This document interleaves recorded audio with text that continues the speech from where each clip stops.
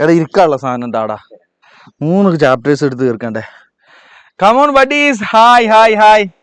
7:37 അഫ്സര സലീം നമ്മളോട് പറയണ്ടേ 7:37 സാർ എന്താ തുടങ്ങാട്ടെന്ന്. സത്യസന്ധമായിട്ട് പറഞ്ഞു കഴിഞ്ഞാൽ മക്കളെ, ഞാൻ അവിടെ ഒരു പീസ് ചക്ക എനിക്ക് ഒരാൾ തന്നത് കൊണ്ടുവന്ന് വെച്ചിരുന്നു. ഞാൻ പിന്നെ അവിടെ കിടന്ന് ഉറങ്ങിപ്പോയി. ഞാൻ എണീറ്റതേ ഇല്ല. ഞാൻ 6:15 ഉറങ്ങിപ്പോയി. ഞാൻ ഇരിക്കുന്ന സ്ഥലത്ത് ആരും എന്നെ ഉണർത്തിയതും ഇല്ല. ഫുഡും കഴിച്ചിട്ടുണ്ടായിരുന്നില്ല. പിന്നെ ലാസ്റ്റ് ഇത് ഇപ്പൊ എത്ര കഴിഞ്ഞാൽ എണീറ്റത്? 7:30 ഞാൻ എണീറ്റത്. അപ്പൊ എന്റെ ചക്ക ഇവന്മാര് തിന്നാൻ ശ്രമിക്കുന്നു ഗൈസ്. ഞാനെങ്ങാനും തിന്നിട്ടില്ലായിരുന്നെങ്കിൽ എന്റെ ചക്ക എനിക്ക് കിട്ടൂലായിരുന്നു. Really sorry. നിങ്ങൾക്ക് ചക്ക തരും, ഇയാളെന്താ ഈ ചക്ക എന്നല്ലേ? പൊന്നു മക്കളെ, ഞാൻ ഇവിടെ ടൗണിലാണ് താമസിക്കുന്നത്. ഇവിടെ ചക്കയും ഇല്ല, പ്ലാവും ഇല്ല, ഒരു കൊപ്പും ഇല്ല, കൊണ്ടുവരാൻ ആരും ഇല്ല. അതിന് ഒരാൾ തന്നുകൊണ്ട് കിട്ടിയതാണ്. എടാ ഇപ്പോഴത്തെ കാര്യമാടാ പറയുന്നത്. ഞാൻ ഫുഡൊന്നും കഴിച്ചിട്ടില്ലായിരുന്നു. എന്നിട്ട് ഇപ്പൊ ആകെ ചക്ക മാത്രം കഴിച്ച ക്ലാസ് എടുക്കുന്നത്. ദൈവമേ, ആ ചക്ക കുറെ ഒന്നും കഴിച്ചിട്ടില്ല. ആകെ ഒരു 5 or 6 നല്ല ടേസ്റ്റടാ. വിശന്നിട്ടാ തോന്നുന്നു. ഓക്കെ, എനിവേ ഉറങ്ങിപ്പോയി. നല്ല നോമ്പ് തുറ ഉണ്ടായിരുന്നു എനിക്കൊന്ന്. എവിടെ നോമ്പ് തുറന്ന് ചോദിക്കരുത്. ഇവിടെ നമ്മളൊരു മെയിൻ ചെങ്ങായിന്റെ വീട്ടിൽ ഒരു നോമ്പ് തുറ ഉണ്ടായിരുന്നു. അവിടെ പോകാനും പറ്റിയില്ല, ഉറങ്ങിപ്പോയി. ഞാൻ 1/2 മണിക്കൂർ കൊണ്ട് വരാന്നൊക്കെ പറഞ്ഞത് അങ്ങേരോട്. പിന്നെ ആ കിടന്ന് ഉറങ്ങിപ്പോയി. എന്തായാലും ഒന്നും ചെയ്യാനില്ല. ഇനിയിപ്പോൾ നിങ്ങൾക്ക് ക്ലാസ് എടുത്ത് എൻ്റെ സങ്കടം തീർക്കാം. അപ്പോൾ ക്ലാസ്സിനിടയിൽ എനർജി കുറവൊക്കെ നിങ്ങൾ ഫീൽ ചെയ്യും. സത്യമായിട്ടും വിശന്നിട്ടാ, വേറൊന്നുമല്ല. Okay, so that's it. So മക്കളെ, ഹായ് ഹായ് ഹായ്. സാർ ഇവിടെ നല്ല മഴയാ, ഫുൾ സമ്മർ റെയിൻ. ഇവിടെയൊക്കെ ഒന്ന് മഴ പെയ്ത് കിട്ടിയ അന്നായിരുന്നു. ഇപ്പൊ തുറന്നു. ഓക്കെ, നല്ല പ്രോട്ടീനാ. So guys hi. അപ്പൊ റിയലി സോറി, ഉണ്ടായ കാര്യം അതേപോലെ പറഞ്ഞാണ്. ഇവിടെ വന്ന് വെറുതെ ഞാൻ ഇല്ലാത്ത പറഞ്ഞിട്ട് കാര്യമില്ല ഗൈസ്. ഞാൻ I was so late because I had some hospital duties. ഒന്നുമില്ല, ഇവിടെ കിടന്ന് ഉറങ്ങുന്നുണ്ടായിരുന്നടാ. Nobody told me. Okay, so hi hi hi. നമ്മുടെ മിന്നൽ സാർ ഹായ് തരുമോ എന്ന് ചോദിക്കുന്നു. ഇല്ല, ഒന്നും ചെയ്തില്ല, ഓടിയതായിപ്പോ. നിസ്കരിച്ചിട്ട് പോലും ഇല്ല, സത്യം ഉള്ളത് പറയാ. ഇനിയിപ്പോ എന്താ ചെയ്യാ? വേറെ ഒന്നും ചെയ്യാൻ പറ്റൂല. ഓക്കെ, ഉറങ്ങിപ്പോയി. ഓക്കെ, സോർക്ക് is an excuse I think. Hi sir, ഒന്നും അറിയില്ല, എന്താ ചെയ്യുക? ഒന്നും ചെയ്യണ്ട. ഇനിയുള്ള ലൈവുകൾ മാത്രം ഫോളോ ചെയ്യട്ടാ. അതിൻ്റെ കൂടെ ബാക്കി കിട്ടുന്ന സമയങ്ങളിലൊക്കെ ഇരുന്ന് വായിക്കുക, പഠിക്കുക. Okay, that's it. സോ മക്കളെ, ലെറ്റ് സ്റ്റാർട്ട്. 300 ആളുകൾ എത്തിയിട്ടുണ്ട്. അപ്പോൾ സാർ എല്ലാ ചാപ്റ്റർ ഫുൾ കോൺസെപ്റ്റ് എടുത്ത് തരുമോ? ഫുൾ കോൺസെപ്റ്റ് എടുത്ത് തരുമോ? നമ്മൾ ഓൾറെഡി എല്ലാ ചാപ്റ്റേഴ്സും ഒന്ന് ഡിസ്കസ് ചെയ്തതാണ്. ഇനി നാളെ നമ്മൾ വീണ്ടും ചാപ്റ്റേഴ്സ് ഡിസ്കസ് ചെയ്യും. എല്ലാ ചാപ്റ്റേഴ്സും ഫുൾ കോൺസെപ്റ്റ് ഫുള്ളായിട്ട് ക്ലാസ് എടുക്കുക. Is that possible? ആരെങ്കിലും അങ്ങനെ ചെയ്തരാന്ന് നിങ്ങളോട് പറഞ്ഞിട്ടുണ്ടെങ്കിൽ അവർ നിങ്ങൾ പറ്റിക്കാന്നാട്ടോ എനിക്ക് തോന്നുന്നു. കാരണം നിങ്ങൾ ആലോചിച്ച് നോക്ക്, അതൊക്കെ കൂടി നമുക്കൊരു ചെറിയ സമയം കൊണ്ട് പറ്റും. ഇപ്പം നാളെ നമുക്ക് മാരത്തോൺ ലൈവ് ഉണ്ട്. നമ്മൾ എക്സാമിന് നമ്മൾ എന്താ ചെയ്യാൻ പോകണം? ശരിക്കും എക്സാമിന് മാക്സിമം ചോദിക്കാൻ സാധ്യതയുള്ള പോർഷൻസ്, ഏറ്റവും ഇമ്പോർട്ടൻ്റ് ആയിട്ടുള്ള പോർഷൻസ്. അങ്ങനെ ഇപ്പോൾ ഏറ്റവും ഇമ്പോർട്ടൻ്റ് മനസ്സിലായത്, ഞങ്ങൾക്ക് രാത്രി മറ്റേ ദിവ്യ സന്ദേശം വന്നതൊന്നുമല്ല.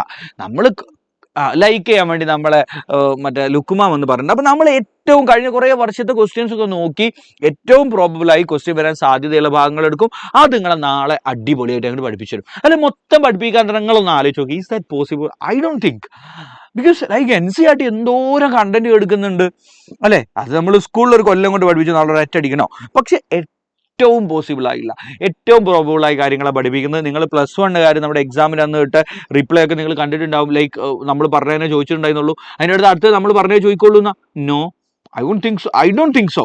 ഞാൻ പറഞ്ഞതന്നെ ചോദിക്കുള്ളൂ. പക്ഷെ ദ മോസ്റ്റ് പ്രോബബിൾ, നമ്മൾ പറഞ്ഞതാണ് ചോദിക്കാൻ മോസ്റ്റ് പ്രോബബിൾ സാധ്യത. എല്ലാ വർഷവും അങ്ങനെയാണ്, ഈ വർഷവും അങ്ങനെ തന്നെ ആവട്ടെ എന്ന് ഞാനും പ്രാർത്ഥിക്കുന്നുണ്ട്. നിങ്ങളും പ്രാർത്ഥിക്കും. നമ്മളെ ഏറ്റവും ഇമ്പോർട്ടൻറ്റ് ഭാഗങ്ങൾ നിങ്ങളെ പഠിപ്പിക്കും. ഏറ്റവും ഇമ്പോർട്ടൻറ്റ് ഭാഗങ്ങൾ തന്നെ പരീക്ഷയ്ക്ക് ചോദിക്കാൻ വേണ്ടി നിങ്ങളും പ്രാർത്ഥിച്ചോ, നമ്മളും പ്രാർത്ഥിക്കാം. Okay, that's it. സോ മക്കളെ, എനിവേ ഇനി പഠിച്ച A+ കിട്ടും. A+ ഒക്കെ ഉറപ്പായിട്ട് കിട്ടും. I am talking about full mark. കാരണം ഇപ്പോൾ നിങ്ങൾക്കറിയാം, നിങ്ങളുടെ കഴിഞ്ഞ എക്സാമിന്, അതുപോലെ കഴിഞ്ഞ +1 ബോർഡ് എക്സാം, നിങ്ങളുടെ തൊട്ട് മുന്നത്തെ, അതുപോലെ അവരിപ്പോൾ എഴുതിയ +2 ബോർഡ് എക്സാമിനൊക്കെ നമ്മൾ പറഞ്ഞു കൊടുത്തത്, നമ്മൾ പരീക്ഷയുടെ തലേന്നത്തെ 2 ലൈവുകളിൽ മാത്രം പറഞ്ഞു കൊടുത്താണ് ഫുൾ മാർക്കിന് ചോദിച്ചത്. Full mark.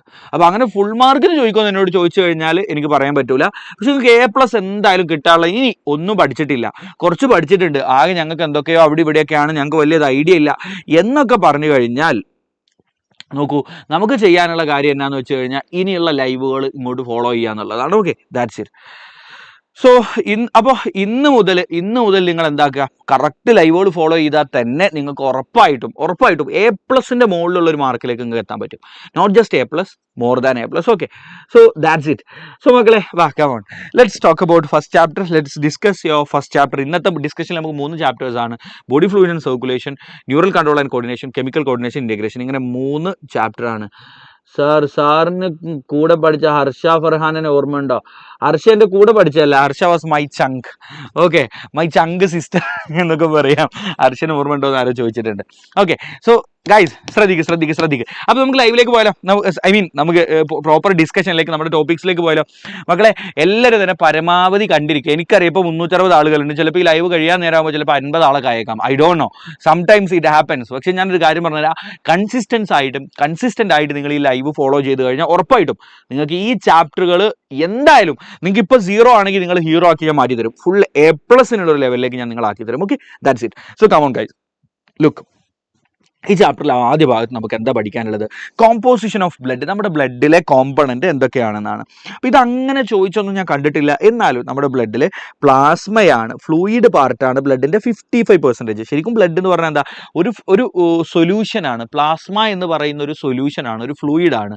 ആ സൊല്യൂഷനിൽ വ്യത്യസ്ത ബ്ലഡ് സെല്ലുകൾ ഇങ്ങനെ കിടക്കുന്നതാണ് ശരിക്കും ബ്ലഡ് എന്ന് പറയുന്നത്. ഓക്കെ, അപ്പോൾ ബ്ലഡിൻ്റെ 55% ഈ ഫ്ലൂയിഡ് പാർട്ടാണ്, വിച്ച് ഈസ് കോൾഡ് പ്ലാസ്മ. അവർക്ക് പറഞ്ഞ മക്കളെ, പ്ലാസ്മ. ഓക്കെ, സോ ലുക്ക്, ഇനി അടുത്തത് we have formed elements, that is different blood സെല്ലുകളുണ്ട്. That is almost 45%. 45% different blood സെല്ലുകളുണ്ട്. ചക്ക തിന്ന് പണിയായി തോന്നുന്നു ഗൈസ്. ചക്ക പല്ലിൻ്റെ ഇടയിൽ എവിടെയോ കുടുങ്ങിയിട്ടുണ്ട്, നല്ല ഇറിറ്റേഷൻ വരുന്നുണ്ട്. ഞാൻ അവന്മാർക്ക് കൊടുക്കാതെ വാരി വലിച്ച് തന്നിട്ട് അവരെന്നെ പ്രാഗി തോന്നുന്നു. എന്തെങ്കിലും ആവട്ടെ. So we have plasma and formed elements. Plasma എത്ര പെർസെൻറ്റേജ് ആണ്? 55. Formed elements 45%. സെറ്റ് ആണല്ലോ. ഇനി പ്ലാസ്മയിൽ എന്തൊക്കെയുള്ളത്? പ്ലാസ്മയിൽ വാട്ടർ ഉണ്ട്, വ്യത്യസ്ത പ്ലാസ്മ പ്രോട്ടീനുകളുണ്ട്, ക്ലോട്ടിംഗ് ഫാക്ടറുകൾ. നോക്കൂ, നമ്മുടെ ബ്ലഡ് ക്ലോട്ടിങ്ങിന് ആവശ്യമായ ക്ലോട്ടിംഗ് ഫാക്ടറുകളുണ്ട്. അതുപോലെ പലതരം മിനറൽസും ന്യൂട്രിയൻസും ഉണ്ട്. ക്ലിയർ അല്ലേ? വാട്ടർ ഉണ്ട്, പലതരം പ്ലാസ്മ പ്രോട്ടീനുകളുണ്ട്, ബ്ലഡ് ക്ലോട്ട് ആവാനുള്ള ക്ലോട്ടിംഗ് ഫാക്ടറുകളുണ്ട്, ചില മിനറൽസും ന്യൂട്രിയൻസും ഒക്കെ ഉണ്ട്. Okay, that's it. നോക്കൂ, നമ്മൾ ബ്ലഡിൻ്റെ പ്ലാസ്മയിൽ നിന്ന് ക്ലോട്ടിംഗ് ഫാക്ടറിനെ ഒഴിവാക്കിയാൽ, നോക്കൂ, പ്ലാസ്മ മൈനസ് ക്ലോട്ടിംഗ് ഫാക്ടർ എന്താ കിട്ടുക? നിങ്ങൾക്ക് ആൻസർ പറയാൻ പറ്റുമെങ്കിൽ ഒന്ന് കമൻറ്റ് ബോക്സിൽ ആൻസർ പറഞ്ഞ മക്കളെ. പ്ലാസ്മയിൽ നിന്ന് ക്ലോട്ടിംഗ് ഫാക്ടർ ഒഴിവാക്കിയാൽ നമുക്ക് എന്താ കിട്ടുക? That is called serum. എന്താണ് കുട്ടികളെ? സീറം. ഉറക്കെ പറ, സീറം കേട്ടോ. പ്ലാസ്മയിൽ നിന്ന് ക്ലോട്ടിംഗ് ഫാക്ടറിനെ എടുത്തു കളഞ്ഞാൽ, സാധാരണ പ്ലാസ്മയിൽ ക്ലോട്ടിംഗ് ഫാക്ടർ ഉണ്ട്, അതിനെ എടുത്തു കളഞ്ഞാൽ കിട്ടുന്നതാണ് serum. Very good, you are right. ഇനി നമ്മുടെ പ്ലാസ്മയിലെ പ്രോട്ടീനുകൾ ആരൊക്കെയാണ്? ഇതുവരെ കാര്യമായിട്ട് ചോദിച്ചൊന്നും കണ്ടിട്ടില്ല. നിങ്ങൾ പറ്റൂലെങ്കിൽ പഠിക്കണ്ട, സാധ്യത കുറവാണ് ചോദിക്കാൻ. അറ്റ്ലീസ്റ്റ് പേര് പഠിച്ചോ. We have albumin, globulin, fibrinogen. എന്തൊക്കെയാടാ? Albumin, globulin, fibrinogen. ക്ലിയർ ആണല്ലോ. ഇതിൽ ആൽബുമിന് നമ്മുടെ ബ്ലഡിൻ്റെ ഓസ്മോട്ടിക് ബാലൻസ് മെയിൻറ്റെയിൻ ചെയ്യാനാണ് സഹായിക്കുന്നത്. ഗ്ലോബുലിന് നമുക്ക് ഇമ്മ്യൂണിറ്റി തരാൻ സഹായിക്കുന്ന ചില പ്ലാസ്മ പ്രോട്ടീനുകളാണ്. So they are involve in defence mechanism. നമ്മുടെ ബോഡിയുടെ ഡിഫൻസ് മെക്കാനിസത്തിൽ റോളുള്ള ആളാണ്. Fibrinogen help in blood clotting. Clear അല്ലേ? പ്ലാസ്മ പ്രോട്ടീൻസ് ഏതൊക്കെ? Albumin, globulin, fibrinogen. ഉറക്കെ പറഞ്ഞേ, ആൽബുമിൻ, ഗ്ലോബുലിൻ, ഫൈബ്രിനോജൻ. ഉറക്കെ പറ. Albumin, globulin, fibrinogen. Very good. Okay, so look, ഇനി ഫോംഡ് എലമെന്റ്സിനെ കുറിച്ച് ഡിസ്കസ് ചെയ്യാം. നമ്മുടെ ഫോംഡ് എലമെന്റ്സ് ആരൊക്കെയാണ്? RBC, WBC, white blood cells, പിന്നെ പ്ലേറ്റ്ലെറ്റ്സ്. ഇത് പഠിച്ചാൽ മതി, ഈ പേരുകൾ പഠിച്ചാൽ മതി. We have RBC, WBC, platelets. ഞാൻ പഠിപ്പിക്കുന്നത് മാത്രം പഠിച്ചാൽ മതി. RBC, WBC, platelet. ഈ കൂട്ടത്തിൽ നമ്മുടെ ബ്ലഡിൽ ഏറ്റവും കൂടുതലുള്ള ഫോംഡ് എലമെന്റ്സ് എന്ന് പറഞ്ഞാൽ ബ്ലഡ് സെല്ലുകൾ, ബ്ലഡിലുള്ള വ്യത്യസ്ത സെല്ലുകളെയാണ് നമ്മൾ ഫോംഡ് എലമെന്റ്സ് എന്ന് പറയുക. അതിൽ ഏറ്റവും കൂടുതൽ ആരാ? RBC ആണ്. It is the most abundant blood cell. രണ്ടാം സ്ഥാനം പ്ലേറ്റ്ലെറ്റിനാണ്. ഏറ്റവും കുറവുള്ള ബ്ലഡ് സെല്ലുകളാണ് WBCകൾ. സെറ്റാണോ? റെഡിയല്ലേ guys? Okay, so we have RBC, WBC, platelet. Ready ആണെന്ന് കരുതുന്നു. ഇനി RBCനെ കുറിച്ച് കുറേ അധികം കാര്യങ്ങളൊക്കെ പറയാനുണ്ട്. നോക്കൂ, എല്ലാ ബ്ലഡ് സെല്ലുകളും ഇൻക്ലൂഡിങ് RBC എവിടെയാണ് ഫോം ചെയ്യണമെന്ന് വെച്ചാൽ that is formed in red bone marrow. നമ്മുടെ ബോഡിയിൽ, നമ്മുടെ മജ്ജയിലാണ് രൂപപ്പെടുന്നത്. നമുക്ക് പലതരം മജ്ജകളുണ്ട്. റെഡ് ബോൺ മാരോ ഉണ്ട്, യെല്ലോ ബോൺ മാരോ ഉണ്ട്. പക്ഷേ RBC അടക്കമുള്ള എല്ലാ ബ്ലഡ് സെല്ലുകളും ഉണ്ടാകുന്നത് റെഡ് ബോൺ മാരോയിലാണ്. ഇനി RBC എവിടെ വെച്ചിട്ടാണ് നശിച്ചു പോവുക? RBC ഒരു 120 ദിവസത്തോളം നമ്മുടെ ബോഡിയിൽ ജീവിക്കും. ബോൺ മാരോ, മജ്ജയിലാണ് RBC രൂപപ്പെടുക. അങ്ങനെ രൂപപ്പെട്ട് ബ്ലഡിലേക്ക് വരും. ബ്ലഡിലൊരു 120 ഡേയ്സ് ജീവിക്കും. അതിനുശേഷം നമ്മുടെ ബോഡിയിൽ RBC നശിക്കുന്ന സ്ഥലം എവിടെയാണെന്നറിയോ? സ്പ്ലീനിൽ വെച്ചുകൊണ്ടാണ്. സ്പ്ലീൻ എന്ന് പറയുന്ന ഒരു അവയവമുണ്ട് നമ്മുടെ ഏകദേശം ഈ ഭാഗത്തായിട്ട്. ആ സ്പ്ലീനിൽ വെച്ചുകൊണ്ടാണ് RBC നശിക്കുക. That's why spleen is called graveyard of RBC. ഈ ഒരു പോയിന്റ് പഠിച്ചാൽ മതി. ഗ്രേവ് യാർഡ് ഓഫ് RBC എന്നറിയപ്പെടുന്ന അവയവം ഏതാണ്? ഏതാടാ? That is spleen. ക്ലിയർ അല്ലേ? ആർ ബി സി അടക്കമുള്ള എല്ലാ ബ്ലഡ് സെല്ലുകളും എവിടെ രൂപപ്പെടുന്നത്? ബോൺ മാരോയിലാണ്. ഇനി ആർ ബി സിക്ക് എന്തുകൊണ്ട് റെഡ് കളർ കിട്ടിയിട്ടുള്ളത്? ബിക്കോസ് ആർ ബി സിക്ക് അകത്ത് എന്തുണ്ട് കുട്ടികളെ? ഹീമോഗ്ലോബിൻ അല്ലേ? R B C contain haemoglobin, ഒരു റെഡ് കളേർഡ് ഹീമോഗ്ലോബിൻ, റെഡ് കളറുള്ള ഹീമോഗ്ലോബിൻ എന്ന് പറയുന്ന പിഗ്മെന്റ് ആർ ബി സിയിൽ ഉള്ളത് കൊണ്ടാണ് ആർ ബി സിക്ക് ആ കളറും ആ പേരും കിട്ടിയിട്ടുള്ളത്. I hope it is clear. Ready ആണെന്ന് കരുതുന്നു. അപ്പോൾ നമ്മൾ എന്തൊക്കെയാണ് കുട്ടികൾ ഇതുവരെ പഠിച്ചത്? നമ്മുടെ ബ്ലഡിൽ എന്തൊക്കെയുള്ളത്? പ്ലാസ്മ, ബ്ലഡിൻ്റെ ഫ്ലൂയിഡ് പാർട്ട് 55%, പിന്നെ ഫോംഡ് എലമെന്റ്സ് അതായത് ബ്ലഡ് സെല്ലുകൾ 45%. പ്ലാസ്മയിൽ എന്തൊക്കെയുള്ളത്? ക്ലോട്ടിംഗ് ഫാക്ടർ ഉണ്ട്. അപ്പോൾ പ്ലാസ്മയിൽ നിന്ന് ക്ലോട്ടിംഗ് ഫാക്ടറിനെ ഒഴിവാക്കി എന്നാ കിട്ടുക? സീറമാണ് കിട്ടുക. എന്താ കിട്ടുക? സീറം. ക്ലിയർ അല്ലേ? പ്ലാസ്മ പ്രോട്ടീൻ ഏതൊക്കെ? Albumin, globulin, fibrinogen. Albumin, globulin, fibrinogen. Albumin പറ്റുമെങ്കിൽ മാത്രം ഫംഗ്ഷൻ പഠിച്ചാൽ മതി. ഹെൽപ്പ് ഇൻ ഓസ്മോട്ടിക് ബാലൻസ്, ബ്ലഡിന്റെ ഓസ്മോട്ടിക് ബാലൻസ് എന്ന് പറയുന്ന ഒരു സംഭവം ഉണ്ട്. അത് മെയിൻറ്റെയിൻ ചെയ്യാൻ സഹായിക്കുന്നു. എന്ത് മെയിൻറ്റെയിൻ ചെയ്യാൻ? ഉറക്കെ പറഞ്ഞേ. Osmotic balance. Globulin, it is involve in defence mechanism of body. That is നമുക്ക് ഇമ്മ്യൂണിറ്റി, നമുക്ക് പ്രതിരോധം തരും രോഗാണുക്കൾക്കെതിരെ. അതിലാണ് അയാളുടെ role. Fibrinogen helps in blood clotting. I hope it is clear. Ready എന്നാണ് ഞാൻ കരുതുന്നത്. ഫോംഡ് എലമെന്റ്സ് ആരൊക്കെയാണ്? ബ്ലഡ് സെല്ലുകൾ, R B C, W B C, platelet. അതിൽ ആർ ബി സി ആണ് ഏറ്റവും കൂടുതലുള്ള blood cell. It is formed in red bone marrow. അതിനകത്ത് ഹീമോഗ്ലോബിൻ ഉള്ളതുകൊണ്ടാണ് red colour. R B C നമ്മുടെ ബോഡിയിൽ നശിക്കുന്ന ഒരു പ്രത്യേക അവയവുണ്ട്, ദാറ്റ് ഈസ് കോൾഡ് സ്പ്ലീൻ. അതുകൊണ്ട് നമ്മൾ സ്പ്ലീനിനെ എന്ത് വിളിക്കുന്നു? ഉറക്കെ പറ, എന്ത് വിളിക്കുന്നു? Graveyard of R B C. I hope it is clear. Now let's talk about your WBCs. നമുക്ക് നമ്മുടെ ബോഡിയിലുള്ള പ്ലേറ്റ്ലെറ്റുകളെ നമുക്ക് രണ്ട് ഗ്രൂപ്പായിട്ട് തരംതിരിക്കാം. ഒന്നാമത്തേതാണ് ഗ്രാനുലോസൈറ്റ്. ഈ പേര് മാത്രം പഠിച്ചാൽ മതിയേ. ഒന്നാമത്തെ ഗ്രൂപ്പാണ് ഗ്രാനുലോസൈറ്റ്, രണ്ടാമത്തെ ഗ്രൂപ്പാണ് അഗ്രാനുലോസൈറ്റ്. ചോദിക്കാറുണ്ട് കേട്ടോ, ഇതിനെ രണ്ട് ഗ്രൂപ്പാക്കി എഴുതാനൊക്കെ ചോദിക്കാറുണ്ട്. കാരണം ഒന്നും പഠിക്കണ്ട. Okay, so they are classified into 2 groups. ഏതൊക്കെ? Granulocyte, agranulocyte. ഗ്രാനുലോസൈറ്റ് ഗ്രൂപ്പിൽ ആരൊക്കെ വരുന്നതെന്ന് അറിയോ? യു ഹാവ് ന്യൂട്രോഫിൽ, ഒന്നാമത്തെ ആളാണ് ന്യൂട്രോഫിൽ. രണ്ടാമത്തെ ആളാണ് ഇയോസിനോഫിൽ. Okay, eosinophil. മൂന്നാമത്തെ ആളാണ് ബേസോഫിൽ. ക്ലിയർ ആണോ? മൂന്നാളുകൾ ആരൊക്കെ കുട്ടികളെ? Neutrophil, eosinophil, basophil. ഒന്നുകൂടെ പറഞ്ഞേ. Neutrophil, eosinophil, basophil. ഒന്നുകൂടെ പറ. Neutrophil, eosinophil, basophil. മൂന്നാളുകൾ. ഇനി അഗ്രാനുലോസൈറ്റ് ഗ്രൂപ്പിൽ രണ്ടാളുള്ളത്. They are monocyte and lymphocyte. ഉറക്കെ പറഞ്ഞേ. Monocyte and lymphocyte. സെറ്റ് ആണോ? Monocyte and lymphocyte. റെഡി അല്ലേ കുട്ടികളെ? ഇനി നമ്മളോട് ഇവരുടെ പേഴ്സൻറ്റേജ് ചോദിക്കാറുണ്ട്. ഇവരുടെ കൂട്ടത്തിൽ ഏറ്റവും കൂടുതൽ ആരാ നോക്ക്? ദറ്റ് ഈസ് ആക്ച്വലി ന്യൂട്രോഫിലാണ്. 60 to 65% ന്യൂട്രോഫിലാണ്. രണ്ടാം സ്ഥാനം ലിംഫോസൈറ്റിനാണ്, 20 to 25%. മൂന്നാം സ്ഥാനം മോണോസൈറ്റിനാണ്, 6 to 8%. നാലാം സ്ഥാനം ഇയോസിനോഫിലിനാണ്, 2 to 3%. ഏറ്റവും കുറവുള്ള WBC എന്ന് പറയുന്നത് ബേസോഫിലാണ്. അപ്പോൾ അത് പഠിക്കാൻ ഞാനൊരു കോഡ് പഠിപ്പിച്ചു തന്നു. ഇത് ചേരുംപടി ചേർക്കാൻ ചോദിക്കും. സാർ എന്തിനാ ഇതിങ്ങനെ പഠിപ്പിക്കണമെന്ന് വെച്ചാൽ ചേരുംപടി ചേർക്കാൻ ചോദിക്കും. അപ്പോൾ ഇത് പഠിക്കാൻ വേണ്ടി ഞാൻ ഒരു കോഡ് പഠിപ്പിച്ചു തന്നിട്ടുണ്ട്. That is not let monkeys eat banana. എന്താണ് കുട്ടികളെ നമ്മുടെ code? Not let monkeys eat banana. മങ്കികളെ ബനാന തിന്നാൻ സമ്മതിക്കരുതെന്ന്. സോ ഏറ്റവും കൂടുതൽ ന്യൂട്രോഫിൽ, രണ്ടാം സ്ഥാനം ലിംഫോസൈറ്റ്, മൂന്നാം സ്ഥാനം മോണോസൈറ്റ്, നാലാം സ്ഥാനം ഇയോസിനോഫിൽ, അഞ്ചാം സ്ഥാനം basophil. I hope it is clear. റെഡിയാണോ? Very good, very good. Set അല്ലേ?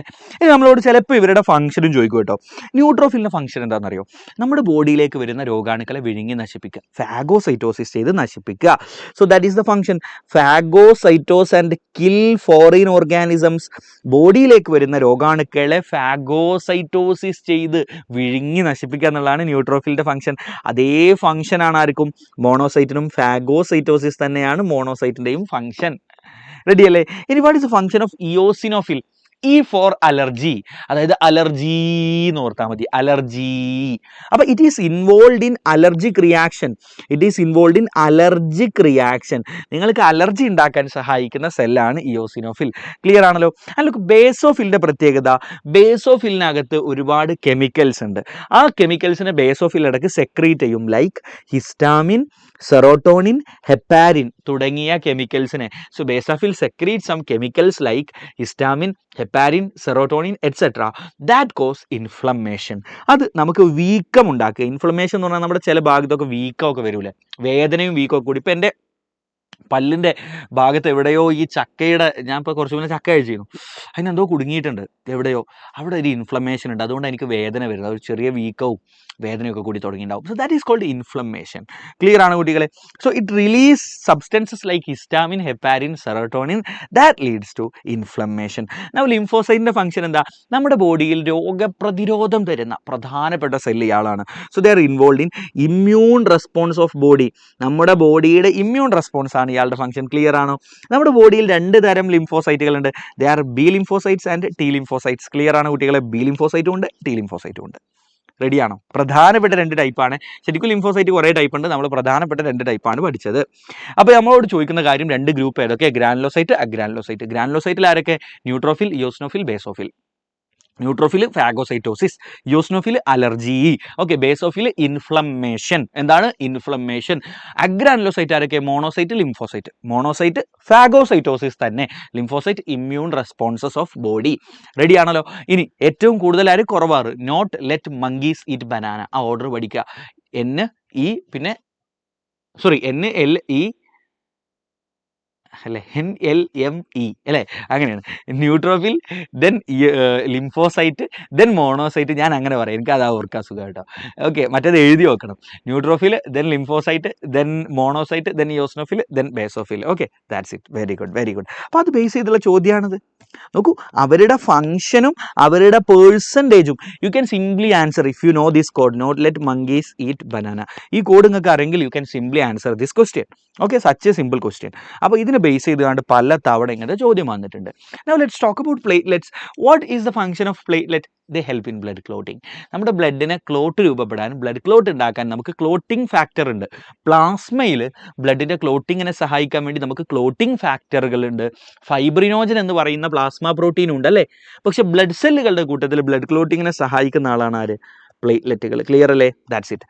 ഇനി ആക്ച്വലി നമ്മുടെ ബോൺ മാരോയിൽ, നമ്മുടെ റെഡ് ബോൺ മാരോ ഉണ്ടല്ലോ, അവിടെ മെഗാ കാരിയോസൈറ്റ് എന്നറിയപ്പെടുന്ന വലിയ സെല്ലുകളുണ്ട്.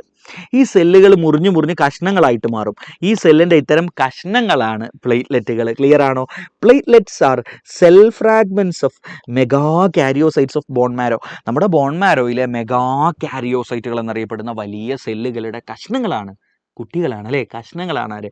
പ്ലേറ്റ്ലെറ്റ് എന്ന് പറയുന്നത്. I hope it is clear. റെഡിയാണോ മക്കളെ? റെഡിയാണോ? റെഡിയാണെങ്കിൽ ഒന്ന് കമൻറ്റ് ചെയ്തേ.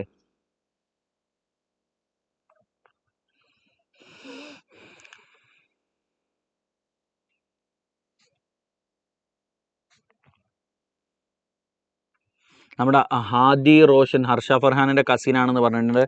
U are nice only because you are the cousin of Harsha Farhan. Harsha is such a nice girl I have ever seen in my life. Okay, വളരെ ജെന്യുവിൻ ആയിട്ടുള്ള ഒരു ഗേളാണ്. She is so nice. Okay, anyway that's it. So സെറ്റേഴ്സ് അല്ലേ? റെഡിയാ?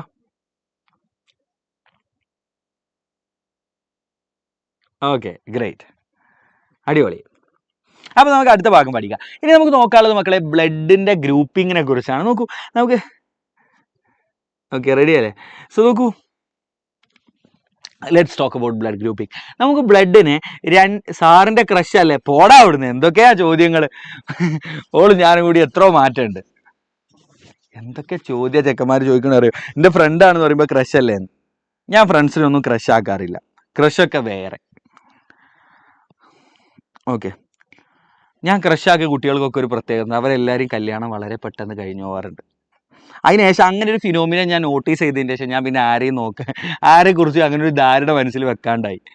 ഞാൻ ആരെങ്കിലും കുറിച്ചാ വിചാരിച്ചാൽ അവർ പെട്ടെന്ന് തന്നെ അവരെ കല്യാണമൊക്കെ റെഡി ആയിപ്പോവും. എന്താണെന്നറിയില്ല, എനിക്ക് ഭയങ്കര രാശിയാണ് ആ കാര്യത്തിൽ. Okay, so anyway leave it. Okay, ശരി സർ. ഇമ്പോർട്ടൻറ്റ് ക്വസ്റ്റ്യൻ പറയണം. ഞാൻ ഇമ്പോർട്ടൻറ്റ് ക്വസ്റ്റ്യൻ ആണ് പറഞ്ഞു പോകണം. ഇമ്പോർട്ടൻറ്റ് ഷുവർ ക്വസ്റ്റ്യൻ സീരീസ് നമുക്ക് ഷുവർ ക്വസ്റ്റ്യൻ നമ്മൾ വേറെ തന്നെ നമ്മൾ ചെയ്യുന്നുണ്ട്. ഐ മീൻ ലൈക്ക് നിങ്ങൾക്ക് എക്സാമിൽ തലേന്നത്തെ ലൈവിൽ കംപ്ലീറ്റ് കിട്ടാൻ പോകണം. നോക്കൂ, നിങ്ങൾ ഒറ്റ കാര്യം ചെയ്താൽ മതി. നിങ്ങൾ ഭയങ്കര എന്താ പറയുക, നിങ്ങൾ ഭയങ്കരമായിട്ട് ബേജാറാവണ്ട, സാറേ അങ്ങനെ ചെയ്യൂ ഇങ്ങനെ ചെയ്യൂ. നമ്മൾ നിങ്ങൾക്ക് പ്രോപ്പർ ആയിട്ടുള്ളൊരു പ്ലാനാണ്. You just simply follow us. നിങ്ങൾ നമ്മളെ ഫോളോ ചെയ്യും, നിങ്ങൾ മാക്സിമം പഠിക്കുക കേട്ടോ.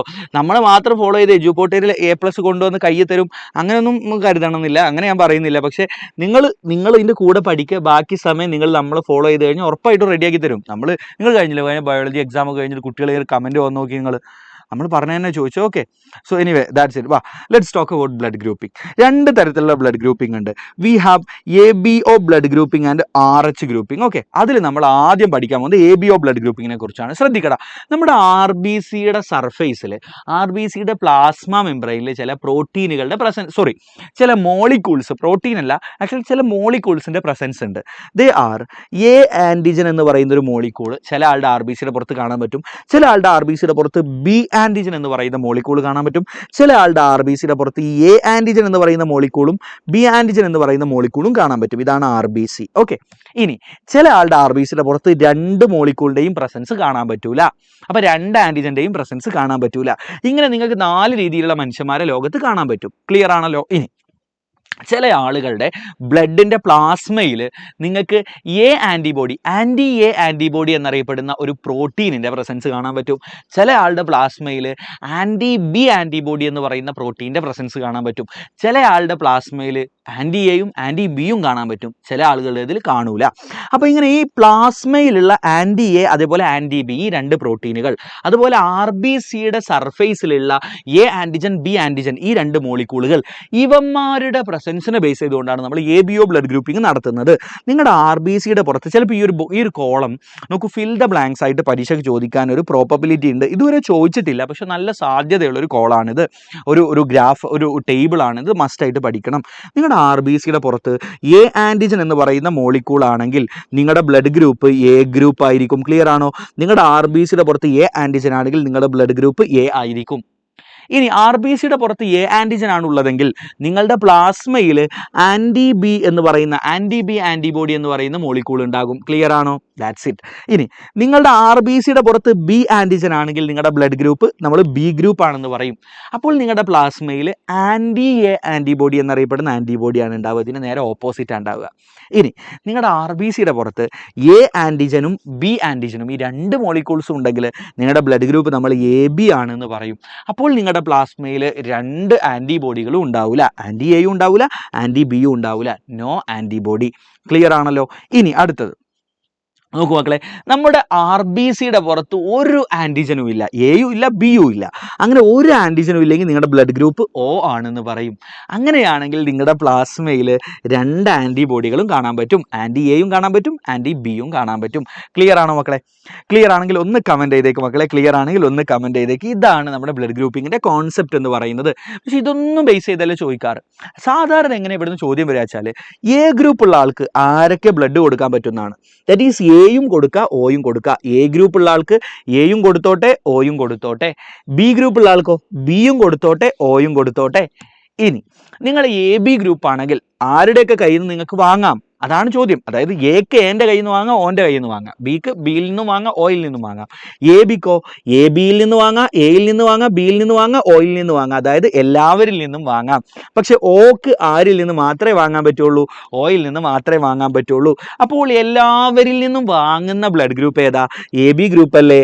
അതുകൊണ്ട് അതിനെ യൂണിവേഴ്സൽ റെസിപ്പിയൻ്റ് എന്നാ പറയാ. Because it receive blood from all other group. Clear അല്ലേ? അതുകൊണ്ട് നമ്മൾ ABനെ യൂണിവേഴ്സൽ റെസിപ്പിയൻ്റ് എന്ന് പറയും. ഇനി എല്ലാവർക്കും കൊടുക്കുന്ന ആൾ ഡോണർ എന്ന് പറഞ്ഞാൽ ദാതാവ്, കൊടുക്കുന്ന ആൾ എന്ന അർത്ഥം. എല്ലാവർക്കും കൊടുക്കുന്ന ഗ്രൂപ്പ് ഏതാ? O ആണ്. അതുകൊണ്ട് നമ്മൾ ഓനെ യൂണിവേഴ്സൽ ഡോണർ എന്ന് പറയും. ക്ലിയർ ആണോ മക്കളെ? That's it. ഇനി ഇവിടെ ചോദിക്കുന്ന മറ്റൊരു ചോദ്യം, അപ്പോൾ ഒന്നൊക്കെ ഈ ചോദ്യം യൂണിവേഴ്സൽ ഡോണർ ആരാ, യൂണിവേഴ്സൽ റെസിപ്പിയൻ്റ് ആരാ, അതുപോലെ ഈ ഒരു ടേബിൾ തന്നിട്ട് ഫിൽ ദ ബ്ലാങ്ക് എന്ന രീതിയിൽ ചോദിക്കാം, അല്ലെങ്കിൽ മാച്ച് ദ ഫോളോയിങ് എന്നുള്ള രീതിയിൽ ഈ ഒരു ടേബിൾ ചോദിക്കാം. ഇനി ഒരു പ്രോബബിലിറ്റി എന്താണെന്നറിയോ? നിങ്ങളോട് പറയും, നോക്കൂ, ഈ ഒരു ചോദ്യമാണ് അടുത്ത probability. If a person having A blood group is given blood transfusion of blood group B by mistake. A ഉള്ള ഒരാൾക്ക് by mistake B blood group നൽകി. What will be the effect? എന്തായിരിക്കും എഫക്റ്റ്? ഇതാണ് മറ്റൊരു ചോദ്യം. നോക്കൂ, ഒരാൾ എ ഗ്രൂപ്പ് ആണെങ്കിൽ അയാൾക്ക് എയിൽ നിന്ന് വാങ്ങാം, ഒയിൽ നിന്ന് വാങ്ങാം. ഒരിക്കലും അയാൾ ബിയിൽ നിന്ന് വാങ്ങിക്കൂടാ. അങ്ങനെ വാങ്ങിയാൽ എന്താ ഉണ്ടാവുക എന്നറിയോ? അതിലുത്തരാണ്, നിങ്ങൾ ഇങ്ങനെ പഠിച്ചു വെച്ചോ.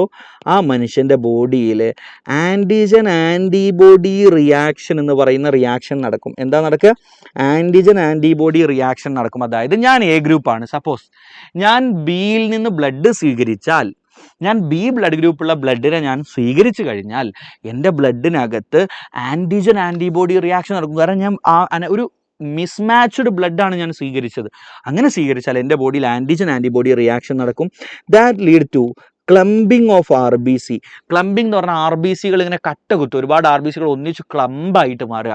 ക്ലംബിംഗ് അതുവഴി ആർ ബി സികൾ നശിക്കാനും കാരണമാകും. That lead to clumping and destruction of R B C. അപ്പോൾ തോന്നിയ പോലെ മിസ്മാച്ച്ഡ് ആയിട്ട് ബ്ലഡ് സ്വീകരിച്ചാൽ എന്താ ഉണ്ടാവുക എന്ന് വെച്ചാൽ ഇതാണ് ഉത്തരം. Antigen antibody reaction takes place. That lead to formation of that lead to clumping and destruction of RBC. Ready അല്ലേ? That's it. Now let's talk about RH grouping. അടുത്തായിട്ട് നമ്മൾ നോക്കാൻ പോകുന്നത് RH ഗ്രൂപ്പിങ്ങിനെ പറ്റിയിട്ടാണ്. നോക്കൂ, അപ്പോൾ നമ്മളിപ്പോൾ ABO ഗ്രൂപ്പിംഗ് പഠിച്ചിട്ടോ. ഇനി ശ്രദ്ധിക്കുക, RH ഗ്രൂപ്പിംഗ് എന്ന് പറഞ്ഞു കഴിഞ്ഞാൽ that is based on the presence of another antigen called RH antigen. നോക്കൂ, RH ആൻറ്റിജൻ എന്നറിയപ്പെടുന്ന മറ്റൊരു ആൻറ്റിജൻ്റെ പ്രസൻസിനെ ബേസ് ചെയ്തിട്ടാണ് ഈ ഒരു ഗ്രൂപ്പിംഗ്. നോക്കൂ, ഞാനിപ്പോൾ എ ഗ്രൂപ്പ് ആണെന്ന് ഇമാജിൻ ചെയ്യൂ. അപ്പോൾ എൻ്റെ ആർ ബി സി ഇതാ, ആർ ബി സിയുടെ സർഫേസിൽ എ ആൻറ്റിജൻ എന്നറിയപ്പെടുന്ന ആൻറ്റിജൻ ഉണ്ടാവുമല്ലോ, ഉണ്ടാവും. എൻ്റെ ആർ ബി സിയുടെ സർഫസിൽ നോക്കൂ, ആർ ബി സിൻ്റെ പ്ലാസ്മ മെംബ്രെയിനിൽ RH ആൻറ്റിജൻ എന്ന് പറയുന്ന ഒരു ആൻറ്റിജൻ കൂടി ഉണ്ടെങ്കിലോ, ഇപ്പോൾ എൻ്റെ അടുത്ത് എ ഉണ്ട്, അതുകൊണ്ട് ഞാൻ എ ഗ്രൂപ്പ് ആണെന്ന് നിങ്ങൾക്ക് പറയാം, പ്ലസ് RH എന്ന് പറയുന്ന ആൻറ്റിജൻ കൂടി ഉണ്ട്. So I am A positive. ഇനി സപ്പോസ് എൻ്റെ ആർ ബി സിയുടെ പുറത്ത് എ ഉണ്ട്, പക്ഷെ RH ഇല്ല, അപ്പോൾ എന്താ പറയുക? I am A negative. Clear ആണോ മക്കളെ? ഇനി മറ്റൊരു ചോദ്യം, മറ്റൊരു സിമ്പിൾ ചോദ്യം ചോദിക്കട്ടെ. ഇതേതാ ബ്ലഡ് ഗ്രൂപ്പ്? ഒന്ന് കമന്റ് ചെയ്തേ, ഇതേതാ ബ്ലഡ് ഗ്രൂപ്പ്? ഒരാളുടെ ആർ ബി സി ഇതാ, ആർ ബി സിയുടെ പുറത്ത് നിങ്ങൾ ഒന്നും കാണുന്നില്ല. What is this? ഈ ബ്ലഡ് ഗ്രൂപ്പ് ഏതാണ്? വേഗം വേഗം വേഗം വേഗം. നിങ്ങൾക്ക് ഇങ്ങനെ ഒരാളുടെ ആർ ബി സി നോക്കുമ്പോൾ നിങ്ങളൊന്നും കാണുന്നില്ല. So what is that? Okay, this is O blood group ആണ്. I'm agreeing, this is O group. This is O group ആണ്, കാരണം രണ്ട് ആൻറ്റിബോഡിയും ഇല്ല. ഇനി O പോസിറ്റീവ് ആണോ നെഗറ്റീവ് ആണോ? O നെഗറ്റീവ് ആണ്. കാരണം എന്താ? ആർ ബി സിയുടെ പുറത്ത് RH ആൻറ്റിജനും ഇല്ല. സപ്പോസ് നിങ്ങളുടെ ആർ ബി സിയുടെ പുറത്ത് എയും ബിയും ഇല്ലെങ്കിൽ നിങ്ങൾ O ആണ്, പക്ഷെ ആർ ബി സിയുടെ പുറത്ത് RH ആൻറ്റിജൻ എന്നറിയപ്പെടുന്ന ആൻറ്റിജൻ ഉണ്ടെങ്കിലോ നിങ്ങൾ എന്താണെന്ന് പറയും? O പോസിറ്റീവ് ആണെന്ന് പറയും. RH ഇല്ലെങ്കിൽ O negative. So that is based on the presence or absence of RH antigen. Ready അല്ലേ? ഓക്കെ, RH ആൻറ്റിജൻ ഉള്ളവരെ നമുക്ക് RH പോസിറ്റീവ് എന്നും RH ഇല്ലാത്തവരെ RH നെഗറ്റീവ് എന്നും പറയാം. ഇനി ഇവിടെ നമ്മളോട് ചോദ്യം ചോദിക്കുക എങ്ങനെയെന്ന് അറിയോ? നിങ്ങൾ എങ്ങനെയാണ് മാച്ച് ചെയ്യുക എന്നുള്ളതായിരിക്കും ചോദ്യം. മാച്ച് ചെയ്യുന്ന രീതിയിലുള്ള ചോദ്യം വരിക. അതായത് നിങ്ങൾ പോസിറ്റീവ് ആണെങ്കിൽ, നിങ്ങൾ RH പോസിറ്റീവ് ആണെങ്കിൽ നിങ്ങൾക്ക് RH പോസിറ്റീവിനും കൊടുക്കുക. RH നോക്കൂ, RH പോസിറ്റീവ് ആയിട്ടുള്ള ആൾ, ഞാൻ സിംപ്ലി പോസിറ്റീവ് എന്ന് എഴുതുന്നുള്ളൂ. RH പോസിറ്റീവായ ആൾക്ക് പോസിറ്റീവിനും കൊടുക്കാം. അതുപോലെ തന്നെ നമുക്ക് ശ്രദ്ധിക്കുക മക്കളെ, റെഡിയാണ്? ഞാൻ പറയുന്നത് മനസ്സിലാവുന്നുണ്ടോ? RH പോസിറ്റീവ് ആയ ആൾക്ക് പോസിറ്റീവിന് മാത്രം. Okay, I'm sorry. ഇനി നിങ്ങൾ RH നെഗറ്റീവ് ആണെങ്കിൽ you can give to RH positive as well as RH negative. Clear ആണോ? നിങ്ങൾ നെഗറ്റീവ് ആണെങ്കിൽ നിങ്ങൾക്ക് നെഗറ്റീവിനും കൊടുക്കാം, പോസിറ്റീവിനും കൊടുക്കാം. ക്ലിയർ അല്ലേ? പക്ഷേ പോസിറ്റീവ് എപ്പോഴും ശ്രദ്ധിക്കുക മക്കളെ, പോസിറ്റീവ് ആയിട്ടുള്ള ആള് പോസിറ്റീവിൻ്റെ അടുത്തുനിന്ന് നെഗറ്റീവിൻ്റെ അടുത്തുനിന്ന് വാങ്ങുന്നതുകൊണ്ട് കുഴപ്പമില്ല. പക്ഷെ നെഗറ്റീവിന് മാത്രമേ കൊടുക്കാവൂ. അങ്ങനെ പഠിച്ചോളൂ. ഒരാൾ പോസിറ്റീവ് ആണെങ്കിൽ അയാൾക്ക് രണ്ടാളുടെ അടുത്തു നിന്നും ബ്ലഡ് വാങ്ങാം. അങ്ങനെ പഠിക്കുന്ന കുറച്ചുകൂടെ നല്ലത്. ഞാൻ എഴുതിയ പോയിന്റ് തന്നെയാണ്, പക്ഷെ കുറച്ച് ഇങ്ങനെ പഠിച്ചോ. നിങ്ങൾ പോസിറ്റീവ് ആണെങ്കിൽ നിങ്ങൾക്ക് പോസിറ്റീവ് എന്നും വാങ്ങാം, നെഗറ്റീവ് എന്നും വാങ്ങാം. പക്ഷെ നിങ്ങൾ നെഗറ്റീവ് ആണെങ്കിൽ നിങ്ങൾ നെഗറ്റീവിൻ്റെ അടുത്ത് നിന്ന് മാത്രമേ വാങ്ങാവൂ. ക്ലിയർ ആണല്ലോ കുട്ടികളെ? ഇത്രയേ ഉള്ളൂ. ഈ ഒരു പോയിന്റ് പഠിച്ചാൽ മതി. റെഡിയാണോ? റെഡിയാണോ? ഇങ്ങനെ പഠിച്ചാൽ മതി, അതായിരിക്കും നല്ലത്. നിങ്ങൾ പോസിറ്റീവ് ആണെങ്കിൽ you can receive from both positive as well as negative. ഇപ്പോൾ നമ്മൾ പോസിറ്റീവ് മൈൻഡഡ് ആളുകളാണെങ്കിൽ നമ്മൾ പോസിറ്റീവിനെയും സ്വീകരിക്കും നെഗറ്റീവുകളെയും സ്വീകരിക്കും. പക്ഷെ ഒരാൾ നെഗറ്റീവ് മൈൻഡഡ് ആണെങ്കിൽ അയാൾ ആരെ മാത്രം സ്വീകരിക്കുക? നെഗറ്റീവ് മൈൻഡഡ് ആയുള്ള ആളുകളെ മാത്രമായിരിക്കും സ്വീകരിക്കുക. ക്ലിയർ ആണോ മക്കളെ? Is that clear? Is this point clear? Positive ആണെങ്കിൽ you can receive from positive as well as negative. But if you are negative you can only receive from negative. റെഡിയാണോ? Okay, very good. ഇതിനെ base ചെയ്തുള്ള ചോദ്യം വരും. ഉദാഹരണത്തിന് നോക്ക് കേട്ടോ, ഈ ഒരു ചോദ്യം നോക്ക്, വളരെ ഇമ്പോർട്ടൻ്റ് ആണ്, വളരെ വളരെ വളരെ ഇമ്പോർട്ടൻ്റ് ആണ്. A person with a negative blood group is injured. A നെഗറ്റീവായിട്ടുള്ള ഒരാൾക്ക് ഇഞ്ചുറി പറ്റിയിട്ടുണ്ട്. ഇനി his relative with a positive, അയാളുടെ എ പോസിറ്റീവ് ആയിട്ടുള്ള റിലേറ്റീവും അതുപോലെ തന്നെ ബി നെഗറ്റീവ് ആയിട്ടുള്ള റിലേറ്റീവും ബ്ലഡ് കൊടുക്കാൻ സന്നദ്ധരാണ്. ഇവരിൽ നിന്ന് ബ്ലഡ് വാങ്ങിക്കാൻ പറ്റുമോ എന്നുള്ളതാണ് ചോദ്യം. അപ്പോൾ നമുക്ക് എ പോസിറ്റീവ് കൊടുക്കാൻ സന്നദ്ധനാണ്, ബി നെഗറ്റീവ് കൊടുക്കാൻ സന്നദ്ധനാണ്, ഇവരിൽ നിന്ന് വാങ്ങാൻ പറ്റുമോ എന്ന് നോക്ക്. എന്തായിരിക്കും ഉത്തരം? ഇയാൾ എ ഗ്രൂപ്പാണ്, അപ്പോൾ ഇയാൾക്ക് എയിൽ നിന്നോ ഒയിൽ നിന്നോ മാത്രമേ വാങ്ങാൻ പറ്റുള്ളൂ. അപ്പോൾ ബിയിൽ നിന്ന് എന്തായാലും പറ്റൂല, അപ്പോൾ ഇയാൾക്ക് കൊടുക്കാൻ പറ്റൂല എന്നുള്ള കാര്യത്തിൽ തീരുമാനമായി. ഇനി നോക്കൂ, ഇയാൾ നെഗറ്റീവാണ്, നെഗറ്റീവ് ആരുടെ അടുത്ത് നിന്ന് മാത്രമേ വാങ്ങൂ? നെഗറ്റീവിൻ്റെ അടുത്ത് നിന്ന് മാത്രം.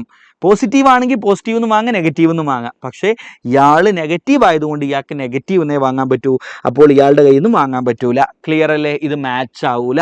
ഇനി ഇൻ കേസ് ഈ രണ്ടാലൊരു ബ്ലഡ് ഇയാൾക്ക് കൊടുത്താൽ എന്താ ഉണ്ടാവുക എന്ന ചോദ്യം. ഇൻ കേസ് നിങ്ങൾ അറിയാണ്ട് കൊടുത്തു, അങ്ങനെ കൊടുത്താൽ എന്താ ഉണ്ടാവുക? ഈ എഴുതിയ അതേ ഉത്തരം മിസ്മാച്ചിങ് നടന്നാൽ എന്താ ഉണ്ടാവുക? Antigen antibody reaction takes place that lead to clumping and destruction of RBC. അതെന്തിലേക്ക് നയിക്കൂടാ? RBCയുടെ ക്ലംബിങ്ങിലേക്കും RBC അങ്ങനെ നശിച്ചു പോവാനും കാരണമാകും. ക്ലിയർ ആണോ? ഈ ഒരു രീതിയിലാണ് ചോദ്യം ചോദിക്കുക. റെഡിയാണോ കുട്ടികളെ? ബ്ലഡ് ക്ലോട്ടിംഗ് എന്ന് എഴുതി വെക്കരുത്. ഇതാണ് സ്ഥിര ഉത്തരം. ബ്ലഡ് ക്ലോട്ടിംഗ് സംഭവിക്കുന്നു. ആരാ നിങ്ങളോട് പറഞ്ഞത്? നോക്ക്, തോന്നിയ പോലെ ബ്ലഡ് മിസ്മാച്ചിങ് ഉണ്ടായാൽ എന്താ സംഭവിക്കുക? അപ്പൊ നേരെ ഉത്തരം blood clotting. Who told you that? Blood clot ആവുന്ന ആരാ പറഞ്ഞത്? Who told you about blood clotting? Blood clotting അല്ല, antigen antibody reaction takes place that lead to clumping and destruction of RBC. That is entirely different phenomenon. Blood clotting അല്ല. Never write blood clotting. Clear അല്ല? ഇവിടെ പറഞ്ഞതിന് ശേഷം വീണ്ടും blood clotting comment ഇട്ടുകൊണ്ടാണ് ഞാൻ പറഞ്ഞത്. It's not blood clotting, it is something else. ചിലപ്പോൾ മരിക്കാനും കാരണമാവും കേട്ടോ. എക്സ്ചേഞ്ച് ട്രാൻസ്ഫ്യൂഷൻ ഒക്കെ നടത്തേണ്ടി വരും. ചിലപ്പോൾ ഭയങ്കര സിവിയർ ആവും. ലൈക്ക് കഴിഞ്ഞ വർഷവും നമുക്ക് ഒരു ഗർഭിണിയായ സ്ത്രീ മരിച്ചിട്ടുണ്ടായിരുന്നു ഡ്യൂ ടു ദിസ് മിസ്മാച്ചിങ്. ഈ മിസ്മാച്ച്ഡ് ബ്ലഡ് കൊടുത്ത കാരണം, ബ്ലഡ് ട്രാൻസ്ഫ്യൂഷനിൽ ഉണ്ടായ പ്രശ്നം കാരണം നമുക്ക് മലപ്പുറം ജില്ലയിൽ ഒരു പെൺകുട്ടി മരിച്ചിട്ടുണ്ടായിരുന്നു 1 year back. So that's it. Blood clotting ഒന്നും എഴുതരുത്. That's it. Now let's talk about erythroblastosis fetalis. അതായത് ഇതൊരു പ്രത്യേക കണ്ടീഷനാണ്. ഗർഭിണിയായിരിക്കുന്ന അമ്മ, ഗർഭിണിയായിരിക്കുന്ന അമ്മയുടെ ഗർഭസ്ഥ ശിശു, വയറ്റിൽ വളരുന്ന കുട്ടി, വയറ്റിലല്ലേ, ഗർഭപാത്രത്തിൽ വളരുന്ന കുട്ടി RH പോസിറ്റീവ്, ഇതാണ് കുട്ടി RH പോസിറ്റീവ്. ബട്ട് അമ്മ RH നെഗറ്റീവ്. RH നെഗറ്റീവായ അമ്മക്ക് RH പോസിറ്റീവായ കുട്ടി ഉണ്ടാകുമ്പോഴാണ് ഈ പ്രശ്നം ഉണ്ടാവുക. ഇതൊരു പ്രത്യേക പ്രതിഭാസമാണ്. അപ്പോൾ കുട്ടിക്ക് ചില പ്രശ്നങ്ങളൊക്കെ ഉണ്ടാവാൻ സാധ്യതയുണ്ട്. ആ ഒരു അവസ്ഥയാണ് നമ്മൾ എറിത്രോബ്ലാസ്റ്റോസിസ് ഫീറ്റാലിസ് എന്ന് പറയാം. ഇത് പ്രിവെന്റ് ചെയ്യാൻ നിങ്ങൾക്ക് എന്താ ചെയ്യാൻ പറ്റുക എന്നാണ് ചോദ്യം. ഇത് പ്രിവെന്റ്, ഇപ്പോൾ erythroblastosis fetalis is A condition which occur when RH negative female carries a RH positive baby. RH negative ആയിട്ടുള്ള അമ്മ RH പോസിറ്റീവ് ആയിട്ടുള്ള ബേബിയെ ക്യാരി ചെയ്യുമ്പോഴാണ് എറിത്രോബ്ലാസ്റ്റോസിസ് ഫീറ്റാലിസ് എന്ന് പറയുന്ന അവസ്ഥ ഉണ്ടാവും. ഇത് ചോദിക്കാൻ ചാൻസ് കുറവാണ്, എന്നാലും ഞാൻ ജസ്റ്റ് മെൻഷൻ ചെയ്തു എന്ന് മാത്രം. ഇങ്ങനെ ഒരു പ്രശ്നം ഉണ്ടാകുന്നത് തടയാൻ, ടു പ്രിവെന്റ് ദിസ്, ഇത് തടയാൻ എന്താ ചെയ്യാൻ പറ്റുക? You just give injection of anti RH antibody. എന്താണ് കുട്ടികളെ? ആൻറ്റി-RH ആൻറ്റിബോഡി എന്നറിയപ്പെടുന്ന ആൻറ്റിബോഡി ഇഞ്ചക്ഷൻ കൊടുക്കുക ടു മദർ. അമ്മക്ക് ആൻറ്റി-RH ആൻറ്റിബോഡി എന്ന് പറയുന്ന ആൻറ്റിബോഡി ഒരു ഇഞ്ചക്ഷൻ ആയിട്ട് കൊടുത്തു കഴിഞ്ഞാൽ നിങ്ങൾക്ക് എറിത്രോബ്ലാസ്റ്റോസിസ് ഫീറ്റാലിസ് തടയാൻ പറ്റും. ഞാനിതിൻ്റെ എക്സാക്റ്റ് പോയിന്റുകളിലേക്കൊന്നും പോകുന്നില്ല. പരീക്ഷയ്ക്ക് ചോദിക്കുന്ന നേരെ പോ ഉത്തരം അതുമാത്രം പഠിച്ചാൽ ഇത് പറയാനൊക്കെ ഒന്ന് ഡീറ്റെയിൽഡ് ആയിട്ട് ഒരുപാട് സമയം എടുക്കും. അപ്പോൾ എപ്പോഴാണ് ഇതൊന്നും നിങ്ങൾ ആരും പഠിപ്പിക്കാനും പോകുന്നില്ല. എക്സാമിൻ്റെ തലേന്നത്തെ ക്ലാസ്സിൽ ഞാൻ മാത്രമേ പറഞ്ഞു തരുള്ളൂ. വെറും സ്നേഹം, ഓക്കെ, സോ ലുക്ക്, എപ്പോഴാണ് ഉണ്ടാവുക? RH negative mother carries RH positive baby. അങ്ങനെ ഉണ്ടാകുന്ന ഒരു സംഭവമാണിത്. And to prevent this condition നമുക്ക് എന്താ ചെയ്യാൻ പറ്റും? Injection of RH antibody to mother. അമ്മക്ക് ഇഞ്ചക്ഷൻ കൊടുക്കുക. സാർ ഒരു കില്ലാടി തന്നെയല്ലേ, എന്നെ പൊക്കി പറയാൻ വേറൊരു തെണ്ടിയുടെയും ആവശ്യമില്ല എന്ന് കിട്ടിയില്ലേ? ഒരു സിനിമ ഡയലോഗാണ്, ഞാൻ തൽക്കാലം ഇപ്പോൾ എടുത്ത് പറയാം. Okay, anyway leave it. ഇനി നമുക്ക് ഭയങ്കര ഇമ്പോർട്ടൻ്റ് ആയ ഒരു ഭാഗം ഡിസ്കസ് ചെയ്യാനുള്ള കേട്ടോ, ബ്ലഡ് ക്ലോട്ടിങ്. ഏകദേശം 4 തവണ കഴിഞ്ഞ കേരള ബോർഡ് എക്സാമിന് 3 മാർക്കിന് ചോദിച്ചതാണ്. കഴിഞ്ഞ ബോർഡ് എക്സാമിന് 3 മാർക്കിന് ചോദിക്കുമ്പോഴൊക്കെ 3 മാർക്കിന് മാത്രം ചോദിക്കുന്ന കാര്യമാണ് ബ്ലഡ് ക്ലോട്ടിങ്. നന്നായി ശ്രദ്ധിച്ചോ. ഇനി വർത്താനൊന്നുമില്ല, ഇത് പഠിച്ചിട്ട് ഇനി അടുത്ത വർത്താനുള്ളൂ. Everyone come on. ലുക്ക്, എപ്പോഴാണ് ബ്ലഡ് ക്ലോട്ട് ആവുക? നമ്മുടെ രക്തക്കുഴലിൽ എന്തെങ്കിലും ഇഞ്ചുറി വരുമ്പോൾ അല്ലേ? കാരണം നമ്മുടെ രക്തക്കുഴലിൽ ഇഞ്ചുറി വരുമ്പോഴാണ് ആ ഇഞ്ചുറിയിലൂടെ രക്തം പുറത്തോട്ട് ഒഴുകുക. അപ്പോൾ നമ്മുടെ രക്തക്കുഴലിൽ എന്തെങ്കിലും ഇഞ്ചുറി ഉണ്ടായിക്കഴിഞ്ഞാൽ ആ ഇഞ്ചുറിയിലൂടെ, മുറിവിലൂടെ രക്തം പുറത്തോട്ട് ഒഴുകാൻ സാധ്യതയുണ്ട്. സോ അങ്ങനെ ഇഞ്ചുറി സംഭവിക്കുമ്പോൾ ആ ഇഞ്ചുറി സംഭവിക്കുന്ന ഭാഗത്തെ ടിഷ്യൂകൾ ഉണ്ടാവുമല്ലോ, tissue at site of injury പറ്റിയ ഭാഗത്തുള്ള ടിഷ്യൂകൾ, they produce some factors called tissue factors. അവർ ടിഷ്യൂ ഫാക്ടേഴ്സ് എന്നറിയപ്പെടുന്ന ചില ഫാക്ടറുകളെ ഉണ്ടാക്കും. ഇനി നോക്കൂ, platelets at site of injury പറ്റിയ ഭാഗത്തുള്ള പ്ലേറ്റ്ലെറ്റുകൾ ഉണ്ടല്ലോ, they produce factors called platelet factors. എന്താണ് മക്കളെ? പ്ലേറ്റ്ലെറ്റ് ഫാക്ടറുകൾ എന്നറിയപ്പെടുന്ന ഫാക്ടറുകളെ ഉണ്ടാക്കും. ഈ 2 ഫാക്ടറുകളും കൂടെ they initiate a series of reaction called cascade process. ഈ 2 ഫാക്ടറുകളും കൂടെ കാസ്കേഡ് പ്രോസസ്സ് എന്നറിയപ്പെടുന്ന ഒരു സീരീസ് ഓഫ് റിയാക്ഷന് തുടക്കം കുറിക്കും.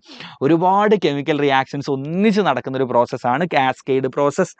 ആ പ്രോസസ്സിൻ്റെ ഫലമായിട്ട് ത്രോംബോകൈനേസ് എന്നറിയപ്പെടുന്ന ഒരു എൻസൈം രൂപപ്പെടും.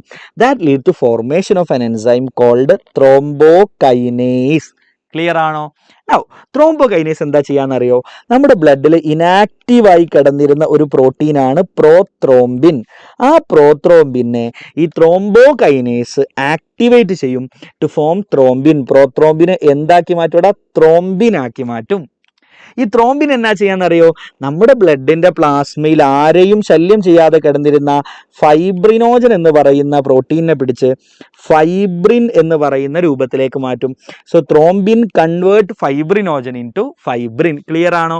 ഇങ്ങനെ ഫൈബ്രിൻ ഉണ്ടായിക്കഴിഞ്ഞാൽ നോക്കൂ, ഫൈബ്രിന് ബ്ലഡ് വെസലിൻ്റെ ഉള്ളിൽ ഇത്തരത്തിലുള്ള നെറ്റ്വർക്ക് പോലെയുള്ള സ്ട്രക്ചറായിട്ട് മാറും. This is called mesh. എന്താണ്? Mesh. So fibrin form a mesh like structure, ഒരു വല പോലെയുള്ള സ്ട്രക്ചർ രൂപപ്പെടുത്തും. ഓക്കെ, ദെൻ ഇങ്ങനെ ഫൈബ്രിൻ രൂപപ്പെട്ട് കഴിഞ്ഞാൽ fibrin form a mesh like structure, ഒരു മെഷ് പോലെ. മെഷ് ഒന്ന് ഉറക്കെ പറഞ്ഞു, 2 വട്ടം പറഞ്ഞ് ഈ ഒരു വൊക്കാബുലറി പുതിയതായിട്ട് ആഡ് ചെയ്തോ. മെഷ് എന്താണ്? ഉറക്കെ പറ. Mesh. Okay, so fibrin form a mesh like structure, ഒരു മെഷ് പോലെയുള്ള സ്ട്രക്ചർ, വല പോലെയുള്ള സ്ട്രക്ചർ ഉണ്ടാക്കും ഫൈബ്രിന്. And in that structure the blood cells gets trapped. അതിനകത്ത് നമ്മുടെ ബ്ലഡ് സെല്ലുകൾ ട്രാപ്പ് ചെയ്യപ്പെടും. And that is called blood clot. അതിനെയാണ് നമ്മൾ എന്ത് വിളിക്കുന്നത്? ബ്ലഡ് ക്ലോട്ട് എന്ന് വിളിക്കുന്നത്. ക്ലിയർ ആണോ മക്കളെ? ഇത്ര പോയിന്റ് എഴുതിയ 3 മാർക്കായി. 3 മാർക്കായിട്ടില്ല കേട്ടോ. ഇനി ഒരു കാര്യം കൂടി ചോദിക്കും, ഏത് അയോണാണ് ബ്ലഡ് ക്ലോട്ടിങ്ങിന് ആവശ്യമായിട്ടുള്ളത് എന്ന് ചോദിക്കും. നമുക്ക് ഈ സ്റ്റെപ്പുകളൊക്കെ കാറ്റലൈസ് ചെയ്യാൻ സഹായിക്കുന്ന ഒരു അയോൺ ഉണ്ട്, ദാറ്റ് ഈസ് കാൽഷ്യം അയോൺ. ആരാടാ കാണുന്നുണ്ടോ? നിങ്ങൾക്ക് കാണുന്നില്ലേ? കുറച്ച് ലൈറ്റ് കളറിൽ എഴുതാം. Okay, which ion is essential four blood clotting? സ്ഥിരം ചോദ്യമാണ്. That is calcium ion. ഈ സ്റ്റെപ്പൊക്കെ നടക്കണമെങ്കിൽ കാൽഷ്യം അയോൺ വേണം. ഇത്രയും കാര്യങ്ങൾ എഴുതിയാൽ മതി. റെഡി അല്ലേ? So platelet at site of injury produce platelet factors and tissue at site of injury produce tissue factors. They initiate a series of chemical reaction called cascade process. As a result of cascade process, an enzyme called thrombokinase is formed. Thrombokinase converts prothrombin into thrombin. Then thrombin convert fibrinogen in the blood into fibrin. The fibrin then form mesh-like structure. Within that blood cells are formed. Blood cells are trapped. അതിനകത്ത് blood സെല്ലുകൾ trap ചെയ്യപ്പെടും. And that is called blood clot or coagulum. അതിനെ വിളിക്കുന്ന പേരാണ് blood clot അല്ലെങ്കിൽ coagulum എന്ന് വിളിക്കും. Coagulum. Ready അല്ലേ? Which ion is essential? Calcium ion. I hope it is clear. Okay, ഈ ഒരു കോൺസെപ്റ്റ് റെഡി ആണെന്ന് വിചാരിക്കും. ഇതാണ് ചോദ്യം. വളരെ സിമ്പിളായിട്ട് 3 മാർക്കിന്, വളരെ സിമ്പിളായിട്ട് ഈ ഒരു ഐഡിയ അറിയെങ്കിൽ 3 മാർക്ക് നിങ്ങൾക്ക് ബാഗ് ചെയ്യാം കേട്ടോ. എഗെയിൻ 3 മാർക്കിന് ചോദിച്ചിട്ടുണ്ട് അതേ കാര്യം. Now guys let's talk about lymph. അടുത്ത് നമ്മൾ നോക്കാൻ പോകുന്നത് ലിംഫിനെ കുറിച്ചാണ്. നോക്കൂ, കഴിഞ്ഞ ഇംപ്രൂവ്മെൻറ്റ് എക്സാം വരെ ഞാൻ ലിംഫിൻ്റെ ഫംഗ്ഷനെ പഠിപ്പിച്ചുകൊണ്ടിരുന്നത്. കാരണം ഇതുവരെ കഴിഞ്ഞ ഇംപ്രൂവ്മെൻറ്റ് എക്സാമിനാണ് ആദ്യമായിട്ട് എങ്ങനെ ലിംഫ് ഉണ്ടാവുക എന്ന് ചോദിക്കുന്നത്. അതിന് മുന്നേ ഏത് പരീക്ഷയ്ക്കും ലിംഫിനെ കുറിച്ച് ആകെ ചോദിക്കുന്ന ചോദ്യം എന്തായിരുന്നു? Yes, what are the functions of lymph, ഇതായിരുന്നു ചോദിച്ചുകൊണ്ടിരുന്നത്. പക്ഷേ ഇപ്പോൾ നമുക്കറിയാം ഇതിൻ്റെ ചിലപ്പോൾ ലിംഫ് എങ്ങനെ ഉണ്ടാവുന്നതെന്നും ചോദിക്കാം. സോ വാട്ട് ഈസ് ലിംഫ്, എങ്ങനെയാണ് ലിംഫ് രൂപപ്പെടുന്നത് നമുക്ക് നോക്കാം. നമ്മുടെ ശരീരത്തിലെ ഏറ്റവും ചെറിയ രക്തക്കുഴലുകളാണ് കാപ്പില്ലറികൾ. എന്താണ് മക്കളെ? കാപ്പില്ലറികൾ. ഉറക്കെ പറഞ്ഞിടാ, കാപ്പില്ലറികൾ. ഓക്കെ, സോ സപ്പോസ് ഇത് നിങ്ങളുടെ ഒരു കാപ്പില്ലറിയാണ്. നിങ്ങളുടെ ശരീരത്തിലെ ഏറ്റവും ചെറിയ രക്തക്കുഴലുകളാണ് കാപ്പില്ലറികൾ. അപ്പോൾ ഈ കാപ്പില്ലറികളിലൂടെ ബ്ലഡ് ഒഴുകുന്ന സമയത്ത്, okay, so when blood flows through the capillaries, കാപ്പില്ലറികളിലൂടെ ബ്ലഡ് ഒഴുകുന്ന സമയത്ത് ഇതിനെന്താ വിളിക്കുക? കാപ്പില്ലറി. ഓക്കെ, കാപ്പില്ലറിയിലൂടെ ബ്ലഡ് ഒഴുകുമ്പോൾ ബ്ലഡിൽ നിന്ന് സം വാട്ടർ, കുറച്ച് വെള്ളവും, ആൻഡ് വാട്ടർ സോല്യൂബിൾ മെറ്റീരിയൽസ്, വെള്ളത്തിൽ സോല്യൂബിൾ ആയിട്ടുള്ള ചില മെറ്റീരിയൽസും, some water and water soluble materials, they come to the tissue space. And the tissue space എന്ന് പറഞ്ഞാൽ നമ്മുടെ ഈ കാപ്പില്ലറികളുടെ പുറത്തുള്ള ഭാഗത്തല്ലേ നമ്മുടെ സെല്ലുകളൊക്കെ, കോശങ്ങളൊക്കെ ഉണ്ടാവുക. കോശങ്ങളുടെ ഇടയിലുള്ള സ്പേസിനെയാണ് നമ്മൾ ഇന്റർ സെല്ലുലാർ സ്പേസ് അല്ലെങ്കിൽ ടിഷ്യൂ സ്പേസ് എന്നൊക്കെ വിളിക്കുക. ക്ലിയർ അല്ലേ? So when blood flows through the capillaries, some water along with water soluble material, വെള്ളത്തിൽ സോല്യൂബിൾ ആയ മെറ്റീരിയലും കൂടെ they come to the tissue space, അവർ ഈ ടിഷ്യൂ സ്പേസിലോട്ട് വരും. And it is called tissue fluid. അതിനെയാണ് നമ്മൾ എന്ത് വിളിക്കുക? ടിഷ്യൂ ഫ്ലൂയിഡ് എന്ന് വിളിക്കുക. So this is the tissue fluid. ഇനി നമ്മുടെ ബോഡിയിൽ നിങ്ങൾ ആലോചിച്ചു, ബ്ലഡിൽ ഇങ്ങനെ കാപ്പില്ലറി കൂടി ഒഴുകുമ്പോൾ നിരന്തരമായിട്ട് ബ്ലഡിലെ കുറച്ച് വെള്ളം ഈ ടിഷ്യൂ സ്പേസിലേക്ക് പോയിക്കൊണ്ടിരിക്കുക. അപ്പോൾ എന്താ പ്രശ്നം? ടിഷ്യൂ സ്പേസിൽ, അതായത് സെല്ലുകൾക്കിടയിലുള്ള സ്പേസ്, ഇന്റർ സെല്ലുലാർ സ്പേസ്, അവിടെ വെള്ളം നിറയെ കെട്ടിക്കിടക്കാൻ സാധ്യതയുണ്ട്. അങ്ങനെ വെള്ളം കെട്ടിക്കിടന്ന് നമ്മൾ ലാസ്റ്റ് വാട്ടർ ബലൂണായി മാറൂലേ. അപ്പോൾ അങ്ങനെ സംഭവിക്കാതിരിക്കാൻ വേണ്ടിയിട്ട് ഇവിടെ ഇങ്ങനെ നിറയുന്നതിനനുസരിച്ച് ഇവിടെ ഈ നിറയുന്ന ഫ്ലൂയിഡിനെ, ഈ ടിഷ്യൂ സ്പേസിലോട്ട് വരുന്ന ടിഷ്യൂ ഫ്ലൂയിഡിനെ കൊണ്ടുപോകാൻ വേണ്ടിയിട്ട് there are network of vessels to collect this tissue fluid. ഈ ടിഷ്യൂ ഫ്ലൂയിഡിനെ കളക്ട് ചെയ്യാൻ വേണ്ടിയിട്ട് there are network of vessels. ഈ വെസലുകളെയാണ് നമ്മൾ ലിംഫ് വെസൽസ് എന്ന് വിളിക്കുക. And the fluid within lymph vessels, lymph വെസലിൻ്റെ ഉള്ളിലുള്ള ഫ്ലൂയിഡിനെ നമുക്ക് ലിംഫ് എന്ന് വിളിക്കാം. ക്ലിയർ ആണോ? ഇത്രയും പോയിന്റ് എഴുതിയാൽ 2 മാർക്ക് കിട്ടുള്ളൂ കേട്ടോ. അപ്പോൾ എന്താ പറയേണ്ടത് നോക്കൂ, when blood flows through the capillaries, some water and water soluble materials comes to the tissue space. എന്താണ് മക്കളെ? Tissue space. And in our body there are a network of vessels called lymph vessels. endada lymph vessels to collect this tissue fluid, and the fluid within the lymph vessel is called lymph. ആ ഫ്ലൂയിഡിനെയാണ് lymph എന്ന് വിളിക്കുക. ഇനി list out the functions of lymph. ലിംഫിൻ്റെ functions എന്തൊക്കെയാണ് എന്നാണ് ചോദിക്കുക. Number 1, നിങ്ങളുടെ ഇൻഡസ്റ്റൈനിൽ നിന്ന്, നിങ്ങൾ കഴിച്ച ഫുഡിൽ നിന്നുള്ള ഫാറ്റിൻ്റെ അബ്സോർപ്ഷൻ. ഫാറ്റ് ബോഡിയിലേക്ക് എത്തണം. നമ്മുടെ ബോഡിക്ക് ഫാറ്റ് ആവശ്യമാണ്. നിങ്ങളത് ഫാറ്റ് ഉള്ളതുകൊണ്ടാണ് നമ്മുടെ ബോഡി ഇങ്ങനെ തുടുത്തൊക്കെ ഇരിക്കുന്നത്. ഓക്കെ, എന്തുകൊണ്ടാണ് ഗേൾസിൻ്റെ ബോഡി ബോയ്സിനേക്കാളും കുറച്ചുകൂടെ സോഫ്റ്റ് ആയിരിക്കും? You know why? Because of the fat layer. Fat നമുക്ക് ഭയങ്കര വെറുപ്പാണ്. അയ്യോ ഫാറ്റ് അല്ലേ, നമുക്ക് ഫാറ്റിനോട് ഭയങ്കര വെറുപ്പാണ്. ഫാറ്റ് കൂടിയ പ്രശ്നമാണ്. Fat is needed. ഫാറ്റ് ഉള്ളത് കൊണ്ടാണ് നമ്മൾ എന്തോ പ്രായമാകുമ്പോൾ നിങ്ങളുടെ മുഖമൊക്കെ ചുക്കി ചുളിഞ്ഞു പോകുന്നത്. ആ ഫാറ്റൊക്കെ പോകുന്നതുകൊണ്ടാണ്. You got the point, you need that fat. So anyway, നമ്മൾ കഴിച്ച ഫുഡിൽ നിന്ന് ഫാറ്റ് അബ്സോർബ് ചെയ്ത് നമ്മുടെ ബ്ലഡിലേക്ക് വരണം. അതിന് നമ്മളെ സഹായിക്കുന്നത് ലിംഫാണ്. Okay, so it helps in absorption of fat from intestine. നമ്മുടെ കുടലിൽ നിന്നുള്ള ഫാറ്റിൻ്റെ അബ്സോർപ്ഷന് സഹായിക്കുന്നു. രണ്ടാമത്തത് ട്രാൻസ്പോർട്ട്. നമ്മുടെ ബോഡിയിലൂടെ ട്രാൻസ്പോർട്ട് ഓഫ് ന്യൂട്രിയൻസ്, പല ന്യൂട്രിയൻസും നമ്മുടെ സെല്ലുകൾക്കൊക്കെ ആവശ്യമായ പല പോഷകങ്ങളുടെയും ട്രാൻസ്പോർട്ടിന്, ആൻഡ് ഹോർമോൺസ്, പലതരം ഹോർമോണുകളുടെയൊക്കെ ട്രാൻസ്പോർട്ടിന് ആര് സഹായിക്കുന്നുണ്ട്? ലിംഫ് സഹായിക്കുന്നുണ്ട്. 2 ഫംഗ്ഷൻ പഠിച്ചോളൂ. 2 മാർക്കിനല്ലേ 2 ഫംഗ്ഷൻ പഠിച്ചോളൂ. സെറ്റാണല്ലോ? Now I hope it is clear. അപ്പോൾ നമ്മൾ ബ്ലഡുമായി ബന്ധപ്പെട്ട കാര്യങ്ങളൊക്കെ പറഞ്ഞു കഴിഞ്ഞു. Now let's talk about different types of circulation. നോക്കൂ, നമ്മുടെ ബോഡിയിൽ നടക്കുന്ന സർക്കുലേഷനെ ഡബിൾ സർക്കുലേഷൻ എന്നാണ് വിളിക്കുക. അതായത് നമ്മുടെ ഹാർട്ടിന് 4 ചേംബറാണ്. 4 ചേംബറുള്ള ഹാർട്ടിനെ ഉപയോഗിച്ചിട്ട് നടക്കുന്ന ബ്ലഡ് സർക്കുലേഷനെ ഡബിൾ സർക്കുലേഷൻ എന്നാണ് പറയുക.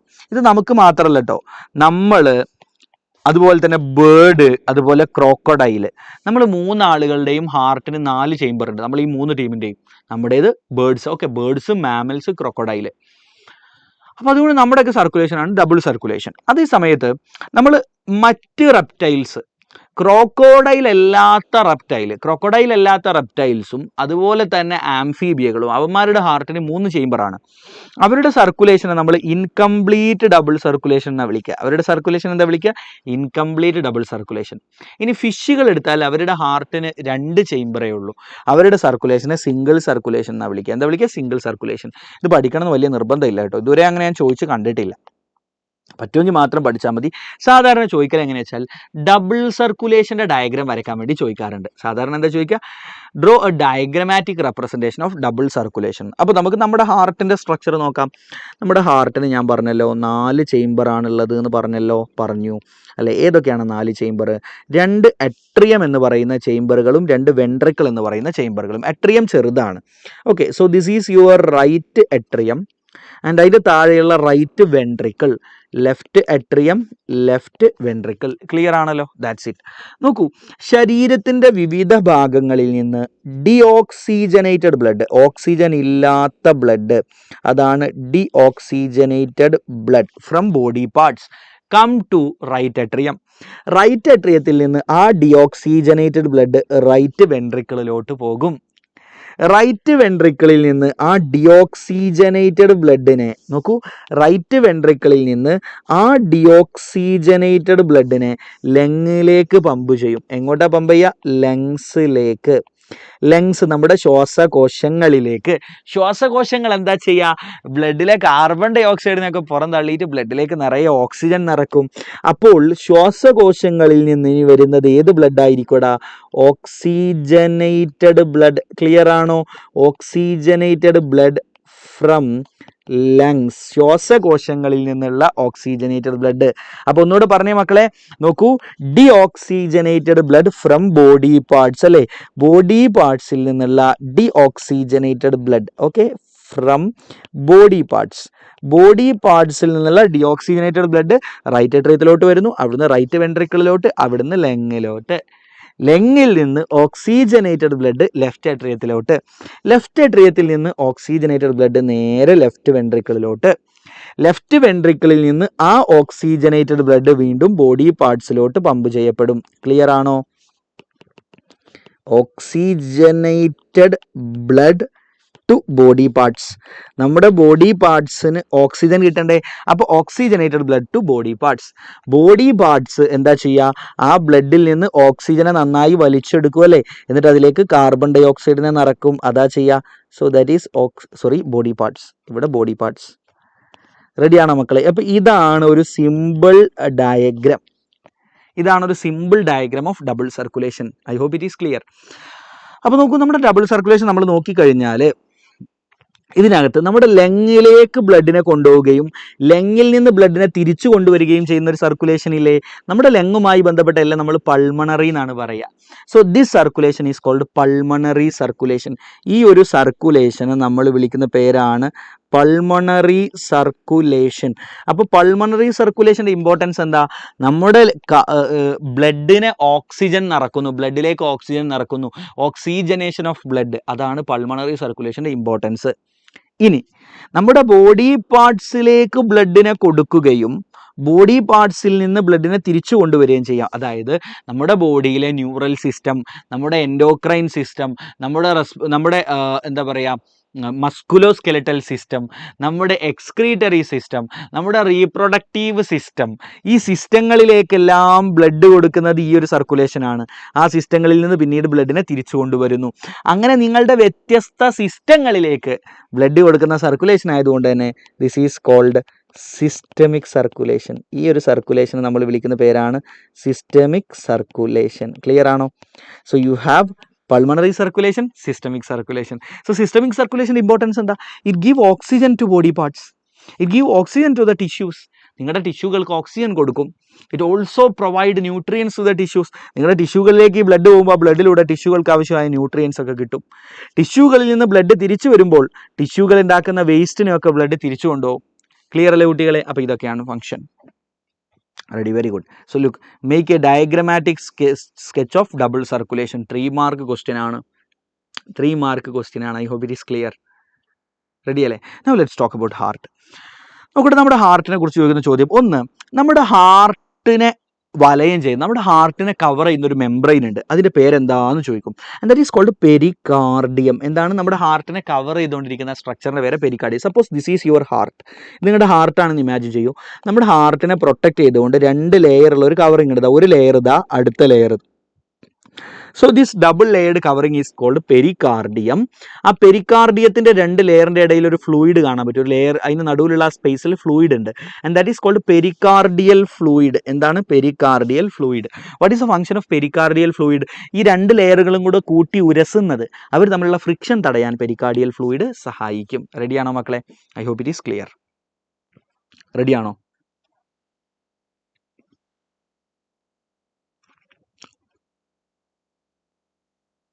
Okay, very good. ഇനി നോക്കൂ മക്കളെ, ലുക്ക് അറ്റ് ദി സ്ട്രക്ചർ. ഇനി നമ്മളോട് ഹാർട്ടിൻ്റെ ഈ സ്ട്രക്ചർ ചോദിക്കാൻ സാധ്യതയുണ്ട്. ശ്രദ്ധിക്കുക. So look guys, this is your right atrium, this is left atrium. Right അട്രിയത്തിൽ നേരെ നോക്കൂ, ഈ ഭാഗമാണ് റൈറ്റ് വെൻട്രിക്കിൾ. കണ്ടോ? This is right atrium, this is right ventricle. Okay, ഇതാണ് റൈറ്റ് അട്രിയത്തിൻ്റെയും റൈറ്റ് വെൻട്രിക്കിളിൻ്റെ ഇടയിലുള്ള ഓപ്പണിംഗ്. ഈ ഭാഗത്താണ്. ഈ ഭാഗത്ത് നിങ്ങൾക്ക് ഒരു വാൾവ് കാണാൻ പറ്റും. ദാറ്റ് ഈസ് ആക്ച്വലി റൈറ്റ് അട്രിയത്തിൻ്റെയും റൈറ്റ് വെൻട്രിക്കിളുടെയും ഇടയിലുള്ള വാൾവാണ് ട്രൈക്കസ്പിഡ് വാൾവ്. എന്താടാ? Tricuspid valve. 3 ഇതളുകളുള്ള വാൾവ് എന്നാണ് ഇതിൻ്റെ അർത്ഥം. 3 ഇതളുകൾ. കണ്ടോ? 3 ഇതളുള്ള വാൾവാണ് റൈറ്റ് അട്രിയത്തിൻ്റെയും റൈറ്റ് വെൻട്രിക്കിളുടെയും ഇടയിൽ. ഇനി ലെഫ്റ്റ് അട്രിയത്തിൻ്റെയും ലെഫ്റ്റ് വെൻട്രിക്കിളുടെയും ഇടയിൽ 2 ഇതളുകൾ, ബൈകസ്പിഡ് വാൾവാണ്. 2 ഇതളുള്ള വാൾവാണ് കാണാൻ പറ്റുക. ഒരു ഇതളിത, അടുത്ത ഇതളിത. ബൈകസ്പിഡ് വാൾവാണ് കാണാൻ പറ്റുക. പറ്റുമെങ്കിൽ പഠിച്ചു വെച്ചോളൂ.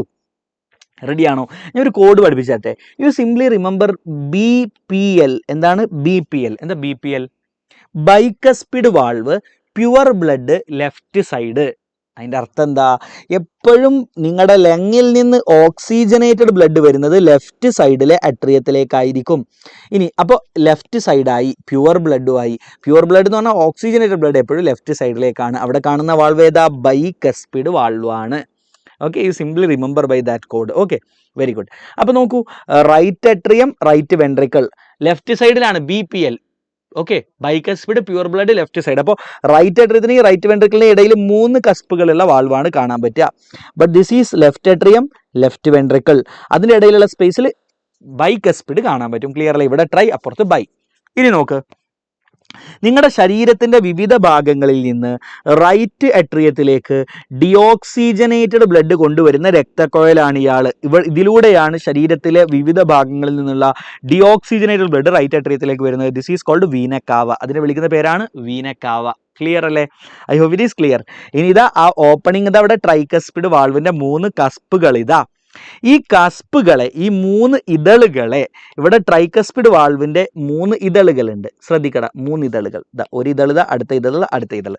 ഈ ഇതളുകളെ വെൻട്രിക്കിളിലേക്ക് പിടിച്ച് ബന്ധിപ്പിക്കുന്ന ചില കയറ് പോലെയുള്ള സ്ട്രക്ചറുകൾ കാണാൻ പറ്റും. They are called chorda tendineae. അവർ വിളിക്കുന്ന പേരാണ് കോർഡ ടെൻഡിനെ. എന്താ വിളിക്കുക? Chorda tendineae. I hope it is clear. ഈ ഒരു ഡയഗ്രാം മാർക്ക് ചെയ്യാൻ എപ്പോഴും ചോദിക്കാറുണ്ട് കേട്ടോ. Chorda tendineae. സെറ്റാണോ? ഇനി നോക്ക്, ദിസ് ഈസ് റൈറ്റ് വെൻട്രിക്കിൾ. ഈ ഒരു ഭാഗമാണ് റൈറ്റ് വെൻട്രിക്കിൾ. റൈറ്റ് വെൻട്രിക്കിളിൽ നിന്ന് ഡിയോക്സിജനേറ്റഡ് ബ്ലഡിനെ ലങ്ങിലേക്ക് കൊണ്ടുപോകാനുള്ള രക്തക്കൊഴലാണ് ഇയാൾ. This is your right ventricle. ആ റൈറ്റ് വെൻട്രിക്കിളിൽ നിന്ന് ഡിയോക്സിജനേറ്റഡ് ബ്ലഡിനെ ലങ്സിലേക്ക്, 2 സൈഡിലെയും ലങ്സ്, റൈറ്റ് സൈഡിലെ ലങ്, ലെഫ്റ്റ് സൈഡിലെ ലങ്, അങ്ങോട്ട് കൊണ്ടുപോകാനുള്ള രക്തക്കൊഴലാണിത്. അയാളെ വിളിക്കുന്ന പേരാണ് പൾമണറി ആർട്ടറി. എന്താണ്? Pulmonary artery. അങ്ങനെ ലങ്ങിലേക്ക് ബ്ലഡ് കൊണ്ടുപോയാൽ ലങ്ങിൽ വെച്ച് ബ്ലഡിലേക്ക് ഓക്സിജൻ നിറക്കും. അങ്ങനെ ഓക്സിജൻ നിറഞ്ഞ ബ്ലഡ് ഹാർട്ടിലേക്ക് തിരിച്ചു കൊണ്ടുവരണം. അതിനുള്ള രക്തക്കൊഴലുകളാണ് ഇവർ. അതാണ് പൾമണറി വെയിൻ. എന്താണ്? ഉറക്കെ പറഞ്ഞേ, പൾമണറി വെയിൻ. പൾമണറി വെയിനിലൂടെ ലെഫ്റ്റ് അട്രിയത്തിലേക്ക് ഓക്സിജനേറ്റഡ് ബ്ലഡ് വരും. അവിടെ നിന്ന് ഇതാ ബൈക്കസ്പിഡ് വാൾവിലൂടെ ലെഫ്റ്റ് വെൻട്രിക്കിളിലേക്ക് ആ ബ്ലഡ് എത്തും. ക്ലിയർ ആണോ? ഈ ലെഫ്റ്റ് വെൻട്രിക്കിളിൽ നിന്ന് ആ ഓക്സിജനേറ്റഡ് ബ്ലഡിനെ ബോഡി പാർട്സിലേക്ക് ദേണ്ട ഇങ്ങനെയാ പറഞ്ഞേക്കുക. ഇവിടെ ഒരു ഓപ്പണിംഗ് ഉണ്ട്, നിങ്ങൾ കാണാത്തതാ. ഇതിൻ്റെ ഉള്ളിലൂടെ പോവും. എന്നിട്ട് അത് പതിയെ ഇങ്ങനെ ഉള്ളിലൂടെ സഞ്ചരിച്ച് അവസാനം ഉള്ളിലൂടെ ആട്ടോ, കാണൂല നിങ്ങൾ, ഞാൻ ഇവിടെ തൽക്കാലം ഇങ്ങനെ കാണിക്കുക. ഇങ്ങനെ ഉള്ളിലൂടെ പോകുന്നുണ്ട്. ഇവിടെ ഒരു ഗ്യാപ്പ് കണ്ടോ, അത് ഉള്ളിലേക്ക് പോകാനുള്ള ഒരു ഗ്യാപ്പാണ്. അതിലൂടെ കയറിപ്പോയി ഇതിൻ്റെ ബാക്കിലൂടെ വളഞ്ഞ് പൊളഞ്ഞ് ദേണ്ട ഇങ്ങനെ പുറത്തോട്ട് വരും. ഇത് ഇവിടുന്ന് തുടങ്ങുന്ന ഒരു ആർട്ടറിയ, അത് ഉള്ളിലൂടെ പോയിട്ടാണ് പിന്നെ ഇങ്ങനെ പുറത്തോട്ട് വരുന്നത്. And that is called aorta. അതിനെ വിളിക്കുന്ന പേരാണ് അയോർട്ട. സെറ്റ് ആണോ? റെഡി ആണെങ്കിൽ ഒന്ന് കമന്റ് ചെയ്തേക്ക്. That is called aorta. Is that clear?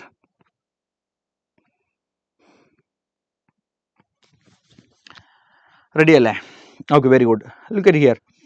The double walled membrane that protect heart. ഹാർട്ടിനെ പ്രൊട്ടക്ട് ചെയ്യുന്ന ഡബിൾ വാൾഡ് മെംബ്രെയിൻ്റെ പേരെന്താ? പെരികാർഡിയം. അടുത്ത് നോക്കൂ, ലേബൽ ദ പാർട്സ്. കണ്ടോ, പാർട്ട് ലേബൽ ചെയ്യാൻ വേണ്ടി, ഞാൻ ഈ പറഞ്ഞ ഭാഗങ്ങളൊക്കെ ലേബൽ ചെയ്യാൻ വേണ്ടി ചോദിച്ച ചോദ്യമാണിത്. ഈ ഭാഗങ്ങളൊക്കെ ലേബൽ ചെയ്യാൻ വേണ്ടി പരീക്ഷയ്ക്ക് വേറെ ചോദിക്കും.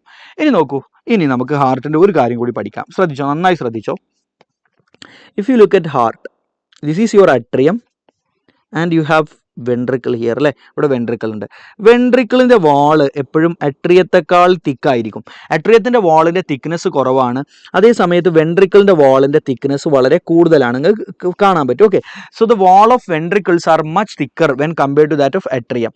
അട്രിയത്തിൻ്റെ വാളുമായിട്ട് കമ്പയർ ചെയ്യുമ്പോൾ വെൻട്രിക്കിളിൻ്റെ വാൾവ് ഇതേണ്ട ഇവിടെ ബൈകസ്പിഡ് വാൾവ്, ഇവിടെ ട്രൈകസ്പിഡ് വാൾവ്. ഓക്കെ, വെൻട്രിക്കിളിൻ്റെ വാൾവ് ഭയങ്കര തിക്കാണെന്ന് കാണാൻ പറ്റും. അതിൽ തന്നെ ഇതാണ് ലെഫ്റ്റ് വെൻട്രിക്കിൾ. ലെഫ്റ്റ് വെൻട്രിക്കിളിൻ്റെ വാളിൻ്റെ തിക്നെസ് കുറച്ച് അധികമാണ്, നിങ്ങൾക്ക് മനസ്സിലാക്കാൻ പറ്റും. Okay, the wall of left ventricle is much thicker than right ventricle. Right വെൻട്രിക്കിളിനേക്കാളും തിക്നെസ് ലെഫ്റ്റ് വെൻട്രിക്കിളിൻ്റെ വാളിന് കൂടുതലാണ്. അതിൻ്റെ കാരണം എന്താണെന്നറിയോ? ലെഫ്റ്റ് വെൻട്രിക്കിളിൽ നിന്ന് ബ്ലഡ് ശരീരത്തിലേക്ക് മൊത്തം പമ്പ് ചെയ്യണം.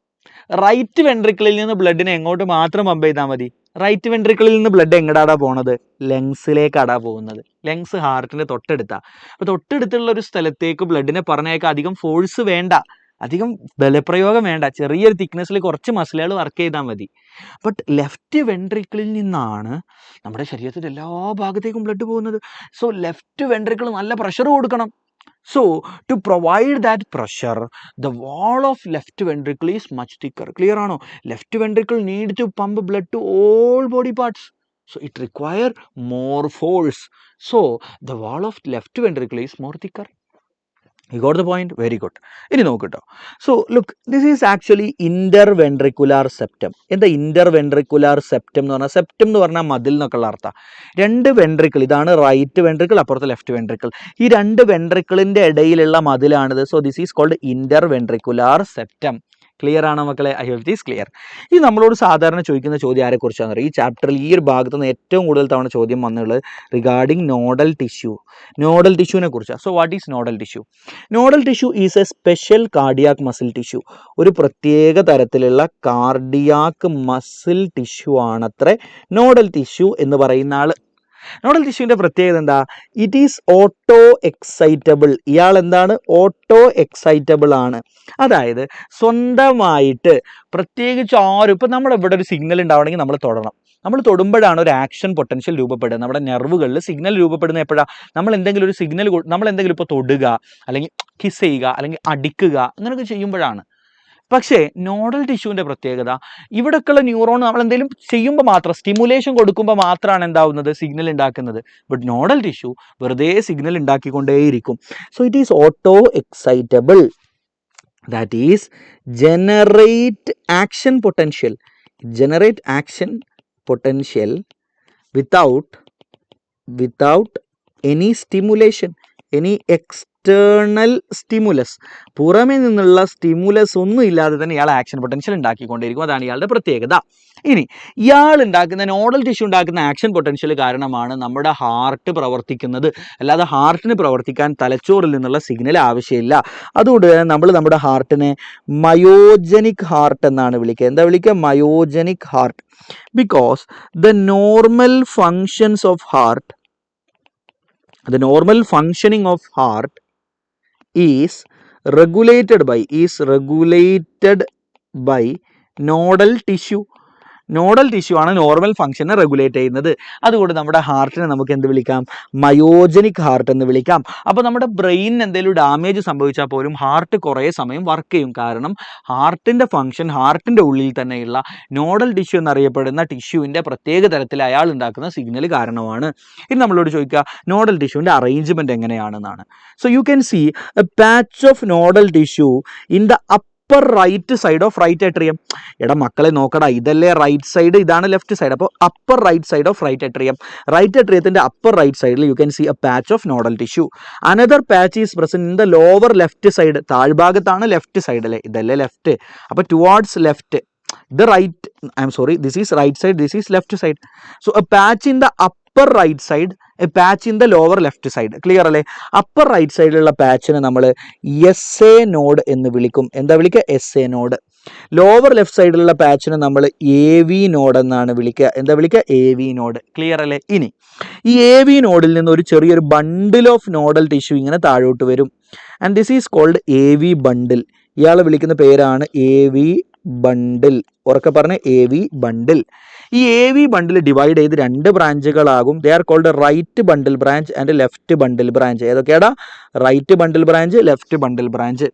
And it give rise to minute fibres. അതിൽ നിന്ന് രണ്ട് സൈഡിലും ഒരുപാട് മൈന്യൂട്ട് ആയിട്ടുള്ള ബ്രാഞ്ചുകൾ വീണ്ടും ഉണ്ടാവും. ക്ലിയർ അല്ലേ? ഓക്കെ.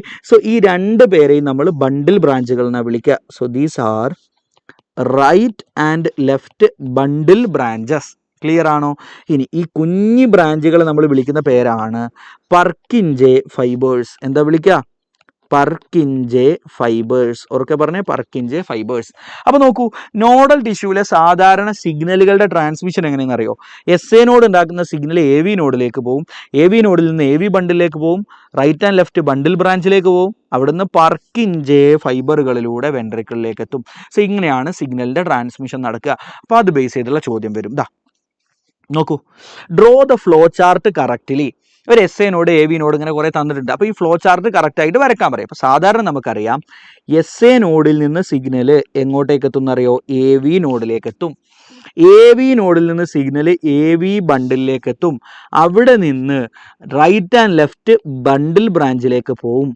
അവിടെ നിന്ന് പർക്കിൻജെ ഫൈബറുകളിലൂടെ വെൻട്രിക്കിളിലേക്ക് എത്തും. ഈ ഒരു പോയിന്റ് ക്ലിയർ ആണോ?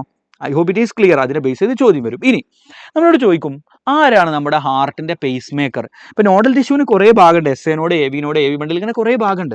ഈ ഭാഗങ്ങളിൽ ആരാണ് പേസ് മേക്കർ എന്ന് ചോദിക്കും. അപ്പോൾ നിങ്ങൾ പറയേണ്ടത് എസ് എ നോഡാണ് പേസ് മേക്കർ എന്ന് പറയണം. So why S A node is the pacemaker? കാരണം നമ്മുടെ നോഡൽ ടിഷ്യൂ ഒക്കെ ആക്ഷൻ പൊട്ടൻഷ്യലിനെ നിരന്തരം ഉണ്ടാക്കിക്കൊണ്ടിരിക്കുന്നുണ്ട്. But S A node produce maximum number of action potentials in a minute. ഒരു മിനിറ്റിൽ മാക്സിമം ആക്ഷൻ പൊട്ടൻഷ്യൽ ഉണ്ടാക്കുന്ന ആരാടാ? എസ് എ നോഡാണ്. So S A node produce maximum number of action potential. So that's why it is the pace maker. അയാളുടെ ഈ action potential കാരണമാണ് heart പ്രവർത്തിക്കുക. അപ്പോൾ എസ് എ നോഡ് ഉണ്ടാക്കുന്ന സിഗ്നൽ നോക്കൂ, അട്രിയത്തിലൂടെ ഇങ്ങനെ സഞ്ചരിക്കും. അങ്ങനെ സഞ്ചരിച്ചിട്ടാണ് എ വി നോഡിലേക്ക് എത്തുക. എ വി നോഡ് ഉണ്ടാക്കുന്ന സിഗ്നൽ പിന്നീട് ഇതിലൂടെ സഞ്ചരിച്ച് വെൻട്രിക്കിളിലേക്ക് എത്തും. അങ്ങനെ അട്രിയത്തിൻ്റെ കൺട്രാക്ഷൻ ആദ്യം നടക്കും, പിന്നെ വെൻട്രിക്കിളിൻ്റെ കൺട്രാക്ഷൻ നടക്കും. ക്ലിയർ ആണോ? I hope it is clear. ഇനി അടുത്ത ചോദ്യം, what will happen if S A node is not working properly? S A node പ്രോപ്പറായിട്ട് വർക്ക് ചെയ്യുന്നില്ലെങ്കിൽ എന്താ സംഭവിക്കുക? That lead to arrhythmia. Arrhythmia എന്ന് പറഞ്ഞു കഴിഞ്ഞാൽ the heart rhythm become abnormal, the heart rate become abnormal. ഹാർട്ടിൻ്റെ റേറ്റ് അബ്നോർമൽ ആകും. അയാൾ നോർമലായിട്ട് വർക്ക് ചെയ്താലല്ലേ ഹാർട്ട് റേറ്റ് നോർമലായിട്ട് ഉണ്ടാവുക. If S A node is not working properly that lead to abnormal heart rate. ഞങ്ങൾ അതിനെ അരിത്മിയ എന്നൊക്കെ പറയും.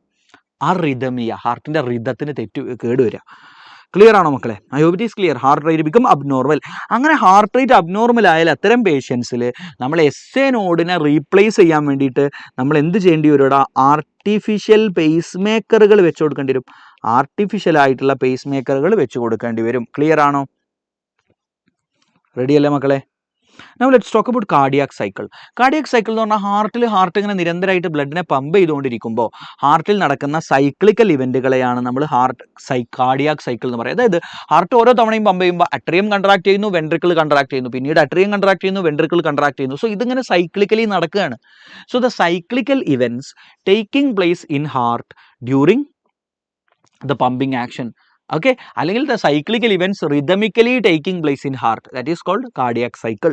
ഇനി നമ്മളോട് ചോദിക്കുക, കാർഡിയാക് സൈക്കിളിലെ ഒരുപാട് ഇവൻറ്റുകൾ ഇങ്ങനെ സൈക്ലിക്കലി റിപ്പീറ്റ് ചെയ്തുകൊണ്ടിരിക്കുകയാണ്. So the cycle of events repeating in heart during the pumping action, എങ്ങനെ പറഞ്ഞാലും കുഴപ്പമില്ല. Okay, now what are the phases of cardiac cycle? ഒന്നാമത്തെ ഫേസ് ആണെടാ ജോയിൻറ്റ് ഡയസ്റ്റോൾ. എന്താണ് ജോയിൻറ്റ് ഡയസ്റ്റോൾ? കാണാതെ അങ്ങ് പഠിച്ചേക്ക്. രണ്ടാമത്തെ ഫേസ് ആണ് എട്രിയൽ സിസ്റ്റോൾ. മൂന്നാമത്തെ ഫേസ് ആണ് വെൻട്രിക്കുലാർ സിസ്റ്റോൾ. നാലാമത്തെ ഫേസ് ആണ് വെൻട്രിക്കുലാർ ഡയസ്റ്റോൾ. ക്ലിയർ ആണോ? സോ വീണ്ടും ജോയിൻറ്റ് ഡയസ്റ്റോൾ ആകും, വീണ്ടും എട്രിയൽ സിസ്റ്റോൾ ആകും, വെൻട്രിക്കുലാർ സിസ്റ്റോൾ ആകും, വെൻട്രിക്കുലാർ ഡയസ്റ്റോൾ ആകും വീണ്ടും. So this is cyclically repeating. ഇതിങ്ങനെ സൈക്ലിക്കലി റിപ്പീറ്റ് ചെയ്തുകൊണ്ടിരിക്കുകയാണ്. ക്ലിയർ ആണോ? So the cyclical events repeating in the heart during the pumping action is called cardiac cycle. Now what are the phases of, okay, phases of cardiac cycle? Cardiac സൈക്കിളിൻ്റെ ഫേസുകൾ ഏതൊക്കെ വെച്ചാൽ ഈ 4 ഫേസുകൾ പറഞ്ഞാൽ മതി. Clear ആണ്? Joint diastole, atrial systole, ventricular systole, ventricular diastole. Joint diastole, atrial systole, ventricular systole, ventricular diastole. വീണ്ടും joint diastole, ഈ ഒരു പരിപാടി. സോ ഈ ഫേസുകൾ ഏതൊക്കെയാണ് നമ്മളോട് ചോദിക്കും. റെഡി അല്ലേ? ഇനി കാർഡിയാക് സൈക്കിളിനെ കുറിച്ച് ചോദിക്കുന്ന ചോദ്യം എന്താണെന്ന് അറിയോ? ശ്രദ്ധിക്കും മക്കളെ. What is stroke volume? What is cardiac output? So let's talk about stroke volume. It is the volume of blood. It is the volume of blood pumped by heart during, pumped by ventricles of heart കേട്ടോ, pumped by ventricles. ഹാർട്ടിൻ്റെ ventricle ഒരു cardiac സൈക്കിളിൻ്റെ ventricles of heart, നമ്മുടെ ഹാർട്ടിൻ്റെ ഒന്നുകിൽ right ventricle അല്ലെങ്കിൽ left ventricle, ഏതെങ്കിലും ventricle എടുക്കും.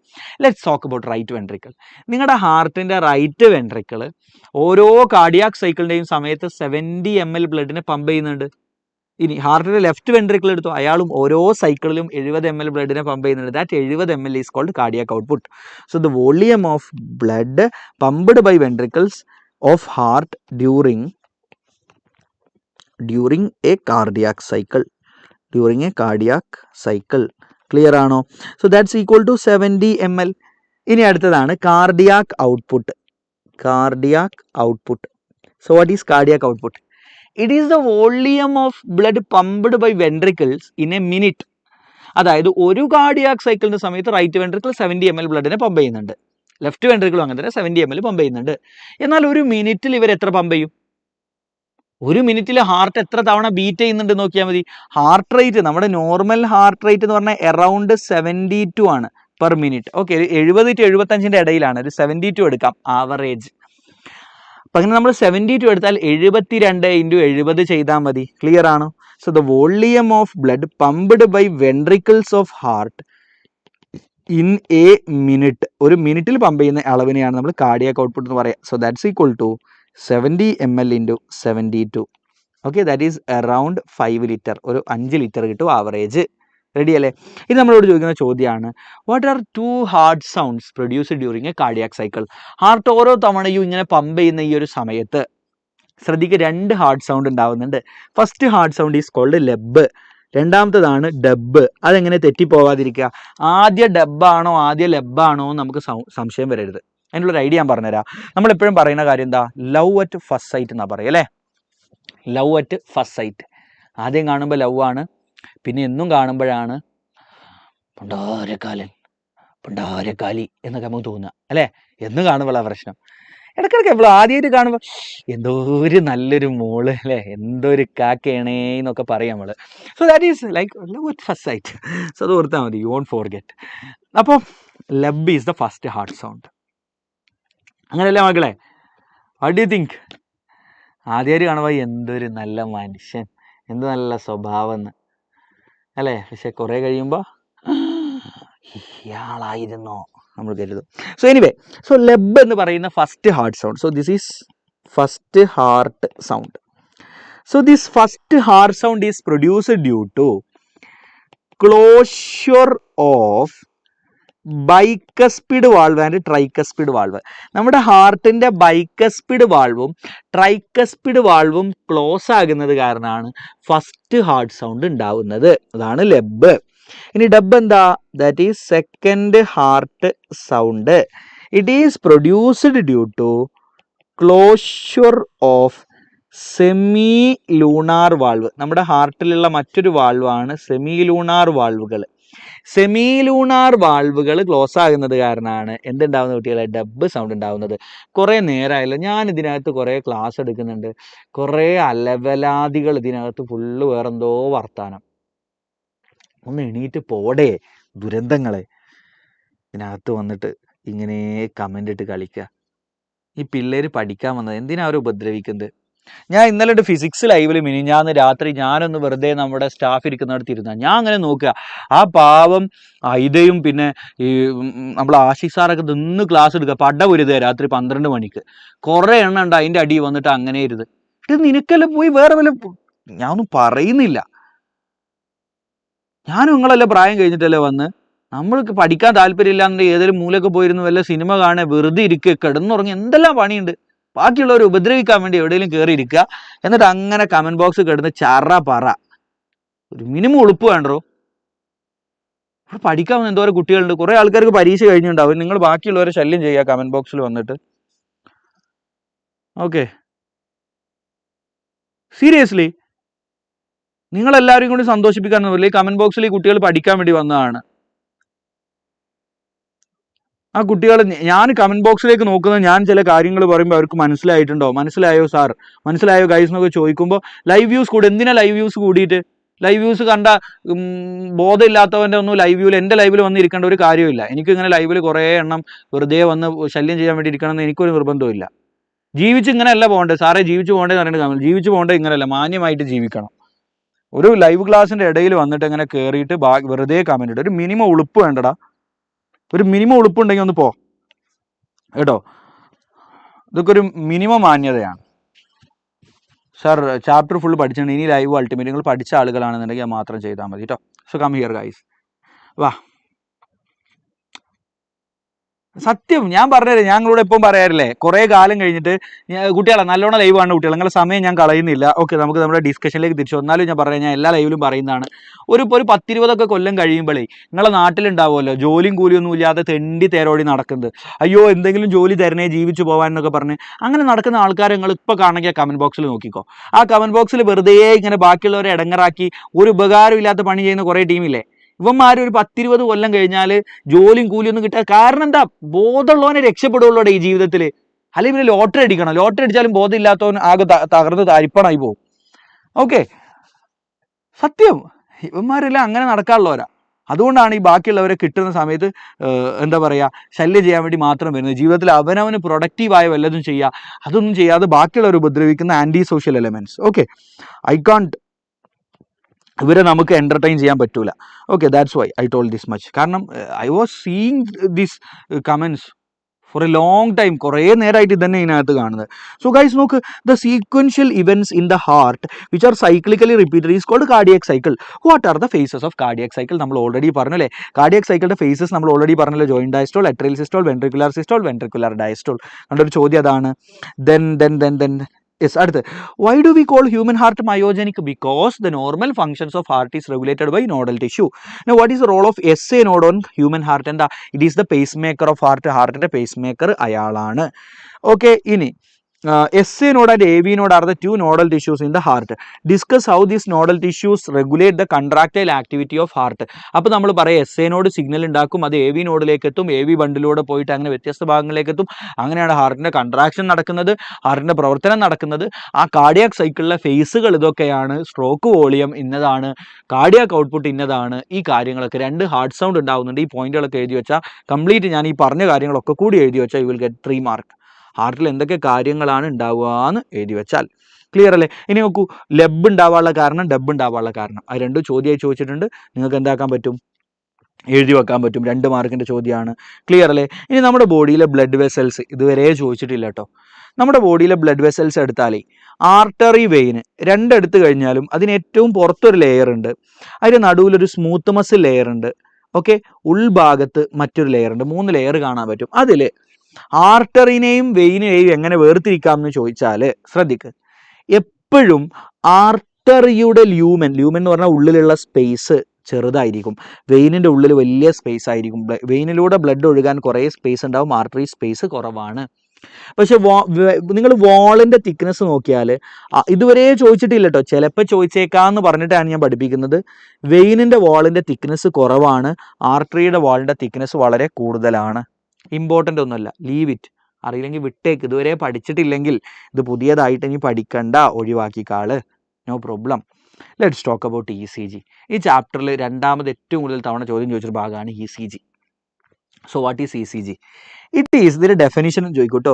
It is a graphical representation of electrical activity of heart during cardiac cycle.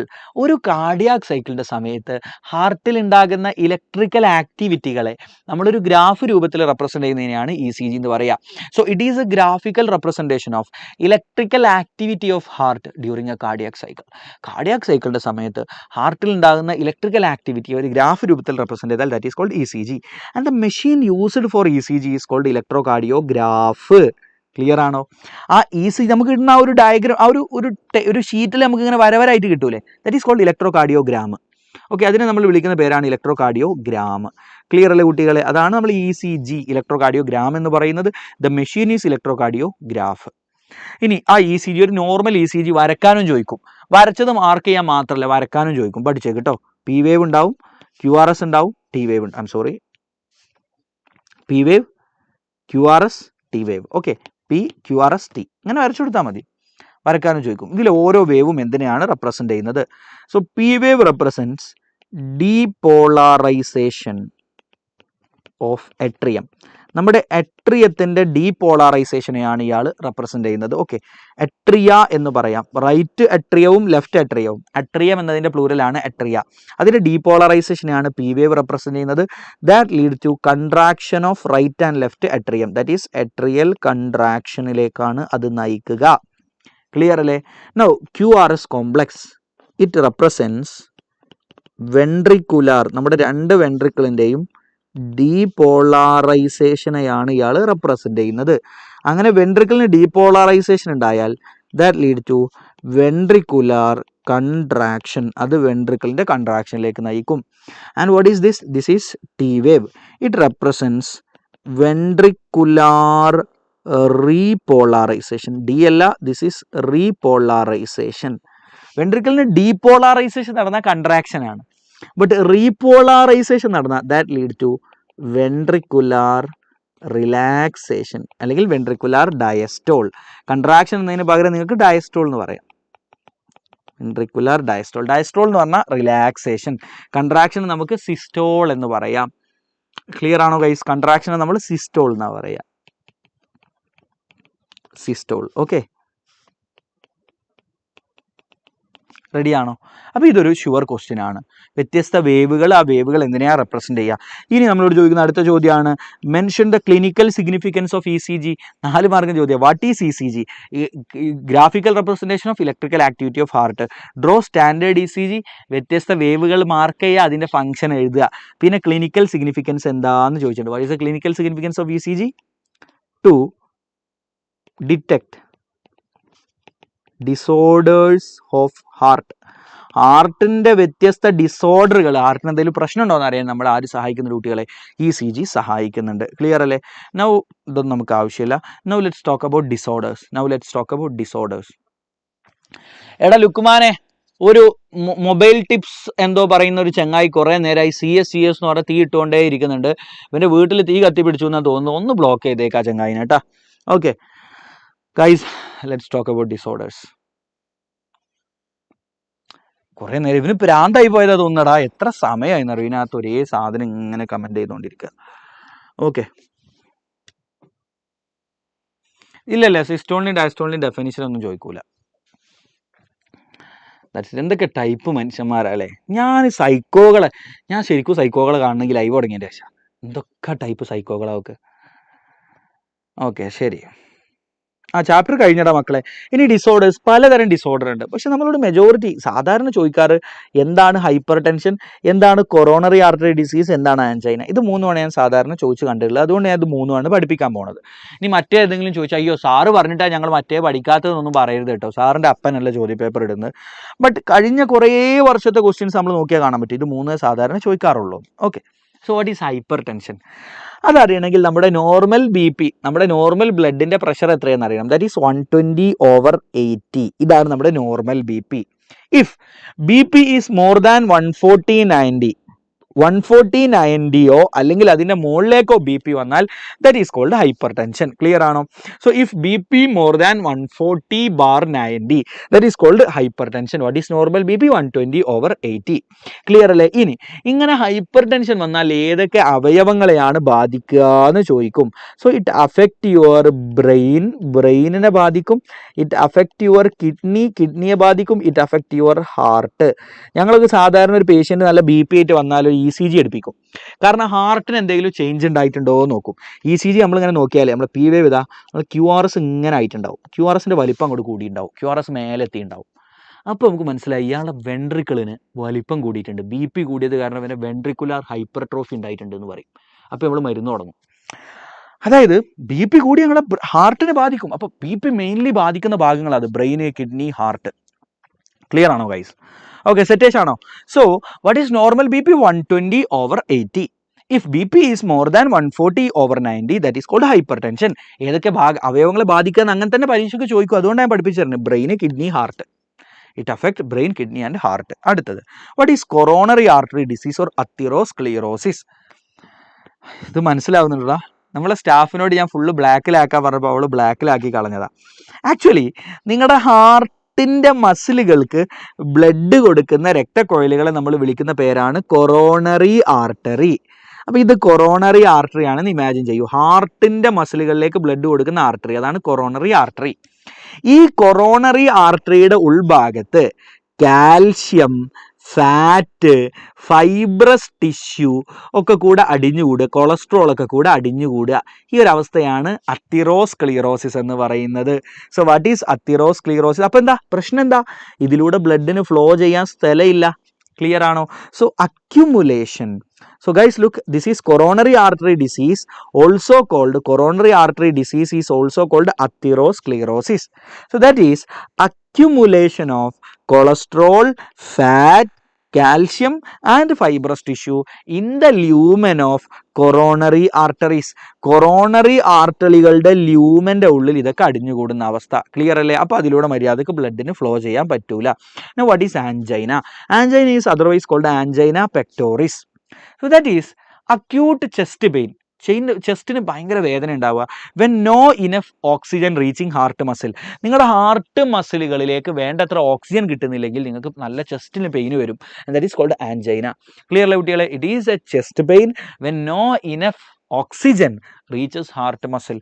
Heart മസിലുകൾക്ക് ആവശ്യമുള്ളത്ര ഓക്സിജൻ കിട്ടാതിരിക്കുമ്പോൾ ഉണ്ടാകുന്ന ചെസ്റ്റ് പെയിനെയാണ് നമ്മൾ ആൻജൈന എന്ന് വിളിക്കുന്നത്. അടുത്ത ചാപ്റ്ററിലേക്ക് പോകാം. That is neural control and coordination. റെഡിയാണോ? ഇതുവരെ പറഞ്ഞൊക്കെ റെഡിയാണോ? ഇതുവരെ പറഞ്ഞ കാര്യങ്ങളൊക്കെ റെഡി ആണെങ്കിൽ ഒന്ന് കമൻറ്റ് ചെയ്തേ. കുറച്ച് ലവ് സിമ്പിൾ ഇട്ടേക്ക് കേട്ടോ. ഇതുവരെ പറഞ്ഞൊക്കെ റെഡി ആണെങ്കിൽ. സാർ ഇന്ന് എത്ര ചാപ്റ്റർ എടുക്കും? നല്ല ചോദ്യം Satheesh. Okay, good, very good, very good. ഞാൻ നമ്മളെ നന്ദുവിനോട് കുറച്ച് വെള്ളം ചോദിക്കട്ടാ. കുമാർ വെള്ളം തന്നിട്ടില്ലടാ. എന്നെ വെള്ളം തരാതെ കൊല്ലാനാ പ്ലാൻ തോന്നുന്നു. എടാ ലുക്കുമാനെ, എടാ എനിക്ക് വെള്ളം താടാ.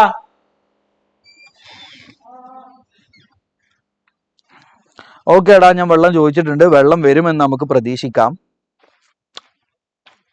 Okay, so guys come on. ഒന്നും പഠിച്ചിട്ടില്ല. ഇത് ഇനി പഠിച്ചാൽ തീരുമോ? അതെന്താ ഒന്നും പഠിക്കാഞ്ഞ്? ഇത് ഞാൻ ഡെയിലി കേൾക്കണമല്ലോ. ഒന്നും പഠിച്ചിട്ടില്ല. എന്താ ഒന്നും പഠിക്കാത്ത? ആരെങ്കിലും നിങ്ങളെ പഠനത്തിൽ നിന്ന് തടഞ്ഞ് പിടിച്ചു വെച്ചിരുന്നോ? ഇനി പഠിച്ചാൽ തീരുമോ വെച്ചാൽ തീരും. പഠിക്കണ പോലെ പഠിക്കണം. ഇനി ഇന്നും പഠിക്കൂല. എന്നിട്ട് നാളെ സാർ ഒന്നും പഠിച്ചിട്ടില്ല, ഇന്ന് പഠിച്ചാൽ തീരുമോ? മറ്റന്നാൾ സാർ ഒന്നും പഠിച്ചിട്ടില്ല. അതുകൊണ്ട് കാര്യമില്ല. പഠിക്കേണ്ട പോലെ പഠിച്ചു തുടങ്ങിയാൽ തീരും. ഓക്കെ ശരി. 12 ആകുമ്പോഴത്തേന് തീരുമോ? 12 ഒന്നും ആവില്ല. എനിക്ക് 11 മണിയാകുമ്പോൾ ബീച്ചിൽ ഓടാൻ പോകണം. അതിന് മുന്നേ തീർക്കും. ഓക്കെ,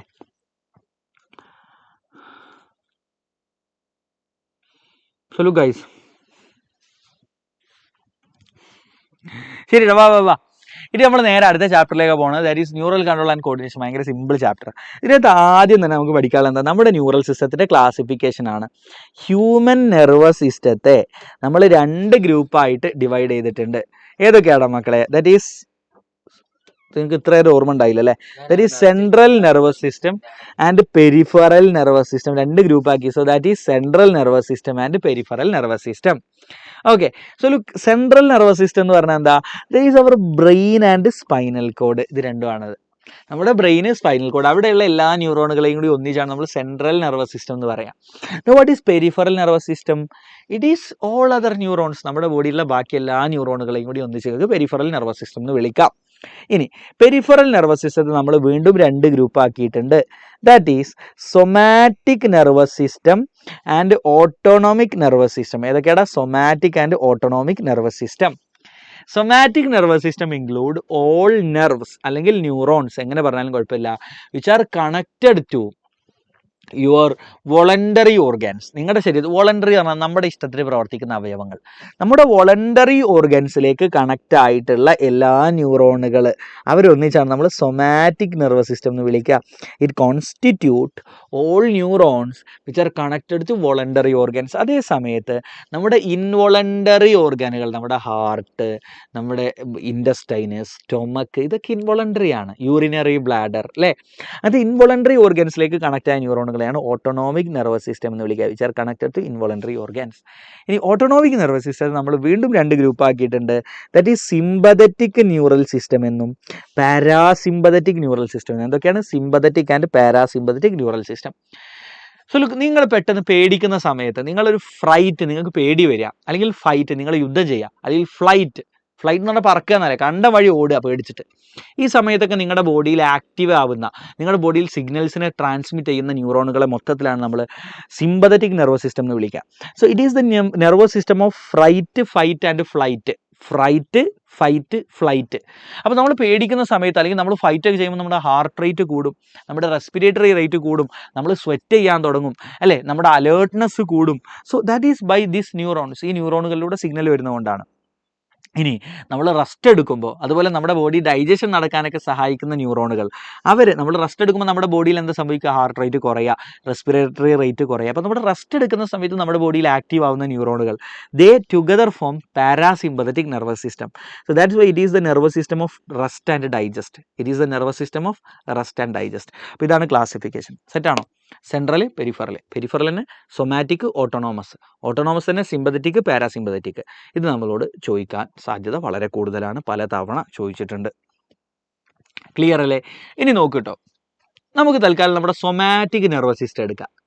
നിങ്ങളുടെ ബ്രെയിനിനെയും നിങ്ങളുടെ വോളണ്ടറി ഓർഗനായിട്ടുള്ള കൈയിനെയും കൂടെ കണക്ട് ചെയ്യുന്ന ന്യൂറോൺ. നോക്കൂ, ബ്രെയിനിൽ നിന്ന് കയ്യിലേക്ക് സിഗ്നലിനെ കൊണ്ടുവരുന്ന ന്യൂറോണും ഉണ്ടാവും. കയ്യിലിപ്പോൾ ഞാൻ തൊട്ടു എന്ന സിഗ്നൽ ബ്രെയിനിലേക്ക് കൊണ്ടുപോകുന്ന ന്യൂറോൺ ഉണ്ടാവും. ശരിയല്ലേ? ഇവിടെ ഞാൻ തൊട്ടപ്പോൾ ഈ സിഗ്നൽ ബ്രെയിനിലേക്ക് കൊണ്ടുപോകുന്ന ന്യൂറോൺ ഉണ്ട്. ഇനി ബ്രെയിനിൽ നിന്ന് തിരിച്ച് സിഗ്നൽ വരികയാണ് കൈ ഇങ്ങനെ ചലിപ്പിക്കാൻ, അപ്പോൾ ഇങ്ങനെ ചലിപ്പിക്കുന്ന ന്യൂറോണുണ്ട്. അപ്പോൾ ഇങ്ങോട്ട് സിഗ്നൽ കൊണ്ടുവരുന്ന ന്യൂറോണുകളെ ഇഫറൻറ്റ് ന്യൂറോൺസ് അല്ലെങ്കിൽ ഇഫറൻറ്റ് ഫൈബേഴ്സ് എന്നാണ് വിളിക്കുക. അങ്ങോട്ട് സിഗ്നൽ കൊണ്ടുപോകുന്ന ന്യൂറോണുകളെയോ afferent fibres or afferent neurons എന്നാണ് വിളിക്കുക. ഇത് നിങ്ങൾക്ക് സൊമാറ്റിക് ന്യൂറൽ സിസ്റ്റത്തിലും കാണാൻ പറ്റും, ഓട്ടോണോമിക് ന്യൂറൽ സിസ്റ്റത്തിലും കാണാൻ പറ്റും. ഇപ്പം നിങ്ങളുടെ സ്റ്റൊമക്കിലേക്ക് ഫുഡ് എത്തി എന്ന സിഗ്നൽ സ്റ്റൊമക്കിൽ നിന്ന് സെൻട്രൽ നെർവസ് സിസ്റ്റത്തിലേക്ക് കൊണ്ടുപോകുന്ന neuron afferent neuron or afferent fibre. ഇനി സെൻട്രൽ നെർവസ് സിസ്റ്റത്തിൽ നിന്ന് സ്റ്റൊമക്കിനോട് പറയാണ് നന്നായിട്ട് വർക്ക് ചെയ്തേക്ക് എന്ന സിഗ്നൽ സ്റ്റൊമക്കിന് കൊടുക്കുന്നു, തിരിച്ച് സിഗ്നലിനെ സ്റ്റൊമക്കിലേക്ക് കൊണ്ടുവരുന്നു സെൻട്രൽ നെർവസ് സിസ്റ്റത്തിൽ നിന്ന്. So that is efferent neuron.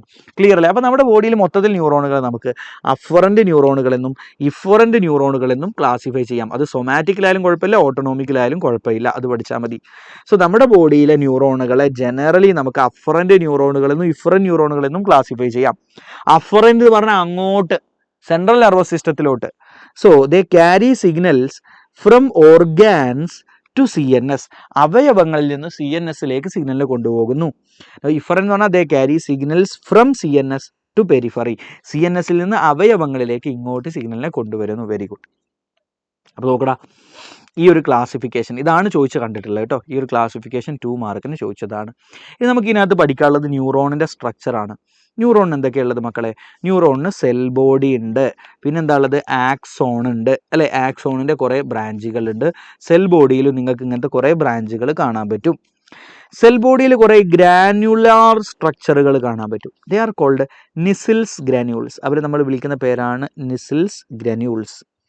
ഇനി സെൽ ബോഡിയിലുള്ള ഈ ബ്രാഞ്ച് ആയിട്ടുള്ള സ്ട്രക്ചറുകൾ എന്താ വിളിക്കുക? ഡെൻഡ്രൈറ്റുകൾ എന്നാണല്ലേ വിളിക്കുക? Dendrite. So this is the cell body. And cell ബോഡിയിൽ നമുക്ക് എന്തുകൊണ്ട്? ന്യൂക്ലിയസും ഉണ്ട്. സെറ്റല്ലടാ? ഇനി നോക്ക്, സെൽ ബോഡിയിൽ നിന്ന് വരുന്ന ഈ ലോങ് ആയിട്ടുള്ള ഈ ഒരു ഭാഗത്ത് എന്താ വിളിക്കുക? ആക്സോൺ എന്നാണ് വിളിക്കുക. ശരിയല്ലേ? ഇനി നോക്ക്, ആക്സോണിന് ചുറ്റും, ആക്സോണിൻ്റെ അടുത്തായിട്ട് ആക്സോണിനെ സപ്പോർട്ട് ചെയ്യുന്ന പ്രത്യേക സെല്ലുകളുണ്ട്. ആ സെല്ലുകളെ നമ്മൾ എന്താ വിളിക്കുക? ഷ്വാൻ സെല്ലുകൾ എന്നാണ് വിളിക്കുക. എന്താ വിളിക്കുക? Schwann cell. ഉറക്കെ പറ, ഷ്വാൻ സെൽ. ക്ലിയർ അല്ലേ? ചിലപ്പോൾ ഈ ഷ്വാൻ സെല്ലുകൾ ആക്സോണിന് ചുറ്റും ഒരു ആവരണം പോലെ തീർക്കും. ഇത് ആക്സോൺ, ഇതൊരു ഷ്വാൻ സെല്ല്. ഈ ഷ്വാൻ സെല്ല് ആക്സോണിന് ചുറ്റും ഒരു ആവരണം പോലെ ആക്സോൺ അങ്ങ് കവർ ചെയ്തു. അപ്പോൾ ഇത് ആക്സോൺ, ഇത് ഷ്വാൻ സെല്ല്. ഇതാണ് ആക്സോൺ, ഇത് ഷ്വാൻ സെല്ല്. ഇതിങ്ങനെ ഒരു കവറിങ് ഉണ്ടാക്കും. And that covering is called, ആ കവറിങ്ങിനെ നമ്മൾ വിളിക്കുന്ന പേരാണ് മൈലിൻ ഷീത്ത്. എന്താണ്? Myelin sheath. Sometimes Schwann cell form a covering called myelin sheath around the axon. Clear ആണല്ലോ? Very good. അങ്ങനെ കുറേ ഷ്വാൻ സെല്ലുകൾ ഉണ്ടാവും. മൈലിൻ ഷീത്തിൻ്റെ കുറേ ഷീത്തുകൾ കാണാൻ പറ്റും. And the space between 2 myelin sheets, 2 myelin ഷീത്തിൻ്റെ ഇടയിലുള്ള ഈ സ്പേസ് കാണുന്നുണ്ടോ? ഇതൊരു മൈലിൻ ഷീത്ത്, അടുത്ത മൈലിൻ ഷീത്ത് ഇതവിടെ. ഈ ഷീത്തുകൾക്കിടയിലുള്ള ഈ സ്പേസുകളെ നമ്മൾ വിളിക്കുന്ന പേരാണ് നോഡ് ഓഫ് റാൻവെയർ. എന്താ വിളിക്കുക? Node of റാൻവെയർ. ക്ലിയർ ആണല്ലോ? ഇനി ഇത് ആക്സോണിൻ്റെ അറ്റം. ആക്സോൺ കുറേ ബ്രാഞ്ച് ആയതിൻ്റെ അറ്റമാണ്. ആക്സോണിൻ്റെ അറ്റത്ത് you can see bulb like structures and they are called synaptic knob. അവരെ വിളിക്കുന്ന പേരാണ് സൈനാപ്റ്റിക് നോബ്. ഉറക്കെ പറഞ്ഞേ, synaptic knob. I hope it is clear. Now let's talk about classification of neurons. പരീക്ഷയ്ക്ക് കഴിഞ്ഞ എക്സാമിന് പോലും ചോദിച്ചതാണ്. നമുക്ക് ന്യൂറോണുകൾ നമുക്ക് 3 ഗ്രൂപ്പാക്കാം. ശ്രദ്ധിക്കുക കേട്ടോ. ഒന്നാമത്തെ ന്യൂറോണിന് ആക്സോൺ മാത്രമേ ഉള്ളൂ, ഡെൻഡ്രൈറ്റ് ഇല്ല. This type of neuron is called unipolar neurons and it is seen in embryo. നമ്മുടെ എംബ്രിയോയിൽ, ഭ്രൂണത്തിലാണ് ഇത്തരം ന്യൂറോണുകളെ കാണുക. ഇനി ചില ന്യൂറോണുകളിൽ you can see axon as well as a single dendrite. ആക്സോണും ഒരു സിംഗിൾ ഡെൻഡ്രൈറ്റുമാണ് കാണുക. And that is called bipolar neuron എന്നാണ് വിളിക്കുക. And it is seen in the retina of eye. നമ്മുടെ കണ്ണിൻ്റെ ഏറ്റവും ഉള്ളിലുള്ള ലെയറാണ് റെറ്റിന. അതിൻ്റെ ഉള്ളിലാണ് ഈ ലെയറിനെ ഈ ഒരു ടൈപ്പ് ഓഫ് ന്യൂറോണിനെ കാണാൻ പറ്റുക. അതേസമയം ചില ന്യൂറോണിന് യു ക്യാൻ സീ ആക്സോൺ കാണാൻ പറ്റും, മൾട്ടിപ്പിൾ ഡെൻഡ്രൈറ്റ്സ്, ഒരുപാട് ഡെൻഡ്രൈറ്റ് കാണാൻ പറ്റും. And that is called multipolar neurons. എന്താ വിളിക്കുക? മൾട്ടി പോളാർ ന്യൂറോൺസ് എന്നാണ് വിളിക്കുക. And it is in the brain. നമ്മുടെ ബ്രെയിനിൽ ധാരാളം മൾട്ടി പോളാർ ന്യൂറോണുകളുണ്ട്. സെറ്റാണോ? ഈ ക്ലാസിഫിക്കേഷൻ മസ്റ്റായിട്ട് പഠിച്ചിരിക്കണം. Look, what are the types of neuron based on the number of axon and dendrite. 3 mark ക്വസ്റ്റ്യനാ, 3 മാർക്ക് ക്വസ്റ്റ്യനാ, 1-2 മാർക്കിനല്ല. അതുപോലെ ഈ ഡയഗ്രാം മാർക്ക് ചെയ്യാനും കൂടെ, 2 കൂടെ 3 മാർക്കിന് ചോദിച്ചത്. റെഡിയാണോ? റെഡിയാണെങ്കിൽ ഒന്ന് കമൻറ്റ് ചെയ്തേക്ക്. Okay, very good, very good, very good. ഇനി അടുത്ത് നമ്മൾ നോക്കാൻ പോകുന്നത് എങ്ങനെയാണ് ന്യൂറോണിലെ ആക്ഷൻ പൊട്ടൻഷ്യൽ ഉണ്ടാവുന്നത്, ആ ആക്ഷൻ പൊട്ടൻഷ്യൽ എങ്ങനെയാണ് ന്യൂറോണിലൂടെ കണ്ടക്ട് ചെയ്യപ്പെടുന്നതെന്നാണ്. നന്നായി ശ്രദ്ധിച്ച ഒരു 5 മിനിറ്റ് കൊണ്ട് പഠിച്ചു തരും, അല്ലെങ്കിൽ ഒരു കാലത്തും മനസ്സിലാവില്ല. നന്നായി ശ്രദ്ധിച്ചോ, ശ്രദ്ധിക്കുക കേട്ടോ. നോക്കൂ, ഒരു ന്യൂറോൺ, ഇപ്പോൾ ഇവിടെയുള്ള ന്യൂറോൺ, ഞാനിവിടെ തൊടുന്ന സമയത്ത് അവിടെ സിഗ്നൽ ഉണ്ടാവുന്നുണ്ട്, അല്ലാത്ത സമയത്ത് അവിടെ സിഗ്നൽ ഇല്ല. അപ്പോൾ ന്യൂറോൺ സിഗ്നൽ ഒന്നും ഉണ്ടാക്കാതിരിക്കുന്ന അവസ്ഥ, that is called resting state. എന്താണ്? Resting state. That is when neuron is not conducting or producing any signal. Neuron signal ഉണ്ടാക്കുകയോ പ്രൊഡ്യൂസ് ചെയ്യുകയോ ഒന്നും ചെയ്യുന്നില്ല, കണ്ടക്ട് ചെയ്യുകയോ ഒന്നും ചെയ്യാത്തൊരവസ്ഥ, റെസ്റ്റിംഗ് സ്റ്റേറ്റ്. ആ ഒരു സ്റ്റേറ്റിൽ നിങ്ങൾ ന്യൂറോണിനെ എടുത്താൽ, നമുക്ക് തൽക്കാലം ഒരു ആക്സോണിൻ്റെ ഭാഗം എടുക്കാം, ആക്സോണിൻ്റെ ചെറിയൊരു ഭാഗം എടുക്കാം. So if you take neuron or axon, അങ്ങനെ നിങ്ങൾ എടുത്തു കഴിഞ്ഞാൽ ശ്രദ്ധിക്ക്, the neuronal membrane is more permeable to potassium. പൊട്ടാസ്യത്തോട് മോർ പെർമിയബിൾ ആയിരിക്കും. എന്തായിരിക്കും? More permeable to potassium. Clear ആണല്ലോ? അപ്പോൾ അതുകൊണ്ട് തന്നെ പൊട്ടാസ്യം ഇങ്ങനെ ന്യൂറോണിൻ്റെ സെൽ മെംബ്രെയിൻ്റെ ഉള്ളിൽ നിന്ന് പുറത്തോട്ട് ഡിഫ്യൂസ് ചെയ്ത് വരുന്നുണ്ടാകും. ക്ലിയർ ആണല്ലോ? So that is diffusion of K+to outside. കാരണം ന്യൂറോണിൻ്റെ ഉള്ളിലാണ് K+ൻ്റെ കോൺസെൻട്രേഷൻ കൂടുതൽ. റെഡി ആണല്ലോ? Very good. അതേ സമയത്ത് ന്യൂറോണിന്റെ പുറത്തുള്ള സ്പേസ് ഉണ്ടല്ലോ, ദ എക്സ്ട്രാ സെല്ലുലാർ ഫ്ലൂയിഡ്, അതായത് ദ സ്പേസ് ഔട്ട്സൈഡ് ന്യൂറോൺ, അവിടെ സോഡിയത്തിന്റെ കോൺസെൻട്രേഷൻ വളരെ കൂടുതലാണ്. എന്തായാലും കുട്ടികളെ, സോഡിയത്തിന്റെ കോൺസെൻട്രേഷൻ വളരെ കൂടുതലാണ്. ഉള്ളിൽ പൊട്ടാസ്യത്തിന്റെ കോൺസെൻട്രേഷൻ വളരെ കൂടുതലാണ്. പക്ഷേ at resting state the neuronal membrane is only permeable to K plus. അപ്പോൾ കെ പ്ലസിന് മാത്രമേ കടത്തി വിടുള്ളൂ. കെ പ്ലസ് കോൺസെൻട്രേഷൻ ഉള്ളിലാണ് കൂടുതൽ. അപ്പോൾ കോൺസെൻട്രേഷൻ കൂടുതലുള്ള ഉള്ളിൽ നിന്ന് കെ പ്ലസ് ഇവിടെ ധാരാളം ഉണ്ട്. അപ്പോൾ ഇവിടുന്ന് കെ പ്ലസ് പുറത്തോട്ട് ഇങ്ങനെ ഡിഫ്യൂസ് ചെയ്തു പോകും. എൻ എ പ്ലസിന്റെ കോൺസെൻട്രേഷൻ പുറത്ത് വളരെ കൂടുതലാണ്, ഉള്ളിൽ വളരെ കുറവാണ്. പക്ഷേ എൻ എ പ്ലസിനെ റെസ്റ്റിംഗ് സ്റ്റേറ്റിൽ കടത്തി വിടൂല. ക്ലിയർ ആണല്ലോ? ഈ ഒരു കാരണം കൊണ്ട് ഇവിടെയുള്ള എൻ എ പ്ലസ് ഒക്കെ കൂടെ ന്യൂറോണിന്റെ പ്ലാസ്മ മെംബ്രെയിനിന്റെ ഇവിടെ ഈ പുറം ഭാഗത്ത് ഇവിടെ ഇങ്ങനെ നിൽക്കും, പോസിറ്റീവ് എൻ എ പ്ലസ് അയോണുകൾ. ഓക്കെ. ദ ന്യൂറോണിന്റെ അകത്ത് ധാരാളം നെഗറ്റീവ് ചാർജ്ഡ് പ്രോട്ടീനുകളുണ്ട്. അതിനെ കൊണ്ട് തന്നെ ആ നെഗറ്റീവ് ചാർജ്ഡ് പ്രോട്ടീനുകൾ ഇവിടെയും നിൽക്കും. ആൻഡ് ഇങ്ങനെ നിൽക്കുന്ന ഈ ഒരു അവസ്ഥനെ നമ്മൾ വിളിക്കുന്ന പേരാണ് പോളാറൈസ്ഡ് സ്റ്റേറ്റ്. എന്താ വിളിക്കുക? പോളാറൈസ്ഡ് സ്റ്റേറ്റ്. സോ നമുക്ക് പറയാം, at resting state the neuronal membrane is in a polarised state. Neuronal membrane ഒരു പോളാറൈസ്ഡ് സ്റ്റേറ്റിലാണ് എന്ന് പറയും. ഫസ്റ്റ് പോയിന്റ് ഇങ്ങനെ പഠിച്ചോ, at resting state the neuronal membrane is in a polarised state. So what is polarised state? അതാണ് അടുത്ത ചോദ്യം. വരച്ച് കാണിക്കാൻ പറയും. അപ്പോൾ പോളറൈസ്ഡ് സ്റ്റേറ്റ് വരച്ച് കാണിക്കാൻ പറഞ്ഞാൽ ഇങ്ങനെ വരക്കുക, ന്യൂറോണിന്റെ ഒരു ഭാഗം വരയ്ക്കുക, ആക്സോണിന്റെ ഒരു ഭാഗം വരച്ചാൽ മതി. പുറത്ത് നിറയെ പോസിറ്റീവ് ചാർജുകളും ഉള്ളിൽ നിറയെ നെഗറ്റീവ് ചാർജുകളുള്ള അവസ്ഥ. So that is called polarised state. Ready ആണല്ലോ? Very good. അടുത്ത ചോദ്യം, വാട്ട് ഈസ് റെസ്റ്റിംഗ് പൊട്ടൻഷ്യൽ? എന്താണ് റെസ്റ്റിംഗ് പൊട്ടൻഷ്യൽ? നോക്കൂ, നമുക്കൊരു ബാറ്ററി എടുക്കാം. ബാറ്ററിക്ക് ഒരു നെഗറ്റീവ് സൈഡും ഒരു പോസിറ്റീവ് സൈഡും ഉണ്ടാവുമല്ലോ? ഉണ്ടാവും. ആക്ച്വലി ഇങ്ങനെ പോസിറ്റീവ് സൈഡ്, അതായത് ഇവിടെ പോസിറ്റീവ് ചാർജ് ഉണ്ട്, ഇവിടെ നെഗറ്റീവ് ചാർജ് ഉണ്ട് ബാറ്ററിക്ക്. അതുകൊണ്ടാണ് നമ്മൾ ബാറ്ററിക്ക് ഒരു പൊട്ടൻഷ്യൽ ഡിഫറൻസ് ഉണ്ട് എന്ന് പറയുന്നത്. ബാറ്ററിക്ക് ഒരു വോൾട്ടേജ് ഉണ്ട് എന്ന് അതുകൊണ്ടാണ് പറയുന്നത്. ലോകത്ത് എവിടെ, അത് ബാറ്ററിക്ക് ആയിക്കൊള്ളട്ടെ, നിങ്ങളിപ്പോൾ ഒരു ഇലക്ട്രിക്കൽ വയർ രണ്ട് പ്ലഗിൽ കണക്ട് ചെയ്യുന്നു, അവിടെ ആയിക്കോട്ടെ, പൊട്ടൻഷ്യൽ ഡിഫറൻസ് അവിടെ എപ്പോഴാണ് ഉണ്ടാവുക എന്ന് വെച്ചാൽ, അവിടെ ചാർജുകൾ ഒരു ഭാഗത്ത് പോസിറ്റീവും ഒരു ഭാഗത്ത് നെഗറ്റീവും, ഇങ്ങനെ ചാർജുകളുടെ സെപ്പറേഷൻ ലോകത്ത് എവിടെ ഉണ്ടായാലും അതിനോട് പൊട്ടൻഷ്യൽ ഡിഫറൻസ് ഉണ്ട് എന്ന് പറയും. നമ്മൾ ബാറ്ററിനെ പറ്റി പറയാറില്ലേ, 5 വോൾട്ട് ബാറ്ററിയാണ്, 10 വോൾട്ട് ബാറ്ററിയാണ്, 20 വോൾട്ട് ബാറ്ററിയാണ്. What is that? അതായത് ആ ചാർജ് സെപ്പറേഷൻ കാരണം അവിടെ ഉണ്ടാകുന്ന ഒരു ഫോഴ്സാണ് പൊട്ടൻഷ്യൽ ഡിഫറൻസ് എന്ന് പറയുന്നത്. ഓക്കെ. സോ ഇതേപോലെ ഇവിടെയും ചാർജിന്റെ സെപ്പറേഷൻ ഇല്ലേ, ഉള്ളിൽ നെഗറ്റീവും പുറത്ത് പോസിറ്റീവും. സോ ഇവിടെയും ഒരു പൊട്ടൻഷ്യൽ ഡിഫറൻസ് രൂപപ്പെടും. That potential difference is called resting potential. ആ പൊട്ടൻഷ്യൽ ഡിഫറൻസിനെയാണ് നമ്മൾ എന്ത് വിളിക്കുക? റെസ്റ്റിംഗ് പൊട്ടൻഷ്യൽ എന്ന് വിളിക്കുക. So the potential difference across resting neuronal membrane, അങ്ങനെ പറഞ്ഞാൽ പോളറൈസ്ഡ് സ്റ്റേറ്റിലുള്ള ന്യൂറോണൽ മെംബ്രെയിനിന്റെ എക്രോസ് എന്ന് പറഞ്ഞാൽ കുറുകെ, അതായത് ഇവിടെയല്ലേ പോസിറ്റീവ് ചാർജ്, ഇവിടെ നെഗറ്റീവ്, അപ്പോൾ ഇങ്ങനെ കുറുകെയാണ് പൊട്ടൻഷ്യൽ ഡിഫറൻസ് ഉണ്ടാവുക.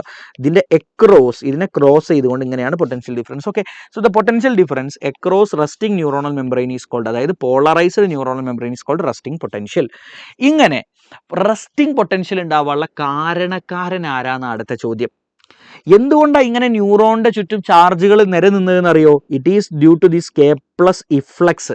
ഈ കെ പ്ലസ് ഇങ്ങനെ പുറത്തോട്ട് ഡിഫ്യൂസ് ചെയ്തത് കൊണ്ടാണ് ഈ റെസ്റ്റിംഗ് പൊട്ടൻഷ്യൽ, ഈ ഒരു പോളറൈസ്ഡ് സ്റ്റേറ്റിൽ ന്യൂറോൺ നിന്നത്. So that is resting potential ഉണ്ടാവാനുള്ള കാരണം എന്താ?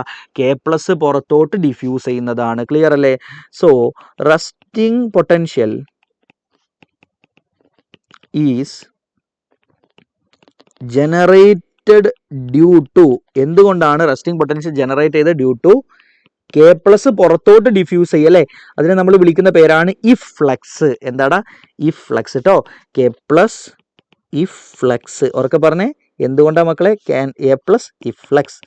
Resting potential is generated due to K plus efflux. Ready ആണോ? Very good. അപ്പോൾ ഇത്രയും നമ്മൾ പഠിച്ചിട്ടോ. ഇനി അടുത്ത ചോദ്യമാണ്, റെസ്റ്റിംഗ് പൊട്ടൻഷ്യൽ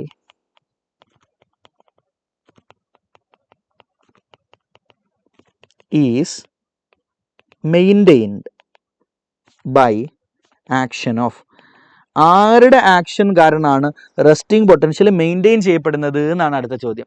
ഇങ്ങനെ റെസ്റ്റിംഗ് പൊട്ടൻഷ്യൽ ഉണ്ടായി, ശരി, ന്യൂറോണിന്റെ ഉൾഭാഗത്ത് നെഗറ്റീവ് ചാർജ് രൂപപ്പെട്ടു, പുറത്ത് പോസിറ്റീവ് ചാർജ് ആയിട്ട് കഴിഞ്ഞു. ന്യൂറോണിന്റെ പ്ലാസ്മ മെംബ്രെയിൻ്റെ ഉൾഭാഗത്ത് പോസിറ്റീവും പുറം ഭാഗത്ത് നെഗറ്റീവ് ചാർജുമായിട്ട് മാറി. Okay, very good. So that is called that is called polarized state. ഇവിടെയുള്ള പൊട്ടൻഷ്യൽ ഡിഫറൻസ് ആണ് റെസ്റ്റിംഗ് പൊട്ടൻഷ്യൽ. ഇത് ഉണ്ടാവാനുള്ള കാരണം K+ പുറത്തോട്ട് ഇഫ്ലക്സ് ചെയ്ത് പുറത്തോട്ട് പോയത്. പക്ഷെ അത് ഉണ്ടായിക്കഴിഞ്ഞാൽ പിന്നെ അതവിടെ മെയിൻറ്റെയിൻ ചെയ്യപ്പെടുന്നുണ്ട്, ചേഞ്ച് ആവുന്നില്ല. നിങ്ങൾ തൊടുമ്പോൾ, നിങ്ങൾ എന്തെങ്കിലും സ്റ്റിമുലേഷൻ കൊടുക്കുമ്പോൾ മാത്രമേ ചേഞ്ച് ആവുന്നുള്ളൂ, അതുവരെ അത് മെയിൻറ്റെയിൻ ചെയ്യപ്പെടുന്നുണ്ട്.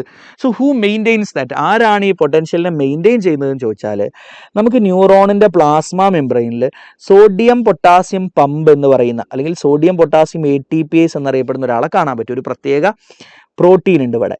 ഇയാളുടെ ഫംഗ്ഷൻ എന്താണെന്നറിയോ? ATP എനർജി ഉപയോഗിച്ചുകൊണ്ട് ന്യൂറോണിൻ്റെ ഉള്ളിലേക്ക്, പ്ലാസ്മ മെംബ്രെയിൻ്റെ ഉള്ളിലേക്ക് എപ്പോഴും 2 K+ പറഞ്ഞയക്കുകയും അതേ സമയത്ത് 3 Na+കളെ പുറന്തള്ളുകയും ചെയ്യും. ക്ലിയർ ആണല്ലോ? ഇയാളുടെ പ്രവർത്തന ഫലമായിട്ടാണ് ഈ റെസ്റ്റിംഗ് പൊട്ടൻഷ്യൽ മെയിൻറ്റെയിൻ ചെയ്യപ്പെടുന്നത്. നോക്കൂ, നിങ്ങളിത് ഇതിൻ്റെ കോൺസെപ്റ്റ് ലെവലിലൊക്കെ പഠിക്കാൻ പോയി നിങ്ങൾക്ക് ഭ്രാന്താവും. കാരണം കുറേ സമയം എടുത്ത് പഠിക്കേണ്ടതാണ്. നിങ്ങളിപ്പോൾ സിമ്പിളായിട്ട് ഞാൻ പഠിപ്പിക്കുന്ന വൺ വേർഡുകളായിട്ട് ഇങ്ങനെ പഠിച്ചു പോയിക്കോ. So it is maintained by action of, എന്താ കുട്ടികളെ? That is sodium potassium ATPase എന്ന് പറയാം. അല്ലെങ്കിൽ നിങ്ങൾക്ക് ഇങ്ങനെ പറയാം, ഒരേ ആൾ തന്നെ, അയാളുടെ പേര് ഒന്നുകിൽ അങ്ങനെ പറയാം, അല്ലെങ്കിൽ സോഡിയം പൊട്ടാസ്യം പമ്പ് എന്നും പറയാം. എങ്ങനെ പറഞ്ഞാലും കുഴപ്പമില്ല. അയാളുടെ ആക്ഷൻ വഴിയാണ് ഇത് മെയിൻറ്റെയിൻ ചെയ്യപ്പെടുന്നത്. അപ്പോൾ നമ്മൾ എങ്ങനെയാണ് റെസ്റ്റിംഗ് പൊട്ടൻഷ്യൽ ഉണ്ടാവുന്നത്, എങ്ങനെയാണ് റെസ്റ്റിംഗ് പൊട്ടൻഷ്യൽ മെയിൻറ്റെയിൻ ചെയ്യപ്പെടുന്നത് എന്ന് പഠിച്ചല്ലോ. Now let's talk about action potential. ഇതുവരെ പറഞ്ഞ കാര്യങ്ങളൊക്കെ റെഡി ആണെങ്കിൽ ഒന്ന് കമന്റ് ചെയ്തേക്ക് കേട്ടോ. ഇതുവരെ പറഞ്ഞ കാര്യങ്ങൾ റെഡി ആണെങ്കിൽ please do comment. K+ ഇഫ്ലക്സും K+ ഡിഫ്യൂഷനും ഒന്നുമില്ല. ഇഫ്ലക്സ് എന്ന് പറഞ്ഞാൽ പുറത്തോട്ട് ഡിഫ്യൂസ് ചെയ്യുക. K+ പുറത്തോട്ട് ഡിഫ്യൂസ് ചെയ്യുന്നതിനാണ് നമ്മൾ ഇഫ്ലക്സ് എന്ന് പറയുക. ഉള്ളിലോട്ട് ഡിഫ്യൂസ് ചെയ്യുകയാണെങ്കിൽ ദാറ്റ് ഈസ് കോൾഡ് ഇൻഫ്ലക്സ്. ഉള്ളിലോട്ടാണ് ഡിഫ്യൂഷൻ നടക്കുന്നതെങ്കിൽ ഇൻഫ്ലക്സ് ആണെങ്കിൽ ഇഫ്ലക്സ്. റെഡി ആണെങ്കിൽ വേഗം കമന്റ് ചെയ്യണം. റെഡി ആണെങ്കിൽ വേഗം കമന്റ് ചെയ്യും പെട്ടെന്ന്. Okay, very good. Now guys, ഇപ്പം നിങ്ങളുടെ റെസ്റ്റിംഗ് സ്റ്റേറ്റിലുള്ള ന്യൂറോണൽ മെംബ്രെയിൻ, ദാറ്റ് ഈസ് ഉള്ളിൽ നെഗറ്റീവാണ്,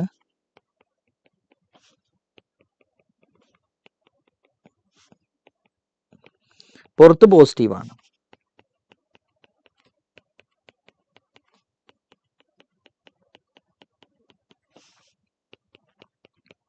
ഓക്കെ, ഞാൻ തൽക്കാലം ഈ ന്യൂറോൺ ഇതൊരു ലോങ് ആക്സോൺ ആണെന്ന് ഇമാജിൻ ചെയ്യും. ഇതൊരു ലോങ് ആക്സോൺ ആണ്. ഓക്കെ, ഭയങ്കര നീളമുള്ള ഒരു ആക്സോൺ ആണ്. Let's imagine. നമുക്ക് പഠിക്കാൻ വേണ്ടി ഇതിനെ 3 ഭാഗമാക്കാം. തൽക്കാലം ഞാൻ എ എന്ന് പറയുന്ന ഒരു ഭാഗം, ബി എന്ന് പറയുന്ന ഭാഗം, സി എന്ന് പറയുന്ന ഭാഗം, ഇങ്ങനെ 3 ഭാഗം. ഓക്കെ, സോ ഗൈസ്, ഞാൻ ഇപ്പോൾ എ പോളറൈസ്ഡ് സ്റ്റേറ്റിലാണ്, ദാറ്റ് ഈസ് റെസ്റ്റിംഗ് സ്റ്റേറ്റിലാണ്. ഞാൻ ഇവിടെ ഒരു സ്റ്റിമുലേഷൻ കൊടുത്തു. അങ്ങനെ ഇപ്പോൾ ടച്ച് ചെയ്തു. അങ്ങനെ സ്റ്റിമുലേഷൻ കൊടുത്താൽ നോക്കൂ, സാധാരണ പോളറൈസ്ഡ് സ്റ്റേറ്റിൽ ഇംപെർമിയബിൾ ടു സോഡിയം ആണ്, പെർമിയബിൾ ടു പൊട്ടാസ്യം ആണ്. But when a stimulus is applied at site A, ഈ സൈറ്റ് എ എന്ന് പറയുന്ന ഭാഗത്ത് ഒരു സ്റ്റിമുലേഷൻ കൊടുത്തു കഴിഞ്ഞാൽ the neuronal membrane at site A become permeable to Na+ and impermeable to K+. Na+ന് പെർമിയബിൾ ആകും, K+ന് ഇംപെർമിയബിൾ ആയിട്ട് മാറും. അങ്ങനെ സംഭവിച്ചു കഴിഞ്ഞാൽ Na+ ഉള്ളിലേക്ക് ഡിഫ്യൂസ് ചെയ്ത് പോകാൻ തുടങ്ങും. So that lead to diffusion of Na+ to inside. That is called Na+ influx. അതിനെ നമ്മൾ വിളിക്കുന്ന പേരാണ് Na+ ഇൻഫ്ലക്സ്. അപ്പോൾ നിങ്ങളൊരു സ്റ്റിമുലസ് അപ്ലൈ ചെയ്ത് കഴിഞ്ഞാൽ that lead to sodium influx. പുറമേ നിന്ന് സോഡിയം ഉള്ളിലേക്ക് ധാരാളമായിട്ട് കയറും. അങ്ങനെ കയറിക്കഴിഞ്ഞാൽ എന്താ സംഭവിക്കാന്നറിയോ? ഉള്ളിൽ മോർ പോസിറ്റീവായിട്ട് മാറും. കാരണം ഉള്ളിലേക്ക് അത്രയധികം സോഡിയം കയറിപ്പോവും. അതിൻ്റെ ഫലമായിട്ട് ഉള്ളിൽ മോർ പോസിറ്റീവും പുറത്ത് മോർ നെഗറ്റീവ് ആവുന്നൊരവസ്ഥയിലേക്ക് മാറും സൈറ്റ് എയിലെ ന്യൂറോണിൻ്റെ പ്ലാസ്മ മെംബ്രെയിൻ. അതിൻ്റെ ഔട്ടർ, കാരണം പുറത്തുള്ള Na+ ഒക്കെ കൂടി ഉള്ളിലേക്ക് അങ്ങ് കയറിപ്പോവും ധാരാളമായിട്ട്. അപ്പോൾ പുറത്ത് എന്തായിട്ട് മാറും? ഒരു കുറച്ചുകൂടി ഒരു നെഗറ്റീവിലേക്ക് പുറം ഭാഗം പോവും, ഉള്ളിൽ പോസിറ്റീവായിട്ട് മാറും. And this is called depolarisation. പോളറൈസേഷൻ്റെ ഓപ്പോസിറ്റ് അവസ്ഥ നോക്കൂ. അറ്റാച്ച്മെൻറ്റിൻ്റെ ഓപ്പോസിറ്റ് ഡിറ്റാച്ച്മെൻറ്റ്, അഡിക്ഷൻ്റെ ഓപ്പോസിറ്റ് ഡി അഡിക്ഷൻ അല്ലേ. അപ്പം അതേപോലെ തന്നെ പോളാറൈസ്ഡ് സ്റ്റേറ്റിൻ്റെ ഓപ്പോസിറ്റിലേക്ക് മാറി. And that is called depolarisation. Clear ആണോ? ഡീപോളറൈസേഷൻ ഓഫ് സൈറ്റ് എക്ക് എന്ത് സംഭവിച്ചു കുട്ടികളെ? ഡീപോളറൈസേഷൻ സംഭവിച്ചു.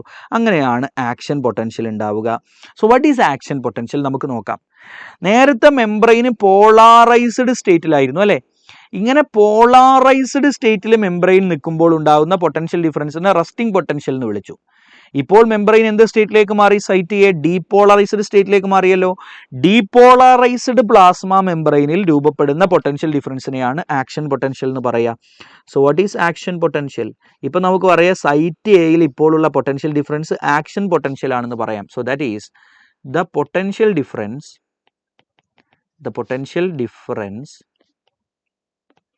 across depolarised membrane. ഡീപോളറൈസ്ഡ് മെംബ്രെയിൻ്റെ അക്രോസുള്ള പൊട്ടൻഷ്യൽ ഡിഫറൻസിനെയാണ് നമ്മൾ എന്ത് വിളിക്കുക? ആക്ഷൻ പൊട്ടൻഷ്യൽ എന്ന് വിളിക്കുക. അപ്പോൾ സൈറ്റ് എയിൽ ആക്ഷൻ പൊട്ടൻഷ്യൽ ഉണ്ട്, സൈറ്റ് ബിയിൽ എന്താണ് കുട്ടികളെ?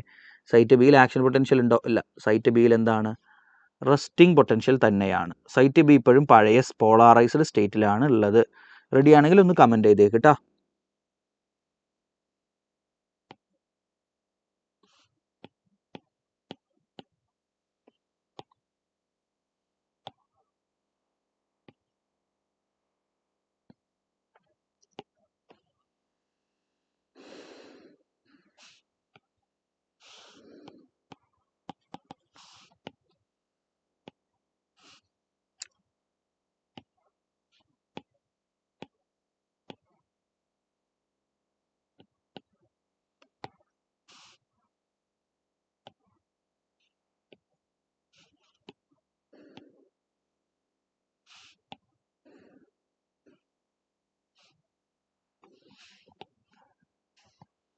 റെഡിയാണെങ്കിൽ കമൻറ്റ് ചെയ്തടാ മക്കളെ. ഇനി നമ്മൾ നോക്കാൻ പോകുന്നത് എങ്ങനെയാണ് ഇപ്പോൾ സൈറ്റ് എയിൽ ഒരു ആക്ഷൻ പൊട്ടൻഷ്യൽ ഉണ്ടായല്ലോ, ആ ആക്ഷൻ പൊട്ടൻഷ്യൽ എങ്ങനെയാണ് സൈറ്റ് എയിൽ നിന്ന് സൈറ്റ് ബിയിലേക്ക് പോകുന്നത് എന്ന് നമുക്ക് നോക്കാം. അപ്പോൾ സൈറ്റ് എയിൽ ഇപ്പോൾ എന്തുണ്ട്? ആക്ഷൻ പൊട്ടൻഷ്യൽ ഉണ്ട്. ഇവിടെ നമുക്ക് സൈറ്റ് ബി ഉണ്ട്, സൈറ്റ് സി ഉണ്ട് അല്ലേ. ഇങ്ങനെ 3 സൈറ്റുകൾ നമ്മളിപ്പോൾ പറഞ്ഞു. Site A, site B, site C. Site എയിൽ എന്താ കുട്ടികളെ ഉള്ളത്? സൈറ്റ് എയിൽ ഇപ്പോൾ ആക്ഷൻ പൊട്ടൻഷ്യലാണ്. ദാറ്റ് ഈസ് പുറത്ത് നെഗറ്റീവും ഉള്ളിൽ പോസിറ്റീവുമാണ്. അത് നമ്മൾ ഓൾറെഡി അറിയുന്ന കാര്യമാണ്. സൈറ്റ് ബിയിലോ നോക്കൂ, ഉള്ളിൽ നെഗറ്റീവാണ്, പുറത്ത് പോസിറ്റീവ്. പഴയ പോളാറൈസ്ഡ് സ്റ്റേറ്റിലാണ്. സൈറ്റ് ബി പഴയ പോളാറൈസ്ഡ് സ്റ്റേറ്റിലാണ്. സൈറ്റ് എ ആണ് ഇപ്പോൾ ഡീപോളറൈസ്ഡ് സ്റ്റേറ്റിലുള്ളത്. അവിടെയാണ് ആക്ഷൻ പൊട്ടൻഷ്യൽ ഉള്ളത്. നന്നായി ശ്രദ്ധിക്കുക. എങ്ങനെയാണ് സൈറ്റ് എയിൽ നിന്ന് സൈറ്റ് ബിയിലേക്ക് ആക്ഷൻ പൊട്ടൻഷ്യൽ എത്തുക എന്ന് ചോദിച്ചാൽ, ഈ ഒരു അവസ്ഥയിൽ നിൽക്കുന്ന സമയത്ത് there will be an electrical current flow from A to B. എപ്പോഴും ഇലക്ട്രിക്കൽ കറണ്ട് പോസിറ്റീവിൽ നിന്ന് നെഗറ്റീവിലേക്കാണ് സഞ്ചരിക്കുക.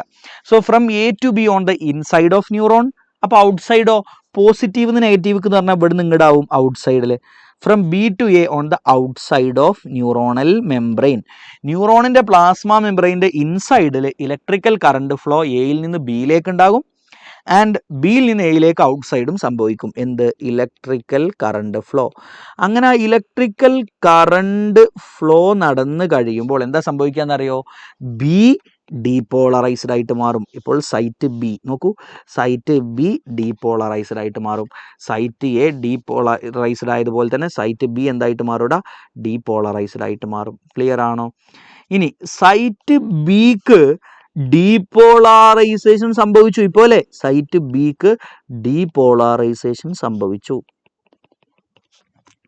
സെറ്റാണോ?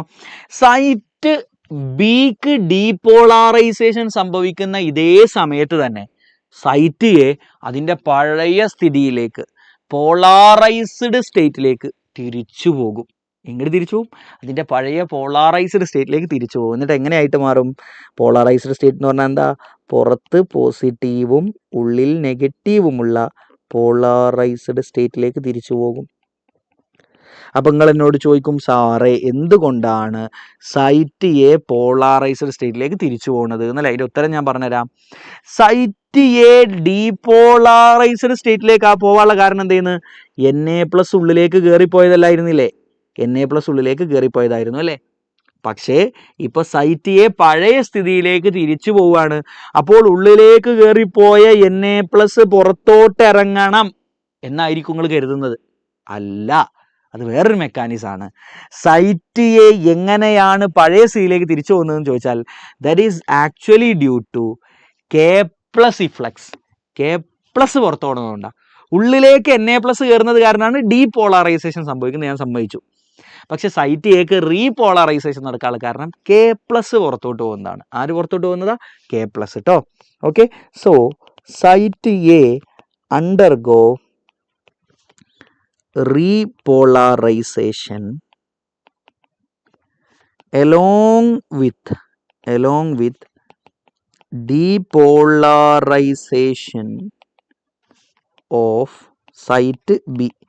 സൈറ്റ് ബിക്ക് ഡീപോളറൈസേഷൻ നടക്കുന്ന അതേ സമയത്ത് site A undergo repolarization, and that is due to K+ efflux. K+ പുറത്തു പോകുന്നത് കാരണമാണ് കേട്ടോ. നമ്മൾ പറയില്ലേ പോളാറൈസേഷൻ നടക്കാനുള്ള കാരണം എന്താ? K+ ഇഫ്ലക്സ്. അപ്പോൾ റീപോളറൈസേഷൻ നടക്കാനുള്ള കാരണം തന്നെയാണ് K+ ഇഫ്ലക്സ് ആണ്. ക്ലിയർ ആണോ മക്കളെ? അപ്പോൾ എയിൽ നിന്ന് ബിയിലേക്ക് എങ്ങനെയാണ് എത്തി, അതുപോലെ ബിയിൽ നിന്ന് ഇനി സിയിലേക്ക് ഇലക്ട്രിക്കൽ കറണ്ട് ഫ്ലോ നടക്കും. ആ ഇലക്ട്രിക്കൽ കറണ്ട് ഫ്ലോ കാരണം ബിയിൽ നിന്ന് സിയിലേക്ക് എത്തും, സിയിൽ നിന്ന് ഡിയിലേക്ക് എത്തും. അങ്ങനെ ഈ നെർവ് ഇമ്പൾസ് ആക്ഷൻ പൊട്ടൻഷ്യൽ സഞ്ചരിച്ച് മുന്നോട്ട് പോയിക്കോളും. അപ്പോൾ what is the reason for depolarisation? Na+ influx. What is the reason for repolarisation? That is K+ ഇഫ്ലക്സ്. റെഡിയാണോ? റെഡി ആണെങ്കിൽ ഒന്ന് കമൻറ്റ് ചെയ്തേക്ക് കേട്ടോ. നമുക്ക് ചോദ്യം നോക്ക്. Diagrammatically represent polarised and depolarised state. Describe how resting potential of neuron is maintained. എങ്ങനെ maintain ചെയ്യപ്പെടുന്നത്? By action of sodium potassium pump. അതാണ് മെയിൻറ്റെയിൻ ചെയ്യാനുള്ള കാരണം. പമ്പ് എന്താ ചെയ്യുക? It transport 2K+ into the cell at the same time 3 Na+ out of the neuron using ATP energy. ഒരേ സമയത്ത് ഇത് രണ്ടാ ചെയ്യുക യൂസിങ് ATP എനർജി. കൺഫ്യൂഷൻ ആയല്ലോ സാർ? കൺഫ്യൂഷൻ ആയെങ്കിൽ ഒന്നുകൂടെ വീഡിയോ എടുത്ത് കാണുക കേട്ടോ. ആദ്യമായിട്ട് കേൾക്കുമ്പോൾ കൺഫ്യൂഷൻ ഉണ്ടാവുള്ള സാധ്യത വളരെ കൂടുതലാണ് ഈ ഭാഗത്ത്. This is such A portion. Okay, that's it. Confusion ആയെങ്കിൽ ഒന്ന് വെച്ചേക്കൂ, നമുക്ക് അടുത്ത ഭാഗത്തേക്ക് പോവാം. ഇത് ക്ലാസ് കഴിഞ്ഞിട്ട് ഇയാൾ ഒന്നുകൂടെ റിവൈസ് ചെയ്ത് കേൾക്കുക. ഈ പറഞ്ഞ കാര്യങ്ങൾ ഒരു നോട്ട് എടുക്കുക, അതിൽ എഴുതി വെക്കുക. ആ പോയിന്റ് ഒന്ന് എഴുതി വെച്ച് ഒരു 3 തവണ വായിക്കുമ്പോൾ ആ കൺഫ്യൂഷൻ മാറും കേട്ടോ. Okay, that's it. So come on guys, let's talk about synapse.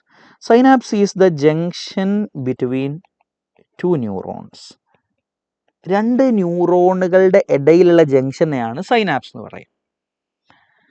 So synapses are 2 types. We have electrical synapses and chemical synapses. നോക്കടാ, ഇത് ഒരു ന്യൂറോണ്, അടുത്ത ന്യൂറോൺ കണ്ടോ. അപ്പോൾ ഈ ന്യൂറോണിൽ നിന്ന് സിഗ്നൽ, ഈ ന്യൂറോണിലൂടെ ഇങ്ങനെ വരുന്ന സിഗ്നൽ ഈ ന്യൂറോണിലൂടെ കടന്നു പോകണം. അപ്പോൾ നോക്കൂ, ദാറ്റ് ഈസ് ഈ ഒരു ജംഗ്ഷനിലൂടെയാണ് ഇത് കടന്നു പോകുന്നത്. So this is synapse, the junction between 2 neurons. നോക്കൂ, ഈ ഒരു ന്യൂറോൺ നോക്കടാ, ഇവിടെ നോക്കൂ, സൈനാപ്സിന് മുൻപുള്ള ന്യൂറോൺ ഏതാ? ഈ ജംഗ്ഷന് മുൻപുള്ള ന്യൂറോൺ ഇയാളാണ്, ജംഗ്ഷൻ ശേഷമുള്ള ന്യൂറോൺ ഇയാളാണ്. ഇയാളെ നമുക്ക് പ്രീ സൈനാപ്റ്റിക് ന്യൂറോൺ എന്ന് വിളിക്കാം. ഇയാൾ എന്താ വിളിക്കുക? പ്രീ എന്ന് പറഞ്ഞാൽ മുൻപ് എന്നാണ്. പ്രീ സൈനാപ്റ്റിക് ന്യൂറോൺ, സൈനാപ്സിന് മുൻപുള്ള ന്യൂറോൺ. പോസ്റ്റ് എന്ന് പറഞ്ഞാൽ ശേഷം എന്നാണ്. So this is post synaptic neuron. So in electrical synapses the 2 neurons, that is pre-synaptic neuron and post-synaptic neuron, they are in close proximity. വളരെ അടുത്തടുത്താണ്. ക്ലിയർ അല്ലേ? അതുകൊണ്ട് തന്നെ ഫസ്റ്റ് പോയിന്റ് ഇതാ, they are in close proximity. So nerve signals can directly transmit from one neuron to next. വളരെ direct ആയിട്ട് വളരെ സ്പീഡിൽ transmission നടക്കും. ക്ലിയർ ആണോ? സോ ഇലക്ട്രിക്കൽ സൈനാപ്സുകളുടെ പ്രത്യേകത ഫാസ്റ്റ് സിഗ്നൽ ട്രാൻസ്മിഷൻ ആണ്. ഫാസ്റ്റ് സിഗ്നൽ ട്രാൻസ്മിഷൻ ആണ് ഇവിടെ നടക്കുക. അതേ സമയത്ത് they are rare in our body. നമ്മുടെ ബോഡിയിൽ വളരെ കുറച്ച് മാത്രമേ എന്തുള്ളൂ, ഇലക്ട്രിക്കൽ സൈനാപ്സുകളുള്ളൂ. മിക്കവാറും സൈനാപ്സുകൾ കെമിക്കൽ സൈനാപ്സസ് ആണ്. സോ എന്താ കെമിക്കൽ സൈനാപ്സസ്? ഇവിടെ നിങ്ങൾ നോക്കിട്ടോ, ഇതൊരു സൈനാപ്സിൻ്റെ സൈനാപ്റ്റിക് നോബാണിത്.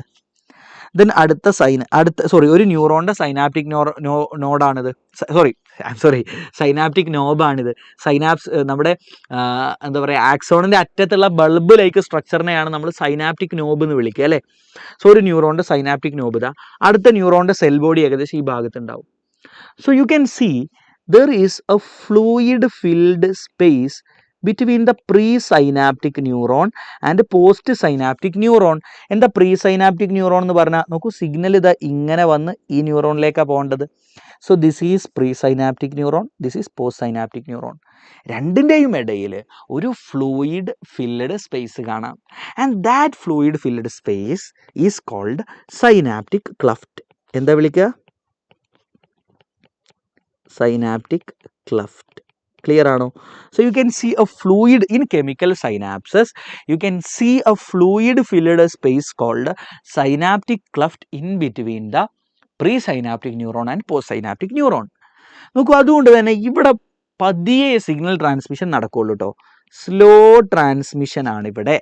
ബട്ട് മെജോറിറ്റി ഓഫ്, നോക്കൂ, നമ്മുടെ ബോഡിയിൽ മിക്കവാറും മോർന്ന് കാണിക്കാനാട്ടോ ഈ സിമ്പിൾ ഇട്ട്, മിക്കവാറും മിക്കവാറും സൈനാപ്സുകളെല്ലാം തന്നെ കെമിക്കൽ സൈനാപ്സുകളാണ്. ക്ലിയർ ആണല്ലോ? നമ്മുടെ ബോഡിയിൽ വളരെ സ്ലോവിലാണ് കെമിക്കൽ സൈനാപ്സുകളിലൂടെ ട്രാൻസ്മിഷൻ നടക്കുക എങ്കിൽ പോലും, വളരെ സ്ലോ എന്ന് പറഞ്ഞാൽ ഇയാളുമായിട്ട് കമ്പയർ ചെയ്യുമ്പോൾ സ്ലോ ആണ്. ബട്ട് നമ്മുടെ ബോഡിയിലെ മെജോറിറ്റി സൈനാപ്സുകളും കെമിക്കൽ സൈനാപ്സുകളാണ്. ഇനി നിങ്ങളുടെ NCERT ഇതൊരു മനോഹരമായ ഡയഗ്രാണ്. ഇതിൽ നോക്കേണ്ടത് നിങ്ങൾ നോക്കി പഠിക്കുക. കെമിക്കൽ സൈനാപ്സിലൂടെ എങ്ങനെയാണ് സിഗ്നലിൻ്റെ ട്രാൻസ്മിഷൻ നടക്കുക എന്നാണ് ഈ ഡയഗ്രത്തിൽ പറയുന്നത്. നന്നായി ശ്രദ്ധിച്ചോ, ഞാനിവിടെ വരച്ച് കാണിച്ചു തരാം. Okay, so this is a synaptic knob. Okay, and this is your post synaptic neuron ഇവിടെ ഉണ്ട്. So the plasma membrane of pre synaptic neuron is called pre synaptic membrane. എന്താ മക്കളെ വിളിക്കുക? പ്രീ സൈനാപ്റ്റിക് മെംബ്രെയിൻ എന്നാണ് വിളിക്കുക. The plasma membrane of post synaptic neuron is called post synaptic membrane. എന്താ വിളിക്കുക? Post synaptic membrane എന്നാണ് വിളിക്കുക. നോക്കൂ, നിങ്ങൾ സൈനാപ്റ്റിക് നോബിലേക്ക് നോക്കിയാൽ സൈനാപ്റ്റിക് നോബിനകത്ത് ധാരാളം വെസിക്കിൾസ് കാണാൻ പറ്റും. They are called synaptic vesicles. ആ വെസിക്കിളുകളിലെല്ലാം തന്നെ ന്യൂറോ ട്രാൻസ്മിറ്ററുകൾ എന്നറിയപ്പെടുന്ന കെമിക്കൽസ് ഫില്ല് ചെയ്ത് വെച്ചിട്ടുണ്ടാകും. ക്ലിയർ ആണല്ലോ? So these are synaptic vesicles containing ന്യൂറോ ട്രാൻസ്മിറ്ററുകൾ അടങ്ങിയ സൈനാപ്റ്റിക് വെസിക്കിളുകളാണിത്. ക്ലിയർ അല്ലേ? ഇനി ശ്രദ്ധിക്കുക, നിങ്ങളുടെ ന്യൂറോണിലേക്ക് സിഗ്നൽ എത്തിയാൽ when a signal reaches the axon terminal, ആക്സോണിന്റെ ടെർമിനലിലേക്ക് സിഗ്നൽ എത്തിക്കഴിഞ്ഞാൽ the synaptic vesicles they move towards the synaptic cleft. അവർ സൈനാപ്റ്റിക് ക്ലഫ്റ്റിൻ്റെ അങ്ങോട്ട് മൂവ് ചെയ്യും. എന്നിട്ടോ ഇവർ പതിയെ attach to pre synaptic membrane, ഈ ന്യൂറോണിൻ്റെ മെംബ്രെയിനിലേക്ക് ജസ്റ്റ് ഇവിടെ പോയി അറ്റാച്ച് ചെയ്യും. അറ്റാച്ച് ചെയ്ത് കഴിഞ്ഞാൽ ഇവരിവിടെ പതിയെ ഒരു ഓപ്പണിങ് ക്രിയേറ്റ് ചെയ്യും. Through that opening the neurotransmitters are released into synaptic cleft. Synaptic ക്ലഫ്റ്റിലേക്ക് ന്യൂറോ ട്രാൻസ്മിറ്ററുകൾ റിലീസാകും. അങ്ങനെ ന്യൂറോ ട്രാൻസ്മിറ്ററുകൾ റിലീസായി കഴിഞ്ഞാൽ നോക്കൂ, നിങ്ങളുടെ പോസ്റ്റ് സൈനാപ്റ്റിക് മെംബ്രെയിനിൽ ഈ ന്യൂറോ ട്രാൻസ്മിറ്ററുകൾക്ക് വേണ്ടിയിട്ടുള്ള പ്രത്യേക റിസപ്റ്ററുകളുണ്ട്. എന്താ ഉള്ളത്? പ്രത്യേക റിസപ്റ്ററുകൾ. ഈ ന്യൂറോ ട്രാൻസ്മിറ്റർ പോയിട്ട് അവരുടെ റിസപ്റ്ററുകളിലേക്ക് ബൈൻഡ് ചെയ്യും. അതാണ് അടുത്ത step. Neurotransmitters bind to their receptors. Clear ആണോ? അവരുടെ പ്രത്യേക റിസപ്റ്ററുകളുണ്ട്. ആ റിസപ്റ്ററുകളിലേക്ക്, ഇതാണ് റിസപ്റ്റർ, കണ്ടോ, ദിസ് ഈസ് ദ റിസപ്റ്റർ. ആ റിസപ്റ്ററുകളിലേക്ക് ന്യൂറോ ട്രാൻസ്മിറ്റർ പോയിട്ട് ബൈൻഡ് ചെയ്യും. Neurotransmitter bind to their receptor present on post synaptic neuron. Clear ആണല്ലോ? So this is receptor for neurotransmitter. So these are called neurotransmitters അല്ലേ? Neurotransmitter. Clear ആണല്ലോ? അങ്ങനെ bind ചെയ്ത് കഴിഞ്ഞാൽ ഇവിടെ sodium channel പോലെയുള്ള, അതായത് സോഡിയത്തിൻ്റെ പെർമിയബിലിറ്റി കൂടും. സോ ദാറ്റ് ഈ സോഡിയം ചാനൽ ഓപ്പൺ ആകും. ക്ലിയർ ആണല്ലോ? That lead to opening of ion channel. അവിടെ അയോണിൻ്റെ ചാനൽ ഓപ്പൺ ആകും. അങ്ങനെ അയോൺ ചാനൽ ഓപ്പൺ ആയാൽ ഇവിടെ സോഡിയം ഉള്ളിലേക്ക് കയറിപ്പോവും. Na+ ഇൻഫ്ലക്സ് ഉണ്ടാകും. Na+ ഇൻഫ്ലക്സ് ഉണ്ടായാൽ എന്താ സംഭവിക്കുക? ഇവിടെ ഡീപോളറൈസേഷൻ നടക്കും. ഉള്ളിൽ പോസിറ്റീവും പുറത്ത് നെഗറ്റീവായിട്ട് മാറും. നോക്കൂ, നിങ്ങൾ എൻട്രൻസിൻ്റെ എജുപോർട്ട് നീറ്റ് ബാച്ചിലർ സ്റ്റുഡൻസിനെ അങ്ങനെ ആവില്ല പഠിപ്പിച്ചിട്ടുള്ളത്. നിങ്ങളെ ഞാൻ പഠിപ്പിച്ചാണ് ഇതിൻ്റെ എക്സാക്റ്റ് സംഭവം. പക്ഷേ നിങ്ങൾ തൽക്കാലം കേരള ബോർഡ് എക്സാമിൻ്റെ ലെവലിൽ ഇങ്ങനെ പഠിച്ചാൽ മതി. ക്ലിയർ ആണോ? അപ്പോൾ നോക്കടാ, ഒരു ന്യൂറോണിൽ നിന്ന് ഇപ്പോൾ സിഗ്നൽ അടുത്ത ന്യൂറോണിലേക്ക് എത്തി. അപ്പോൾ വളരെ സിമ്പിളാണ്. നോക്കൂ, ഇത് നിങ്ങളോട് ഫ്ലോ ചാർട്ട് വരച്ച് എഴുതാനാ പറയുക. അപ്പോൾ എങ്ങനെ? Look, when signal reaches axon terminal, signal reaches axon terminal, first point. അടുത്തത് movement of synaptic vesicles towards the synaptic cleft. Synaptic vesicle synaptic ക്ലഫ്റ്റിന്റെ ഭാഗത്തേക്ക് മൂവ് ചെയ്യുന്നു. അടുത്ത എന്താ? Release of neurotransmitter into synaptic cleft. Synaptic ക്ലഫ്റ്റിലേക്ക് neurotransmitter release ആകുന്നു. Neurotransmitter bind to their receptor present on post synaptic neuron. Postsynaptic ന്യൂറോണിലെ റിസപ്റ്ററിലേക്ക് neurotransmitter bind ആകുന്നു. Opening of ion channel that lead to depolarization of post synaptic neuron. അതാണ് ഈ വരച്ച് എഴുതാൻ പറഞ്ഞിട്ടുള്ളത് കേട്ടോ. അതാണ് ഈ ചോദ്യവും അത് തന്നെയാണ്. ക്ലിയർ അല്ലേ? Now let's talk about brain. ഇനി നോക്കൂ മക്കളെ, ഇനി നമുക്ക് ബ്രെയിനിനെ കുറിച്ച് പഠിക്കാനുള്ളത്. നമ്മുടെ ബ്രെയിനിൻ്റെ ഭാഗങ്ങൾ ഏതൊക്കെയാണ്? ബ്രെയിൻ നമുക്ക് 3 ഭാഗമായി ഡിവൈഡ് ചെയ്യാം. നമ്മൾ ഫ്രോഗിൽ പഠിച്ച പോലെ തന്നെ forebrain, midbrain, hindbrain. അതിൽ ആദ്യം തന്നെ ഫോർ ബ്രെയിനിൻ്റെ ഭാഗങ്ങൾ നോക്കാം. ഫസ്റ്റ് ഭാഗമാണ് സെറിബ്രം. ഫോർ ബ്രെയിനിൻ്റെ ഫസ്റ്റ് ഭാഗമാണ് ഞാൻ ഈ വരച്ചിട്ടുള്ളത്. That is cerebrum. റെഡി അല്ലേ? Okay, so this is cerebrum. സെറിബ്രത്തിന് കുറേ ഇങ്ങനെ മടക്കുകളൊക്കെ ഉണ്ട്. Okay, this is that structure, cerebrum. സെറിബ്രത്തിൻ്റെ ഉള്ളിലായിട്ട് you have a structure called thalamus. What is this? This is thalamus. തലാമസിൻ്റെ തൊട്ടു താഴെ you have something called hypothalamus. എന്താണ് ഹൈപ്പോ തലാമസ്? ഇതൊക്കെ കൂടിയാണ് ഫോർ ബ്രെയിൻ. ക്ലിയർ അല്ലേ കുട്ടികളെ? So you have cerebrum and then you have thalamus, and then you have hypothalamus.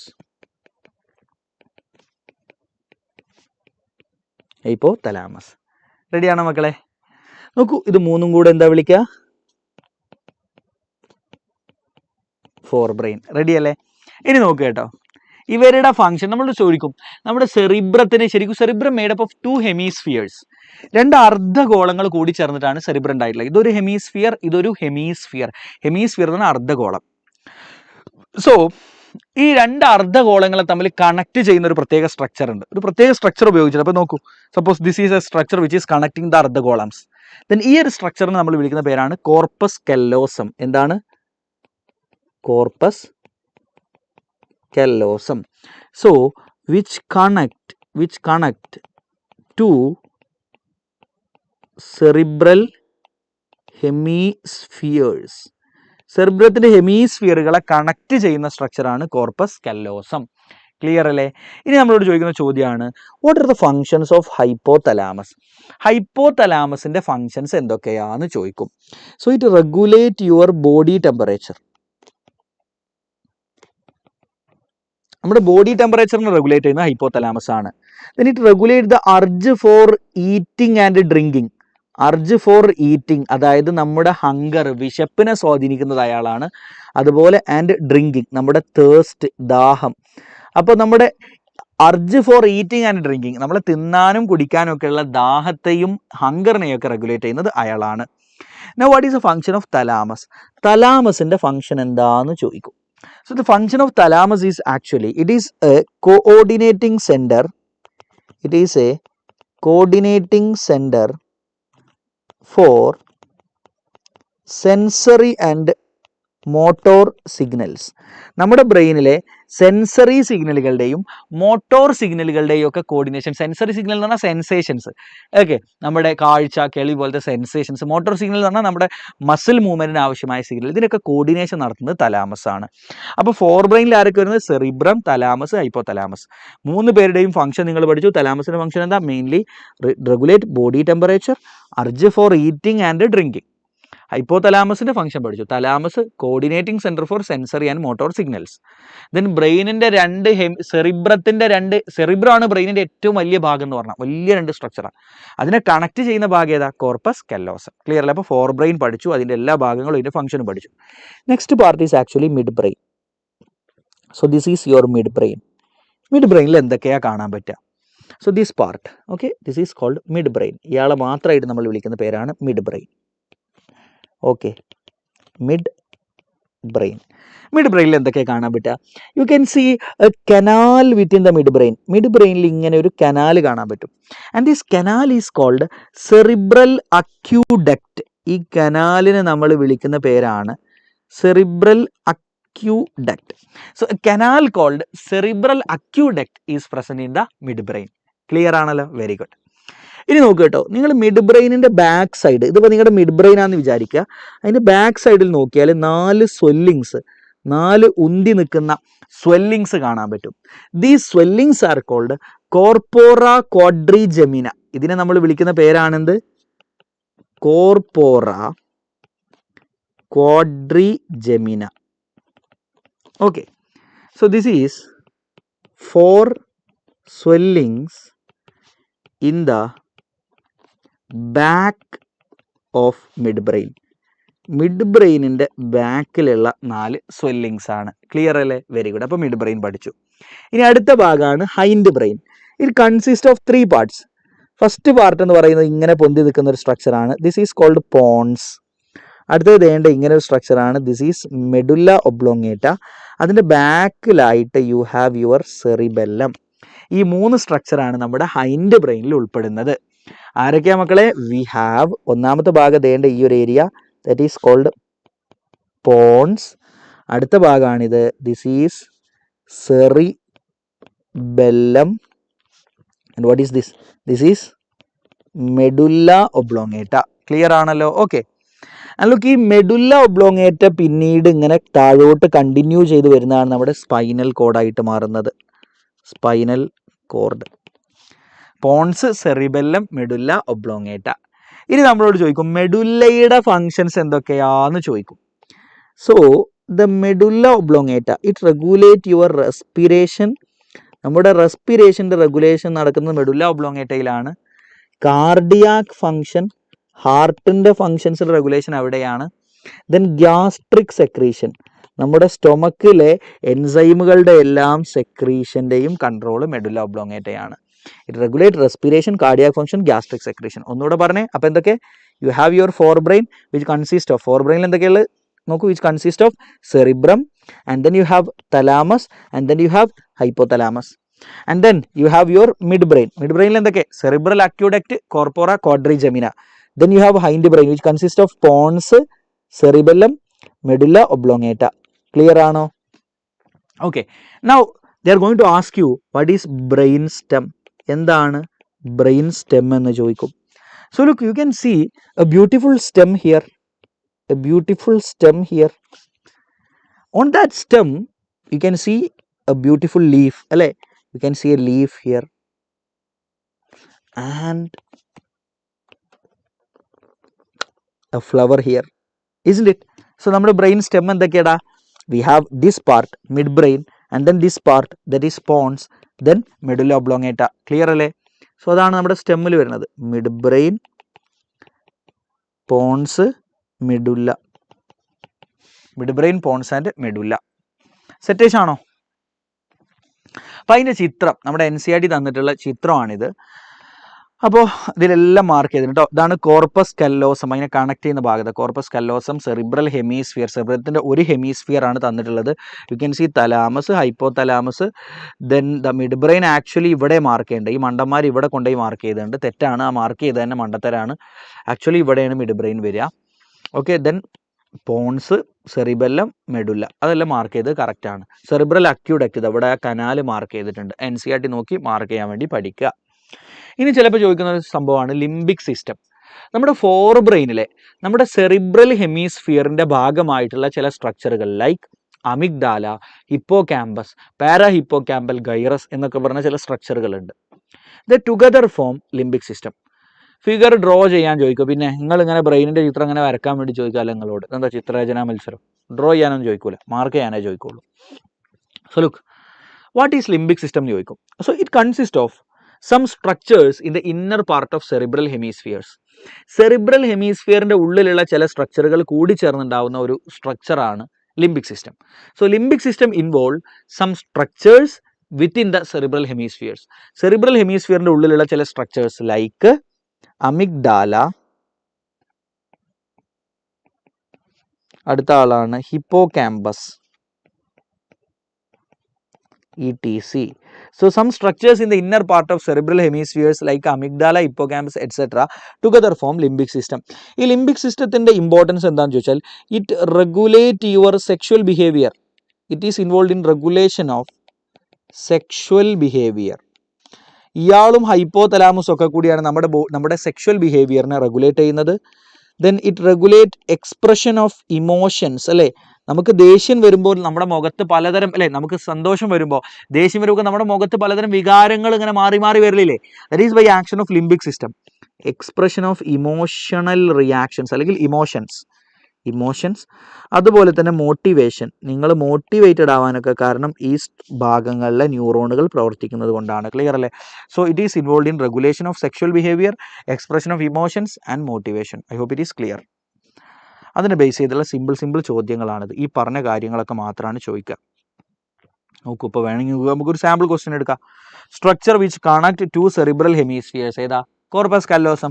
4 round swelling in the midbrain ഏതാ? Corpora quadrigemina. Okay, ഇതിന് വ്യത്യസ്ത ഭാഗങ്ങൾ ഫോർ ബ്രെയിൻ്റെയും മിഡ് ബ്രെയിൻ്റെയും മൈൻഡ് ബ്രെയിൻ്റെയും ഭാഗങ്ങൾ ഏതൊക്കെയാണെന്നാണ് ചോദിച്ചിട്ടുള്ളത്. പിന്നെ ബ്രെയിൻ സ്റ്റെം എന്താണെന്ന് ചോദിക്കും. That's all. റെഡി ആണെങ്കിൽ ഒന്ന് കമൻറ്റ് ചെയ്തേക്ക്, ലവ് സിമ്പിൾ കമൻറ്റ് ചെയ്തേക്ക്. അടുത്ത ചാപ്റ്ററിലേക്ക് പോവാണ്. That is about hormones.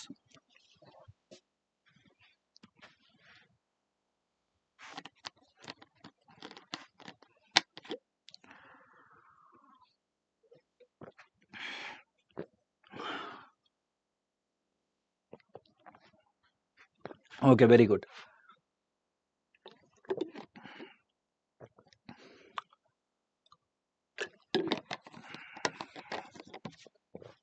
Okay, ready. Now let's talk about hormones.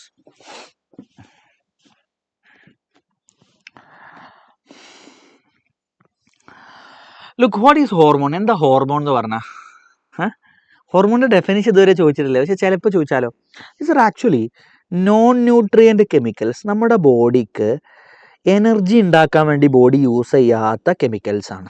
അതാണ് non nutrient chemicals which act as inter cellular messengers. ഒരു സെല്ലിൽ നിന്ന് അടുത്ത സെല്ലിലേക്ക് മെസ്സേജ് കൊടുക്കാൻ ഉപയോഗിക്കുന്ന മെസ്സഞ്ചർ ആയിട്ടാണ് ആക്ട് ചെയ്യുന്നത്. And are produced in trace amount. നമ്മുടെ ബോഡിയിൽ വളരെ ചെറിയ അളവിൽ മാത്രമേ ഇവരുണ്ടാക്കുന്നുള്ളൂ. So hormones are non-nutrient chemicals which act as intercellular messengers and are produced in trace amounts. They are non-nutrient chemicals which act as intercellular messengers and are produced in very trace amounts. Clear ആണല്ലോ? ഇതാണ് ഹോർമോൺസിൻ്റെ definition എന്ന് പറയുന്നത്. Now guys, human endocrine system consists of hormone producing glands. They are called endocrine glands. നമ്മുടെ ബോഡിയിലെ വ്യത്യസ്ത endocrine ഗ്ലാൻഡുകളും ഇത്തരം ഗ്ലാൻഡുകളല്ലാത്ത മറ്റ് ചില അവയവങ്ങളിൽ ഹോർമോൺ ഉണ്ടാകുന്നുണ്ട്. ഇവരെല്ലാവരെയും കൂടി അവരുണ്ടാക്കുന്ന ഹോർമോൺസ് ഒക്കെ കൂടി വിളിക്കുന്ന പേരാണ് ഹ്യൂമൻ എൻഡോക്രൈൻ സിസ്റ്റം. നമ്മുടെ ഗ്ലാൻഡുകൾ ഏതൊക്കെയാണെന്ന് കാണിക്കുന്ന ഒരു ഡയഗ്രാണിത്. നമ്മുടെ ബ്രെയിനിൽ നമ്മുടെ ഹൈപ്പോതലാമസിൻ്റെ തൊട്ട് താഴെ വി ഹാവ് പിറ്റ്യൂട്ടറി ഗ്ലാൻഡ്. നമ്മുടെ ഹൈപ്പോതലാമസും ചില ഹോർമോണുകൾ ഉണ്ടാക്കുന്നുണ്ട്, നമുക്ക് പിന്നീട് നോക്കാം. ഹൈപ്പോതലാമസിൻ്റെ തൊട്ട് താഴെ വി ഹാവ് പിറ്റ്യൂട്ടറി ഗ്ലാൻഡ്. ഹൈപ്പോതലാമസിൻ്റെ ബാക്കിലായിട്ട് വി ഹാവ് പിനിയൽ ഗ്ലാൻഡ്. ഇനി നോക്കൂ മക്കളെ, നമ്മുടെ കഴുത്ത്. അപ്പോൾ എന്തൊക്കെ തലയിലുള്ളത്? ഹൈപ്പോതലാമസിൻ്റെ തൊട്ട് താഴെ പിറ്റ്യൂട്ടറി ഗ്ലാൻഡ്, ബാക്കിൽ പിനിയൽ ഗ്ലാൻഡ്. കഴുത്തിലേക്ക് വന്നാൽ ഫ്രണ്ട് ഭാഗത്ത് തൈറോയിഡ് ഗ്ലാൻഡ് ഉണ്ട്, ബാക്ക് ഭാഗത്ത് തൈറോയിഡിന് നേരെ ബാക്കിലായിട്ട് പാരാതൈറോയിഡ് ഗ്ലാൻഡ് ഉണ്ട്. ഇനി ചെസ്റ്റിലേക്ക് വന്നാൽ അവിടെ തൈമസ് എന്ന് പറയുന്ന ഗ്ലാൻഡ് ഉണ്ട്. നമ്മുടെ അബ്ഡമൻ, നമ്മുടെ കുംഭപ്പള്ളയുള്ള ഭാഗത്തേക്ക് വന്നാൽ അവിടെ നമുക്ക് പാൻക്രിയാസ്, നമ്മുടെ സ്റ്റൊമക്കിൻ്റെ ആമാശയത്തിൻ്റെ തൊട്ടടുത്തായിട്ട് പാൻക്രിയാസ് ഉണ്ട്. നമ്മുടെ 2 കിഡ്നിയുടെയും മുകളിലായിട്ട് വി ഹാവ് അഡ്രീനൽ ഗ്ലാൻഡ്സ്. ഇനി കുറച്ചുകൂടെ താഴോട്ട് വന്നാൽ വി ഹാവ് ടെസ്റ്റിസ് അല്ലേ, അണ്ടാശയം എന്ന് പറയും ഇൻ ഫീമെയിൽസ് ആൻഡ് ടെസ്റ്റിസ് അല്ല, ഓവറീസ് ഓർ അണ്ടാശയങ്ങൾ ഇൻ ഫീമെയിൽസ് ആൻഡ് ടെസ്റ്റിസ് അല്ലെങ്കിൽ വൃഷ്ണങ്ങൾ ഇൻ മെയിൽസ്. ഓക്കെ, സോ ടെസ്റ്റിസും ഓവറികളും നമുക്ക് കാണാൻ പറ്റും മെയിലും ഫീമെയിലും. അതിനെ നമ്മൾ ഒന്നിച്ച് വിളിക്കുന്ന പേരാണ് ഗൊണാഡ്സ്. അവരെ ഒന്നിച്ച് എന്താ വിളിക്കുക? ഗൊണാഡ്സ് കേട്ടോ. അവരെ ഒന്നിച്ച് വിളിക്കുന്ന പേരാണ് ഗൊണാഡ്സ്. ക്ലിയർ ആണോ? റെഡി അല്ലേ? So these are the endocrine glands. ഇനി നമ്മൾ നോക്കാൻ പോകുന്നത് ഈ ഓരോ ഗ്ലാൻഡുകളെ കുറിച്ചും അവരെങ്ങനെ വർക്ക് ചെയ്യുന്നു എന്നതിനെ കുറിച്ചുമാണ്. ശ്രദ്ധിക്കുക. അതിനു മുമ്പ് നമ്മുടെ ഹൈപ്പോതലാമസും പിറ്റ്യൂട്ടറി ഗ്ലാൻഡും തമ്മിലുള്ള കണക്ഷൻ എന്താന്ന് നമുക്ക് നോക്കണം. ശ്രദ്ധിക്കുക. ആക്ച്വലി നമ്മുടെ ഹൈപ്പോതലാമസ് ദേണ്ടേ, ഇതാണ് ഹൈപ്പോതലാമസ്, ഈ ഒരു ഭാഗം. ഹൈപ്പോതലാമസിന്റെ തൊട്ട് താഴെയുള്ള ഈ ഭാഗമാണ് പിറ്റ്യൂട്ടറി ഗ്ലാൻഡ്. ഇത് രണ്ടും കൂടെ കണക്ട് ചെയ്തിട്ടുള്ള ഒരു പ്രത്യേക സ്റ്റോക്ക് ലൈക്ക് ഒരു കൊള്ളി പോലെയുള്ള സ്ട്രക്ചറിന്റെ സഹായത്തോടെയാണ്. ആൻഡ് ഇതാണ് നിങ്ങളുടെ pituitary gland. The pituitary gland is actually located within the bony cavity of skull. നമ്മുടെ തലയോട്ടിക്കകത്ത് ഒരു പ്രത്യേക ക്യാവിറ്റി, ബോണ് കൊണ്ടുണ്ടാക്കിയ ഒരു അറയുണ്ട്, ഇങ്ങനത്തെ ഒരു അറ. ആ അറയിലാണ് പിറ്റ്യൂട്ടറി ഗ്ലാൻഡ് ഇരിക്കുന്നത്. അവിടെ ഓപ്പറേഷൻ ഒക്കെ ചെയ്യണമെങ്കിൽ എന്താ ചെയ്യേണ്ടത് അറിയോ? നമ്മുടെ മൂക്കില്ലേ, മൂക്കിലൂടെയാണ് നമ്മൾ എൻഡോസ്കോപ്പ് കയറ്റിയിട്ട് ഉള്ളിലേക്ക് കൊണ്ടുപോവുക. മൂക്ക് കൂടി ഇങ്ങനെ കറക്റ്റ് ഇങ്ങനെ പിടിച്ച് ഇങ്ങനെ കയറ്റിയാൽ ഈ അറയിലേക്ക് എത്തുക, ഇങ്ങോട്ടെത്തും. Actually you can go there. And this cavity, ഇതിന്റെ പേരെന്താന്ന് പരീക്ഷയ്ക്ക് ചോദിക്കും, അതുകൊണ്ടാണ് ഞാൻ ഇങ്ങനെ പറഞ്ഞു തരുന്നത്. നിങ്ങൾക്ക് കേൾക്കുമ്പോൾ ഓർത്തിരിക്കാൻ പറ്റും. That is called sella turcica. NCERT spelling ആണ് എസ് കേട്ടോ, ശരിക്കും സി എന്നാണ് അവിടെ spelling. Sella turcica. So the pituitary gland is located within a bony cavity of skull. നമ്മുടെ തലയോട്ടിയിലെ ഒരു ബോണി ക്യാവിറ്റിയിലാണുള്ളത്. That is called sella turcica. നമുക്ക് പിറ്റ്യൂട്ടറി ഗ്ലാൻഡിന്റെ എക്സാക്ട് സ്ട്രക്ചർ നോക്കാം. ശ്രദ്ധിക്കാം. So this is your hypothalamus. ഹൈപ്പോതലാമസിലേക്ക് ദേണ്ട ഇങ്ങനെ കണക്ട് ചെയ്തുകൊണ്ട് there is your pituitary gland. There is the pituitary gland which is located in sella turcica. ഇനി നോക്കൂ, നമ്മൾ പിറ്റ്യൂട്ടറി ഗ്ലാൻഡ് എടുത്തു കഴിഞ്ഞാൽ പിറ്റ്യൂട്ടറി ഗ്ലാൻഡിൽ നമുക്ക് 3 ഭാഗങ്ങളാക്കി ഡിവൈഡ് ചെയ്യാൻ പറ്റും. എത്ര ഭാഗമാണ്? 3 ഭാഗം. ഓക്കെ, ഏതൊക്കെയാന്ന് നോക്കാം. നന്നായി ശ്രദ്ധിക്കുക കേട്ടോ. ഏറ്റവും ഫ്രണ്ടിലുള്ള ഭാഗത്തെ നമ്മൾ പാർസ് ഡിസ്റ്റാലിസ് എന്നാണ് വിളിക്കുക. എന്താ വിളിക്കുക? കൺഫ്യൂഷൻ ആവുന്ന ഭാഗമാണ്, നന്നായി ശ്രദ്ധിച്ചോ. Pars distalis. ഏറ്റവും ബാക്കിലുള്ള ഭാഗത്തെ പാർസ് നെർവോസ എന്നാണ് വിളിക്കുക കേട്ടോ. ഇത് ആറാണ്, നെർവോസ. റെഡി അല്ലേ? അപ്പോൾ ഇതിനെ നമുക്ക് അല്ലെങ്കിൽ ആൻറ്റീരിയർ പിറ്റ്യൂട്ടറി എന്ന് വിളിക്കാം. Anterior pituitary.